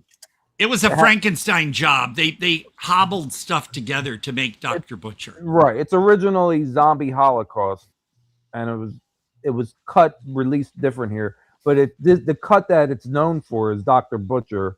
Yeah. That's what everybody liked for that grindhouse feel, on 42nd Street. Got a lot of views. So that's why these two movies, I think, would make. Oh, New York Ripper. These two would make a great I double don't feature. have Dr. Butcher, so if there's a way I can watch it. It just came out in 4K if you want to grab it. Well, I can't, my next 4K from Severn, it's going to be the Manitou. Right. But if I can. Well, I think that'll be around for a while. So. Well, if I could see Dr. Butcher, I would be glad to, because I have wanted to see it. I've never actually seen that version, Dr. Butcher. It's great. But New York Ripper, be happy to talk about that one. It's just, for like Annabelle, if you've not seen that one, it's pretty brutal. I feel like I have, but it was the one where the killer quacked like a duck, going quack quack quack quack. No exaggeration. Which I always thought was so goofy. It is goofy. People maybe love that's it. to break up the tone, how brutal the movie is. It's just that New York Ripper is really, some would say it's misogynistic. It's just, but I don't think it's as bad though as people say it. It's a giallo. It's definitely a giallo, and people always mention that one as one of the Fulci ones they really get into. But I would say that, and sometime, even though it's more well known, it's still a movie that not everybody has seen because they're afraid to, would be a Serbian film. Right. Yeah, I've definitely seen that. Yeah, I'd love to hear what people would have to say about that. But no, whatever you like. We'll come up with something, I'm sure, during the week. Let's see. Dr. Butcher is a lot of places. Not Tubi, but it's other places for free. So okay. Justwatch.com. Is that something I can click on and go right to it? I don't have to log in or shit? You have to log in. Just Watch is one. Okay. Yeah, it'll show you where it's streaming. So if you'd like, yeah, sure, Dr. Butcher, I'm up for it. And we'll come up with New York Ripper? New York Ripper, Lucio Fulci. I have, I think I have it on Blu-ray. I've got a Blue Underground. It's not a lot of places, but it is on Pluto. And yeah, that one's probably tougher. Fine. Well, see if everybody can have access to it. Right, we'll figure it out. And then Pluto is something. It's like a Tubi, basically. Yeah. It's free? Pluto's pretty good. Yeah. Oh, okay. Well, I think I have Pluto on my TV. Yeah. Ralph the it's Butcher. really just like Well, we could also one day do the Love Butcher. Yeah. The Do anything. Love Butcher. Do whatever you want. Isn't the one where it's like a Nazi doctor in the basement, right? I'm not sure. No, I don't think so. No Nazis. No. Okay. Darn it. One that I would really like I to don't test. think if a Nazi pops up, I could be. I don't know. I might. One that I really like to test people's patience or nerves with is Lady Stay Dead. It's an Australian kind of slasher, and it's so ridiculous and exploitive and stuff. But I have it on a Code Red Blu-ray, and it's oh my god, it's just I don't even know what to say. Lady Stay Dead. Yeah. Because the trailer I think has nudity, so I don't know if we'd be able to show the trailer for that one. Yeah. Great title. Oh, is this the one where the guy is up on the sand dune? Yeah, and he's humping the hill. Now everybody wants to see it. Yeah, you got this hot bearded guy. He's always walking around in a Speedo and he's humping the hill. Oh my God, good times. Yes. But other than that, so we'll go with Dr. Butcher. As far as the other, yeah, if you all can find New York Ripper, I don't mind. It's on, dude. It's on this free, totally just like to be. Well, is that paid. what you guys would like to go for next week? I mean, I won't be here, so Okay. I would love to see. Well, if you were here, you would give it a thumbs up. Right? I would.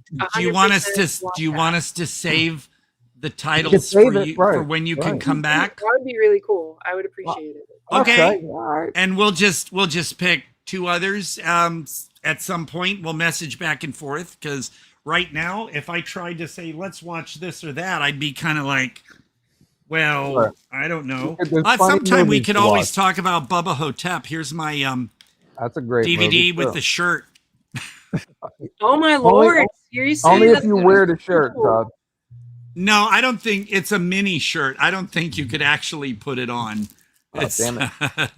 It's like the Seinfeld box set of one of the Right. seasons where it came with a puffy shirt, but Yeah, it it was wasn't like one this you big. could wear. Like Yeah.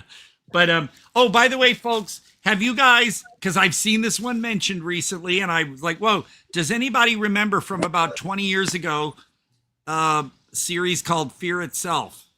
Each week it was a different horror. What channel was it on? Doesn't ring a bell. Sounds familiar to me, but I can't remember which network aired it. We'll have to Google that, but it's got stars like Elizabeth Moss. is that a metal case? No, it's plastic. Oh, It's a plastic tombstone. Okay, oh, looks cool. It's free all over the place. Really? It's on NBC. Started in 2008. I know it's kind of hard to keep it. Wow, Oh, NBC. hang on a second. I almost pulled. There we go. I tried to keep the plastic for it. $24.99 at Best Buy. Wow. When it came out. That's great. I kind of keep the plastic if I can on some of these, but because of the way you had to open this, you couldn't really keep. The other one, I bet you all are going to find it really weird that I actually have. There's Evan. Oh, that's okay. That's We're- okay. We'll Is be my here, Evan. my Arrow Video Deluxe in Nice. a box that you open like a book with a thing that you pull of Crimson Peak. That's awesome. That's great. I was kind of proud. I know people think that's one of Guillermo del Toro's lesser movies, but I kind of like it. Otherwise, they could always go for the deluxe of Flash Gordon. Which Ooh, Flash Gordon. I saw Great this at South movie. County Cinema when it came out. I remember. And then, of course, I have the deluxe of, I mean, we're talking deluxe. Oh, Todd. Chris, There you go. Todd. what did you do? Donnie Darko. See, Oh look my at that. god. Oh, it's Yeah. does it have the second one, or what is that? It has It's all- both versions of the movie. Okay. Plus, it says theatrical cut, director's cut with extras on each. And then, is this a book or I don't know, but it's, Did you see the I was- sequel, Todd? I never saw S. Darko. Okay. Never saw it. And then, of course, as far as things go, yes, I did have to get the 4K because it had new extras, was Cruising. Deluxe of Cruising. Bubba Hotep. Yep, there it is. Yay. Well, with all the stickers on it. But this is the 4K of Cruising. But, yeah, Bubba Hotep. It's funny because I've seen people posting about that movie again for some reason. Yeah. I'm not It's a fun sure if movie. it's I saw it and at the theater. It was a theater that showed indie and art films, and the staff made peanut butter and banana sandwiches and My gave god, them. great. Yeah, I walked in. The guys, would you like a peanut butter and banana sandwich? I was like, okay. Of course. I mean, most chain theaters would not. you know. No, But this was an independent, $30. Because because it wouldn't be what they would consider health code standards, but it was fun. They really made a little fun out of getting to watch that movie. It's really so cool. but yeah, that's one of those little movies that just kind of like so randomly it came out, and I was like, what is this? And I'm Coscarelli and of course and all that, but it kind of like I didn't really hear much anything about it, and then suddenly it was out, and it didn't really hit major chains, at least in this area. It just turned up at the used to be known as the Palm d'Or Cinema in the Westfield Mall in Palm Desert, and later, what's his name from Breaking Bad? Which one? Good old what's the his main name? guy. Yeah. The main actor. Jeepers. I met him. Is it Walter White? What was his name? Brian Cranston? Brian Cranston, thank you. Oh my God. Yeah, you can tell I only got about 4 hours sleep. Brian Cranston. I had to pull it out of the cobwebs. So. Thank you. He became co-owner of the Palme d'Or, but then there was this whole legal battle going on because apparently the theater in Rancho Mirage, Palme d'Or, they were having issues. One Palme d'Or was saying that the other theater was getting all the main titles, but they could each have both. It wouldn't have, but for some reason they were claiming that they couldn't get titles because the chain was getting them and was like making it so that the Palme d'Or couldn't get them, but I heard that wasn't true. And then like for the longest time the other theater could not get Paramount releases because the Palme d'Or got them. It was like and they kept every time the lawsuit would be thrown out, the Palme d'Or would then rewrite it and then file again.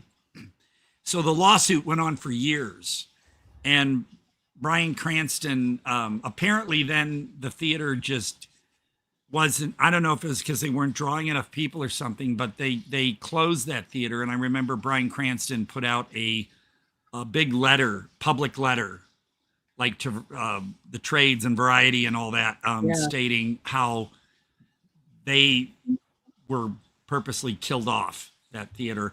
And I don't know all of it, but I do remember the whole thing about couldn't get any, there were certain Disney movies that the other theater couldn't get, and they could not get any Paramounts, and that whole thing just dragged on for years until the Palme d'Or just then closed. But that's the story of that. And it's because there aren't that many theaters around here that would show, like we have the Palm Springs Cultural Center, which the theater in that is known as the Camelot. And then we also now, the Regal in Palm Springs closed, and it's now the Festival Theaters. It's run by the people who run the Palm Springs Film Festival. And so they will show more independent films. And like they had Guillermo del Toro's, what was his last one? Was it Frankenstein or something? Yes. They had it there. But the other chains didn't get it. So it's just, you in this valley, people think, oh, Coachella Valley because of Coachella and the country music festival and Palm Springs and all this stuff and the stars. But I got to tell you, it's tough finding stuff here. There's a small record store in Palm Desert, which I have not yet been to, but there was a nice, fun one in the mall in Palm Desert that carried vinyl records, DVDs, everything. And where I bought some of my cool vintage record cases that you could put your albums in and stuff. But COVID killed that. And so there's nothing. And Barnes & Noble. COVID killed. There was the only IMAX theater on the East Coast. There's only like 3 of them. And we had 2 of them in Philadelphia. One of them was only 10 minutes from my house drive. They had like 8 theaters in there, IMAX, RPX, whatever it was called. Yeah. After COVID, it shut down. I think 7 years, it never opened back up. Jeez. And you're missing out on an IMAX. Like it's big size theater in there, and there is one IMAX in this valley. It used to be near the Mary Pickford Theater in Cathedral City. And now that IMAX theater is now a CV rep, Coachella Valley Repertory, like stage That's theater. not bad. And I mean, there's theater stuff here in this valley and everything. And but as far as like Annabelle stuff you got going on, and you get all these really cool movies showing in places, we don't get that here.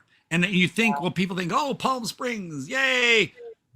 Yeah, it's you would not. think that. It's not as accessible to some things as people would think. Like I said, I am so grateful that we have Barnes and Noble. I mean, in fairness, I have to drive 2 hours to get to that place. Oh my goodness! Wow. Oh, well, see, that would be like me driving to Los Angeles if I want to go to Amoeba. Yeah, exactly. So it's like it's not like everything is outside my window. I'm It's sorry, like- I thought it was nearby you. Okay. No, just so you. To me, that is nearby because I'm not going like to LA. So Right. yeah, I find a place to stay and stay. Wow. Yeah. Well, Yeah, it's not. It's not right there. hopefully we'll all get to reunite when we get where tough finding stuff here, Todd. Where you are, you should try finding people over here in this. Yeah. It's just so weird because I have friends, like a friend of mine came into the theater last night and said, because I pre-ordered Buffet Infinity through Vinegar Syndrome earlier this month, and now Shudder's showing it. So I started watching it last night, and I gotta say, if you like stuff like Tim and Eric, Yes. Adult Swim, Yule Log, Too Many Cooks, Yes. that kind of weird Buffet Infinity, I'm about 2/3 of the way through it. It's cool. It's suddenly like, it just creeps the bizarre in, and then you're just like, what? Yeah. So, Tim and Eric had that effect. but stuff like that, I would have loved to have seen in a theater. I got to see like, what was that one, the weird one called Jimmy and Stiggs? I do Vinegar, not know. Vinegar Syndrome release. It was really bizarre and splattery. And me and a friend had to go to a Regal because they showed it like one night. And sometimes that's how it is. A theater will show something for one night and boom, that's it. And if you missed it, you missed it. Last night we had it was a private event. We had a Grease sing-along. Oh. People showed up for a private event for that. And I was like, so I guess what I said to them, I had the whole group in front of me and I'm like, okay, y'all are in Theater 9. And I'll tell you what, when you get home, look for a really, really cheesy Italian movie called Grease Rock. And the girl said, I'm in, I can't wait. And I said, it's really kind of stupid. And she goes, all the better. Even better, So, right? Yeah. And I said, it's playing on Grease, but at the same time, it's a disco movie. So it's like got an identity crisis. And they said, oh, that sounds, I got to see that. So I said, but try to watch it in Italian. And I don't know if people can find the version of Grease Rock that Severin put out, the uncut Yeah, it's hard version. to find. Because the other version of it does not have that whole opening segment. So Right. I don't know, but it was funny that I got them all excited about a really bad Italian movie. That's awesome. That's awesome. But yeah, so no, it was fun because the people were, I mean, I'm not a huge fan of Grease. I've seen it a few times. I still don't get why there's a disco song for the theme song when it's set in the late 50s, but it's Great plus song. you guys heard about the whole conspiracy over that film, about how there's a whole video on YouTube about how people say that they died in the ocean at the beginning of the movie and the whole movie was like a dream or something, and because Right. at the end they're floating up into heaven in their car or something. Yeah. The only thing that I could say that adds something to that is they do fly up at the end. So you Yeah, can it's like try- suddenly they're flying in the air, and I'm yeah, just like, going, waving like, where are you going? well, I mean, I'm sorry, Well, but yeah. 30-year-olds posing as high school kids. Last night seeing Grease Lightning, Summer Love, we go together, catchy tunes. Yeah, no, I mean, I enjoy some of the music in the movie, and I think Grease is fun, but I when I first saw it, wasn't Sunset Hill Cinema or something, I was like, God, these people they're young, but they're like way too old to be high school students. Mhm. And I was like, it just distracted me a lot, And then of course I was a little disappointed, a lot disappointed that Olivia Newton-John caved in. I mean, John Travolta, but yes. And so Oh no. Is that me or Todd? You Is this I think me that's or Todd. Todd that's breaking up? Yeah. That's Todd, I think. It's Todd. Yeah. Oh, Todd. Todd's frozen. He's gonna be freaking out over there. Yeah. He is. You know it. Todd's losing his mind. It's probably something he's doing too. Yeah. No doubt about it. Poor Yeah. Todd. Oh. I swear, Chris, I think sometimes you do this shit. Just to I wish. If I listen, Annabelle, if I had the power, I was thinking Oh that. I my thought God. Chris is fucking up. He's playing with my headache. Remix, Chris. That was Evan. Chris, I'm we gonna give you the personally. power. I'm personally gonna make sure that Ursula is banned from Never. any I release, have and they it. You have have to to- be recalled. Never. And You have to come I'm peel it gonna- away from my dying grip. My grip isn't as good as yours, Todd. Listen, I'm it's sorry. not as good as yours, Todd, but it's strong. When that woman was dragging that jewelry over her forest, I was just like, "Stop Oh. it! Stop it!" I know what you're talking about. Yes, yeah. you do, because you watched that movie like 10, 20 times already. I like her, that girl. I like her better than Ursula. What, the crazy one? No, I don't like the crazy one. I like the sister. Ursula was the crazy one. Okay. Right. What's her name? Well, it's called The Sister of Ursula, isn't it? So Right. that's why you like the fancy chick. What's her name's been in a lot of movies. Yeah. Dagmar? Was it Dag? Could have been Dagmar, Ethel, Fern. I don't know. I don't know. I should remember. I should remember that. No, I kid you because I know you really like Ursula. And look, I've This is seen fun. it twice. Well, Ursula compared to this, see, at least Ursula had a story. I know and that had- I would rather be forced to watch Ursula again than Vampiros Lesbos any day. Right. Exactly. It's just nookie nookie. Like you said, lesbians looking at each other a lot. Dean, No, that's you're- totally what he meant. You're right, Dean. Yeah, you're exactly right.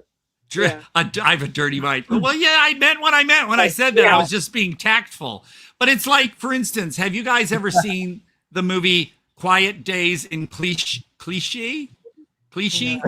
It's based on, who's the famous beat, late 60s, I don't want to say beatnik writer.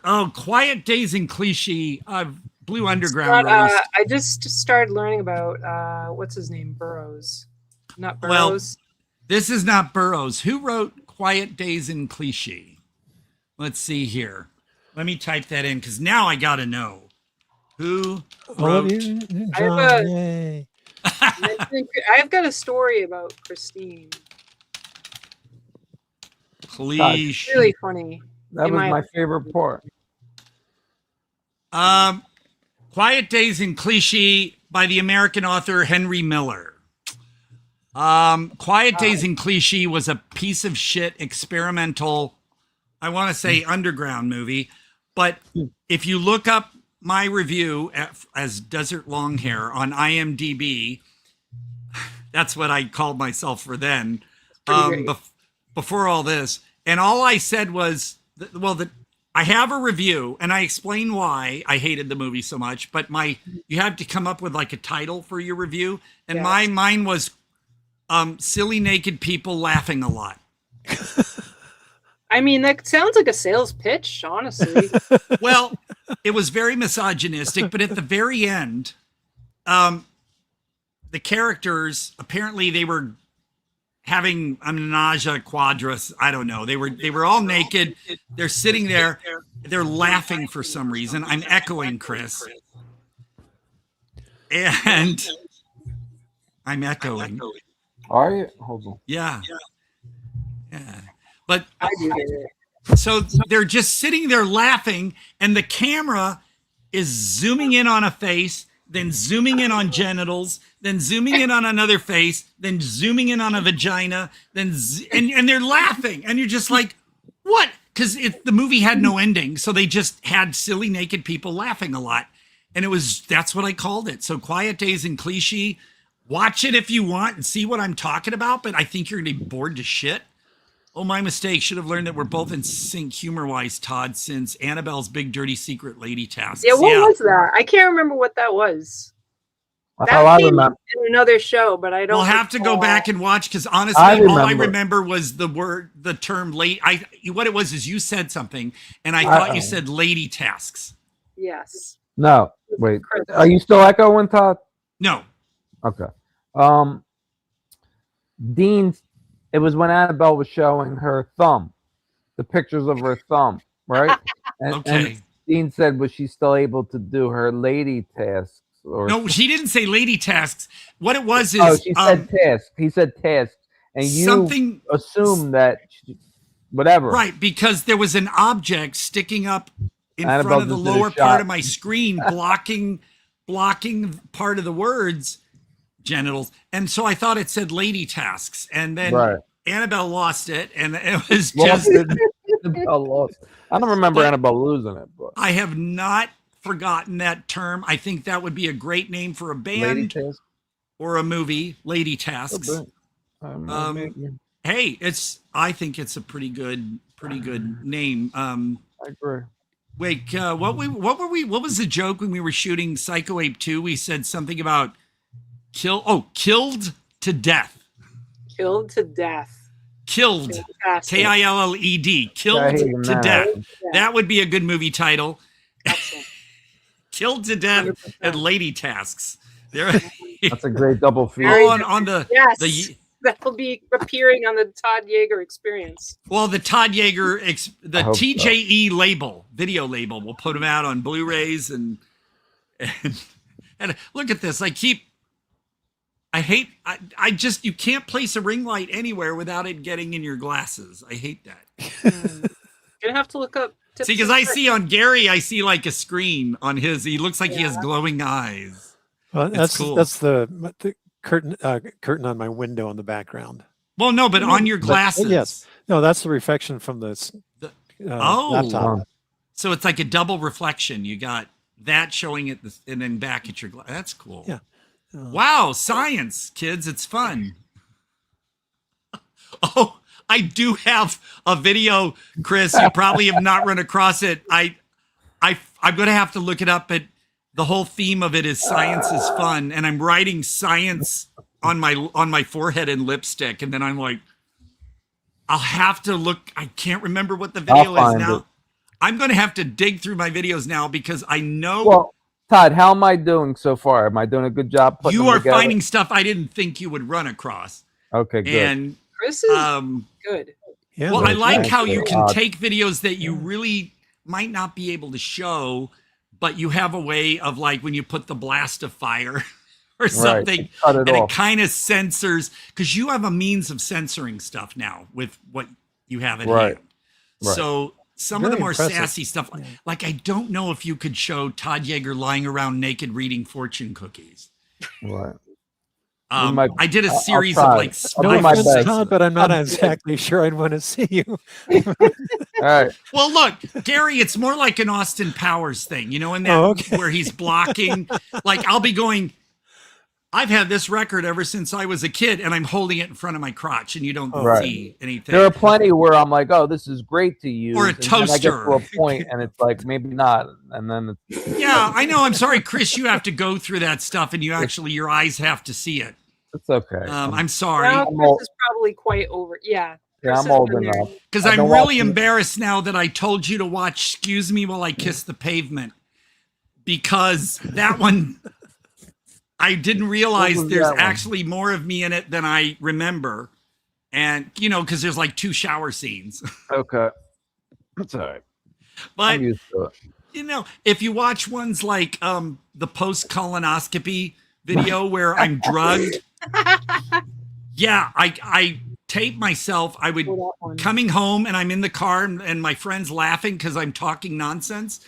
And I would say things like, thank you all. I love you all. Well, not all of you. You know who you are and stuff. But I would get home and I would like be, okay. And I'd just be talking weird shit. I'm 100% aware of what I'm doing, but I'm like goofy. And I think in one of those I'm totally naked, and I get points. I'm moving and going. Oh, you saw it. Oh well, fuck it. I don't care at this point. And I'm just like, yeah, because I was high, and so there are some videos. Stop your career of dope ingesting, Todd. When did you get all straight edge? I never did. Okay, in college, you know how it is. Oh, try this joint. Now in high school, I knew fellow classmates who smoked pot, because I remember one time in class for acting or something, me and this girl, we went out in the hall around a corner so we could like do our lines, but while we're talking, she's rolling joints right in the hallway. But good to pass time. I never liked the smell, for one thing, but I never was attracted to it. But in college, I was friends with a couple TAs, and they were like, you know, ooh, here, Trey. And I was like, okay. And I was trying to be cool and be friends with them. And I was just like, yeah. And it gives me a weird swampy headache right here.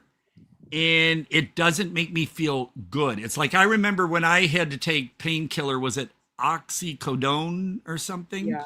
Oxycontin. And what was oxycodone? Oxycodone. Okay. Yeah. And it gave me the same kind of like weird, like there was like a lot of, what do you They're put coming to get that, you, Todd. there was like insulation that I don't you put like in the your way seat. Todd made pretend he couldn't say oxycodone. What did I? Now you have to play it back because I. He's like, what's this thing? This oxycodone. Well, I was thinking of cotton, but it was codone, and it gives me this weird like they're taking ceiling insulation and trying to stuff it in my forehead, if that makes any sense. And it, people break into pharmacies for that stuff, and I'm like, I guess it affects people differently, because for me, it was like, I hate this. I don't like this feeling. And I think that if I did pot or other things, or Annabelle's favorite, mushrooms, I'm scared. It scares me. That's why I said I've got enough problems. Yeah. I know, but I don't. Were great. I had would great hinder. experiences on them, but now, today, at this point, I feel like as soon as I would do them, the first thing I would do, I'd bug out about everything that was wrong and bills and all this shit. Well, let's put it this way. Back in the early 80s, I was kissed by someone, and unbeknownst to me, slipped me a tab of acid. Oh my God, Todd. I did not trip out. I didn't hallucinate. I felt like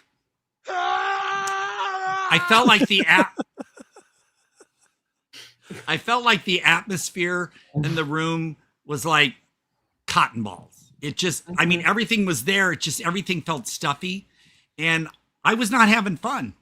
I was not. And I just thought, this is what it's like. Why are people so into this? And so for me, all of that you've seen my videos. You know how weird I can get. I think that would deaden it. Right. It might have that effect. If you're already like that, it might. Well, some people it might bring it out. It depends on the person. Well, watch my post colonoscopy and post septoplasty videos I've done where I was still high from the anesthesia or whatever it was, and I'm just goofy, and you'll laugh and think I'm a load of fun, but you are. I wouldn't be as fun if I tried to create something while I was that stupid. Right. So why was the mushroom invited to the party? Okay. He was a real fun guy. Oh. I get it. That is such a dad joke. Well, Gary, here's one for you. Why did the monkey fall out of the tree? To get to the other side? Because it was dead. Oh my God. Right. I can match you with that, Todd. Yes. Ask me if I'm Batman. Are you Batman? No. Well, that reminds me of a cartoon where this guy says to the fish sticking its head out of the water, "Are you the legendary talking fish?" And the fish goes, "No." But here's another one for you, Gary. Oh, I smoke weed. I tried a cookie with a little pot in it once, That's true, Dean. To help me sleep. Alcohol gets a pass for some reason. But I ate a half of a cookie with it one night because I had trouble sleeping. A friend of mine gave me half a cookie, and I did wake up, but it was like walking to the bathroom. I had to put my hands on the walls. It was like I didn't like it. But here's another one for Gary. How do you make a child on a swing cry? Let's see. To get to the other side. All right. Kick him in the balls. I don't know. The answer is. So how do you get a child on how do you get a child on a swing to cry? Tell him his parents are dead. Oh my God! Terrible, Todd. Is that a truly tasteless joke? Look at this gal. Oh, Todd, you're a Dickens. I'm a big Dickens, that's for sure. I'm so glad that I don't do psychedelic drugs. No, that joke. I said your favorite because I remember you were so serious about that earlier. That's why I said it. I can't be doing drugs like that. There's no fucking way. No. Well, you know what? No. It kind of if you color it just right, it would look like ginger. Ginger. Yeah. You know, have you ever seen a ginger? Oh, like the roots. Yeah. That's wild. And that's a compliment because it's got the detail. Yeah. Well, there you go. I was thinking of the whatever it is in Alice in Wonderland. Who are you? I still can't get over the song "Who Are You" by the Who, because I can swear. Ooh, that's so detailed. Yeah, nice. Yeah, it's one I obviously didn't finish. She's supposed to be looking over a city. Oh wow! Got his little tubes. So anyone out there who knows lyrics, let me know, because when I was young, I could have sworn in that song "Who Are You" by the Who that at one point in the song, when there's a lot of noise, he says, "Who the fuck are you?" Yeah. They do? At the end. Oh yeah. And that got away. That got away on the radio. That got away on the radio. It got bleeped a lot here. Well, it just like whenever they would play "Money" by Pink Floyd, the "do good bullshit" line was always left alone. "Life in the Fast Lane" by, was it the Eagles? Eagles, yeah. Going down the highway, didn't see a goddamn thing. They would let that go. Yeah, and I'm just like, it's so funny. And yet, I don't know. It's just that stuff. Nobody Not consistent. Nowadays it'd be kind of like, meh, but because I don't know if they play that in Walmart. But God, it's so weird walking through Walmart when you hear Kate Bush, like Thompson Twins, Split Ends. I was just like, Walmart? It's weird. You know what? I should try to tell Walmart they need to hire me, because they have a live radio or satellite show they play in the Walmarts. Yeah. And employees from different Walmarts call and go, yeah, I'm calling from store number 212 and blah, blah, blah. And it's so weird. But I don't know.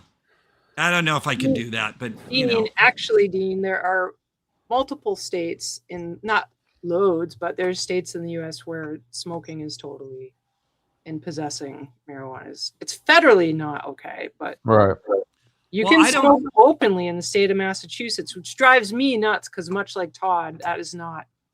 Well, I'd rather smell cigarettes than smell. Yeah, I was going to just say I would rather smell cigarettes on people than pot, because to me, some people are so into it. It's like I said, we'll turn away. Is there a word for homeless people that I should be saying? Unhoused people. Unhoused. Okay, because I hear differently. Yeah. We'll turn away an unhoused person if they smell really bad, but we'll allow somebody who smells like they rolled around in a pile of shit and then got out and got sprayed by a skunk. Let them in. Yeah. Because I've had customers come out and say, that's why I use the vape, so I don't smell. You can't vape inside the theater either, but I've had customers come out and go, can we can we get a different theater or something, because there's people that smell like reek of pot. And I think that when they did the laws, you know, they should, especially like, you just don't do, because I know people that say, I got neighbors and it wafts over and I can't have my windows open. And it's really an inconvenience for those who really don't want to have to smell, because I get headaches too. I think that's something is that I think like the different brain, right? I think that there are some people that it's not necessarily an allergic reaction, but I think some people. Well, I guess for me it is, because I'll get headaches from it. And I get those weird swampy things. And I just can't stand the smell. And when people say, oh, I love the smell of pot. Well, try growing up in an area like I did, where lots of woods and stuff. And if a skunk sprayed somewhere out there, you were like, oh my God. And it smells just the same. So people like, then if you want that smell all the time, go to the country or something and trigger some skunks and see how it goes. It's time for me to check out, friends. Thank you so much for having me. I got it. Well, Gary, I think you're like the coolest. I am so happy that you don't know me very well. Okay. I feel kind of cool too, because you know, you will say, well, I was only in the jar, but to me, you're a celeb. And I just think it's so cool that you like to come and hang out. Oh, I do. This is so much fun. It really awesome. Anytime, you're welcome. Anytime, just join in. Yeah, it would have been a much earlier today. I was just having laptop problems. So. Oh God! Such as I'm sorry. Laptop problems. I'm sorry, but I heard lap dance. So I was having those problems too. You know, damn it. You know, invite strippers over. Do they show up? No. I mean, come on. Jeez. And luckily you didn't pay ahead. So. Yeah, no kidding. Go ahead, yeah. Oh man, no, it's so fun having you here. I'm really, because I could tell people, I say Gary Wallace from the Jar pops in, and it's like he's a regular, and they're like, oh, and they're like, who? Well, some may say who, but then I'll say, well, the Jar, you got to watch this, and they're like, oh, okay, wow, so somebody who's in movies, and I'm like, yeah. So it's, you know, it's really cool. We got, you know. So come back anytime.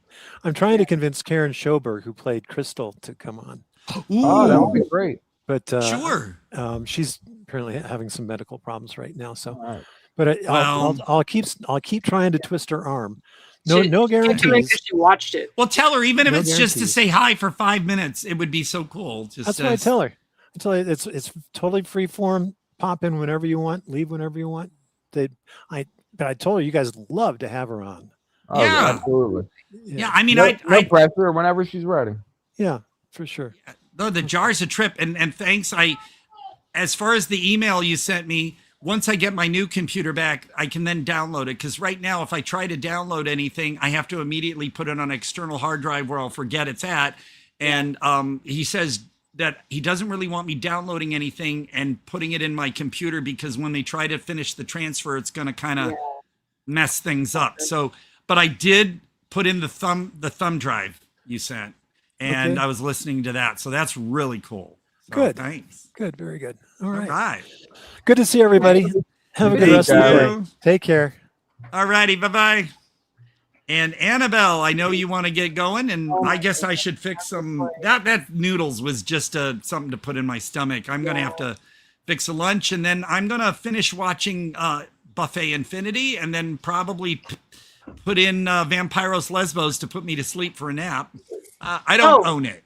The movie was that I was talking about with the Nazi in the basement is The House by the Cemetery.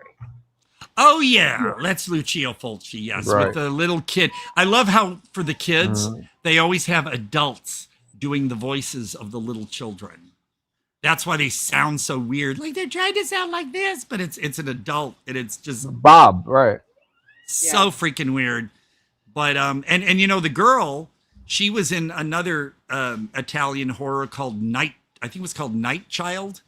But it's weird because the import, I have it on Arrow Video and another label, and each one has a different, one is done differently, like recut differently and dubbed, and but that little girl, she got around. She got around. She was in all those movies. But, well, if you like House by the Cemetery, we can always do that one too, Annabelle. Like I said, That's feel a fun free to one. tell us what you'd like us to talk about. It's not all on me. It's just that, me, I've got an endless list of movies. So much. Yeah. Right. But and it's cool because you do see things that. Was that your kid, Chris? Yeah, he just got home and he's screaming. Oh, okay. No, I hear enough of that. There was a kid last night in the lobby. I mean, the lobby at my theater is so huge, so huge, all the way over there. And this kid is screaming. Todd's going to deal with him. My right ear gets just what do you call it? He deals with those kids what do you call that when you get the noise makes your ear distortion? My ear was going nuts, and people were coming up to me, and I'm standing there going, and they don't know why. Yeah. They thought I was having a seizure because it was like my ear. Weed should be legal, but I don't know if I'd ever do it again. Like, yeah, I used to do cam chat things with people, and it would be like 6 a.m. their time, and they're sitting there just lighting up. And I'm like, I had a neighbor at my old apartment complex that was all day long smoking, just all day long. And he was like, I said, what is it? He goes, well, I can't cope. Not addicted though. And people say, oh, pot's not addictive. Without it. But we have people that think that if they smoke it in the bathroom, in any of the hallways, nobody's going to notice. It gets out into the hallway.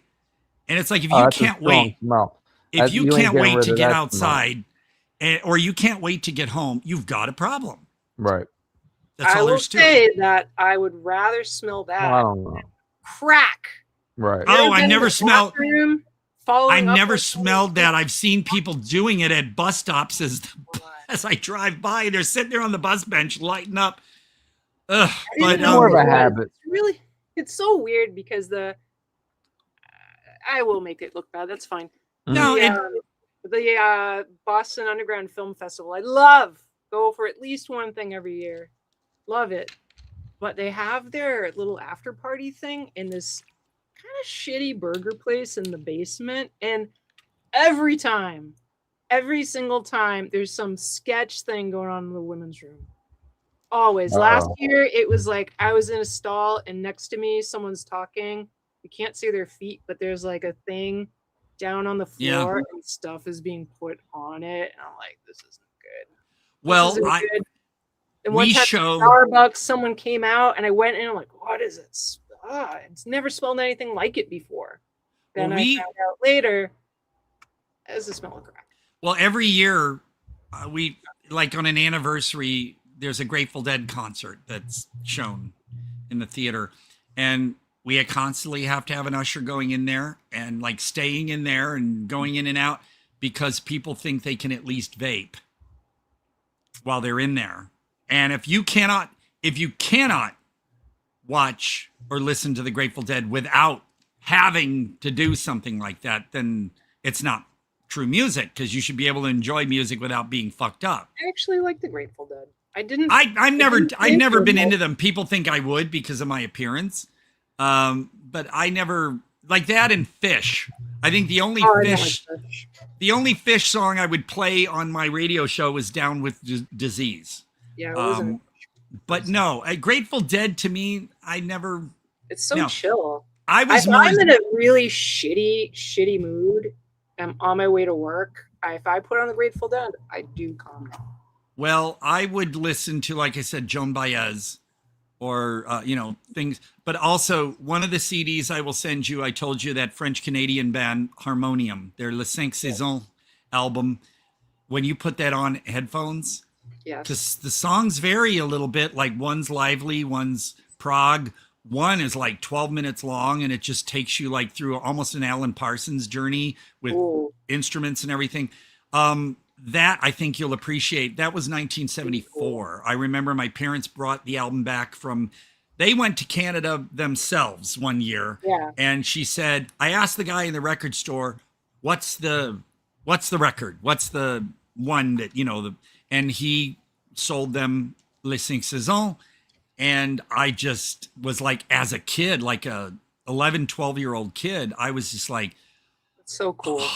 I just, it was amazing. It was like if you, for the first time when I was at my cousin's and he had a nifty when we had speakers yay tall and headphones, and I'd sit there and his room would be dark and he put on Alan Parsons' Pyramid album from like 1977, 78 or something. And I was just like, holy shit, this is what I love. And as a kid, if you hit the bong or something, you would have really. No, it didn't do that. But I really, really love that kind of stuff. So, but I never got into Grateful Dead. It just didn't click with me. But it's good that it was only like in the past maybe 10 years. There was someone that I briefly dated, and he was very normal, but he did not seem like someone that would listen to Grateful Dead. Yeah. And he was like, "Oh, this is really great, and you should check it out." And no interest. But then I finally listened to it, and it was so relaxing. No, I get that, and again, it's interesting how it affects people differently. Yes. And that's why, even though you hear me going, "Oh, I fucking hate this movie," and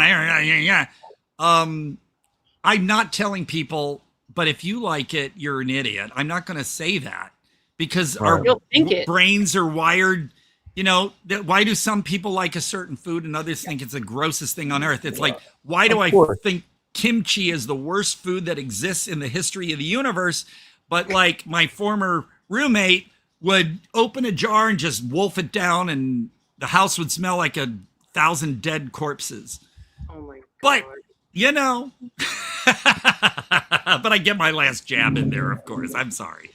But okay, so we'll hold off on Annabelle. Would you like to discuss New York Ripper? I know you would like Dr. Butcher, but okay, we'll hold off on both of those. We'll hold off on both of those, and at some point when my mind's together, when is that going to happen? But we'll figure it out. Pick two, and so golly, folks. I thought I was going to need to have extra stuff out here today, but looks like we covered everything and more.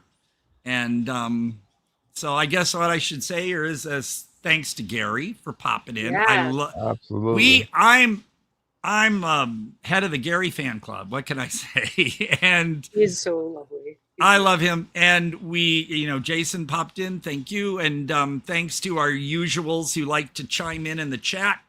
And thank you to Jamie and Warden, I guess Kenneth, right? Kenneth? Yeah. And all this. Yeah. Kenneth was kind today. He is kind today. Normal, yeah. And no, it's fun. I look forward to, even though, like I said, I didn't get off work until midnight last night. And I woke up at 10 this morning and I thought, I guess I should get up now. And when I pulling myself out of bed, because when I get home from work, I can't go to sleep right away. I got to shower.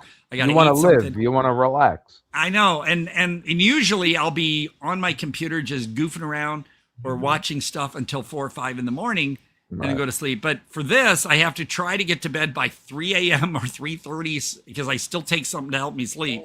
And then by the time I wake up at 10, I'm like, oh, God, okay. And but it's okay because you guys, I'm outnumbered. Y'all are way over there in the Eastern time zone. I didn't come up with the number, man, but... No, but it's easier for you guys, especially Chris has to control the tech and everything. I can understand he'd want to kind of be his day into it and awake. So I wake up during the show. And I may wind up, in a couple hours lying down a little bit. We got to do Satan's Little Helper for Halloween. Oh, yeah. Didn't we already do Satan's Little Helper on this show, or did we just mention it? I can't remember everything we've reviewed. I think we mentioned it. But we've never reviewed it. I don't think so. Dean, that would be fun. Satan's Little Helper is a Jeff Lieberman. He can't do wrong. I mean, Squirm and Just Before Dawn and Remote Control. Was it called Remote Control? And he's and I follow him on Facebook. Actually, we're friends now. He friend requested me, so nice. I feel important. Celebs are friend requesting me. Yeah. And I will say before we go here, I want to shout out to Naomi. Naomi Grossman, you know. Mm-hmm. Oh, awesome. She autographed my copy of him. Very nice. The fact that she remembers who I am makes me feel wonderful. Because you're a memorable fellow. Oh, I know, Yeah. but you know, I just want Not gonna everybody forget you to for a while, though. never forget me. But no, she was on a different show, and when I saw that she was going to be there, I kind of piped in, "Hey," and she's like, oh, "Todd," and then she was like, she said, "I owe so much to Todd. He really made the show a success." I'm like, "What?" All I did was like hand out stuff and told but people. not a lot of people will do that. A lot of people will both showings, both tapings were packed. And I mean, she did enough job going around to the gay bars and stuff in Palm Springs, which I would have joined her had I known she was alone. I thought she was with people, so I didn't want to bother her. But she told me that we're editing it together. We can see you in it, Todd. And they wanted me to do a little reading out of her mom's book. Oh yes, I remember the reading. Somebody in the front, people in the front row wouldn't give up their seats. So some of the people that read out of the book, it wasn't as they hoped. Todd quality. No, I said, you know what you should have done was just have me prepared, standing off to the side, and say, "Well, this gentleman over here," and I would have, you know. But they didn't think of all those things at a time. But she basically, you know, credited me for things, and I'm just so grateful because I think she's like one of the coolest people out there, and she's having so much fun. Her and Alok are just out there. Where's Alok been? I see his posts all the time. Well, you know, they were both over there at Cannes and stuff, traveling around, and he's posting stuff of his daughter and you know, the little performances she's in school and stuff. I see his stuff all the time. But Naomi is like, I was so honored too that when she was on here for my birthday, she just basically took us through her trying to fix her garage door opener and going outside. Yeah, it was great. I mean, that I'd love to have on a separate tape, you know, just to like, because that to me was an episode of something right there. That would be a great outtake for Naomi Grossman. Love her so much, and I just feel giddy knowing that these people like know me now and just like want to turn up, or they're asking me to do stuff. So, and again, AJ will be in touch with me soon, I guess. I won't get my new computer back until Thursday, so he'll have to wait if he wants to do my scenes. But the fact that he said we said no, Todd's got to do more stuff.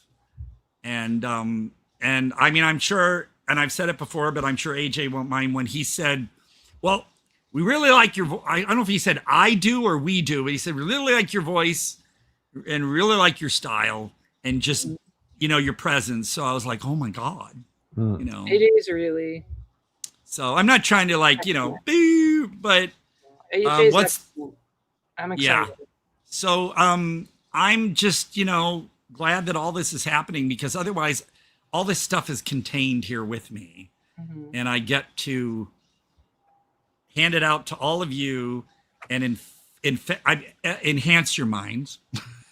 I almost said infect your minds, but yeah, well, either way, it's a good thing. It's Todd quality, and Todd quality infection. So what will you be doing then next week, Annabelle? So people will know. I will be with Bill. I'm going to do the stone carving, and then I might be on my way home by then, but maybe I'll be with Bill. Well, yeah, if it happens to be during the time the show's on, pop in, even just for a moment. Yes. Yeah, it'll be exciting. We'll have fun, man. I wish I get to do things like that. I mean, I could always definitely jump going to have fun. She's going to be with Bill. Well, I could jump in my car. A basket case, who's wonderful. Oh my God, yeah. Well, I mean, I could jump in my car sometime, and I could go up to Joshua Tree or something. But you know, I'm trying to find somebody to go with me because I want to go up the tram. Just go, dude. I do so many things by myself, and I love it. Just do it, so Todd. freeing. It's like you don't have to compromise with it. You don't have to worry about setting alarms. It's not like, oh, I don't want to eat that or I want to do that. You just and listen to your music and be. Well, what I am planning on doing very soon is driving just down to the freeway into Thousand Palms. Mm-hmm. There is an oasis there that I've been to that is just, you walk in there, it's suddenly like 30 degrees cooler because of all the pine trees, palm trees. And it's like, they block out. It's just so thick. Nice. It's beautiful. Yeah. And I'd say it's maybe a little more than 10, maybe 15 minutes tops with the lights to get over there. Oh yeah. So I need to do that. But oh, there is a video actually, Annabelle, on my I think I called it Midnight at the Oasis or Mid-Afternoon at the Oasis on Vimeo. I don't know if it's mature listed for cussing, but it's me and Tim Barella, the cartoonist guy. Mm-hmm. We are at that oasis, and it's video of us going around the oasis. Cool. So if you can't find it, I'll send you the link because I don't know if it's mature list. It's something at the oasis by Todd Jaeger, or it's mid-afternoon or something at the oasis. Just at the oasis, Todd Jaeger, and see if it pops up. But that's the one I'm talking about, and I got a lot of footage at that. I guess you don't see anything.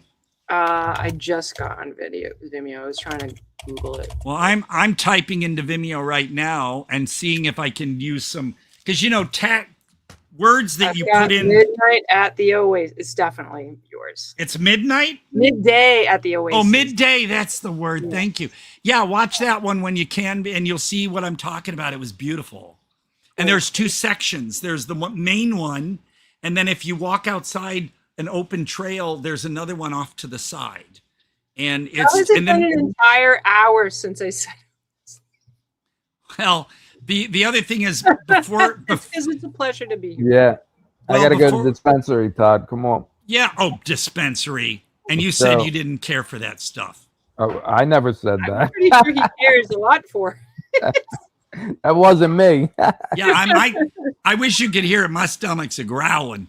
So, all right. Well, then we'll come up, Chris. We'll come up with titles over the next few days. Yeah, we'll figure it out. Annabelle, enjoy the video. I will say it starts off with us. We went to the wrong spot. We thought we were going to the Oasis, but it wasn't that. We figured we had to go down the road around the corner.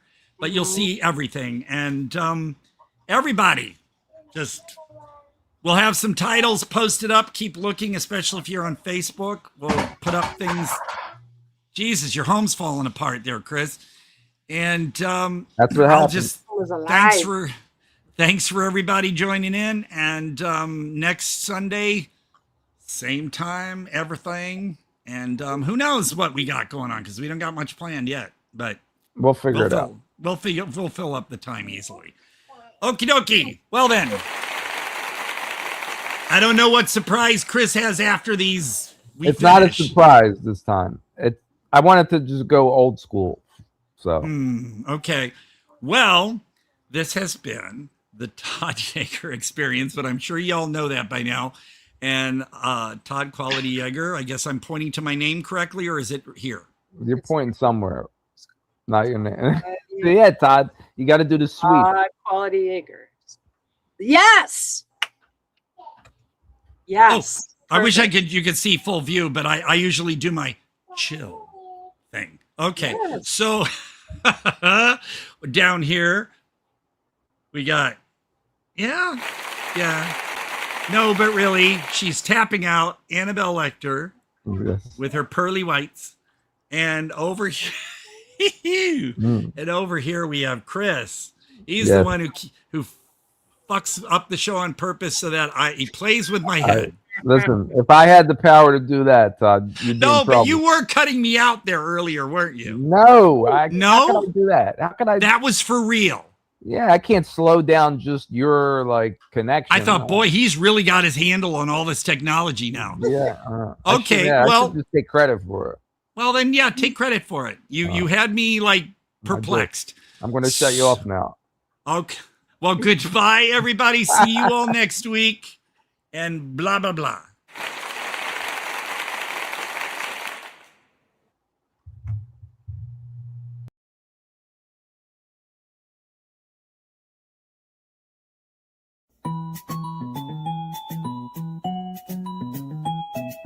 Fancy crackers in my pants, take a chance, watch me dance. Fancy crackers in my pants, they're delicious.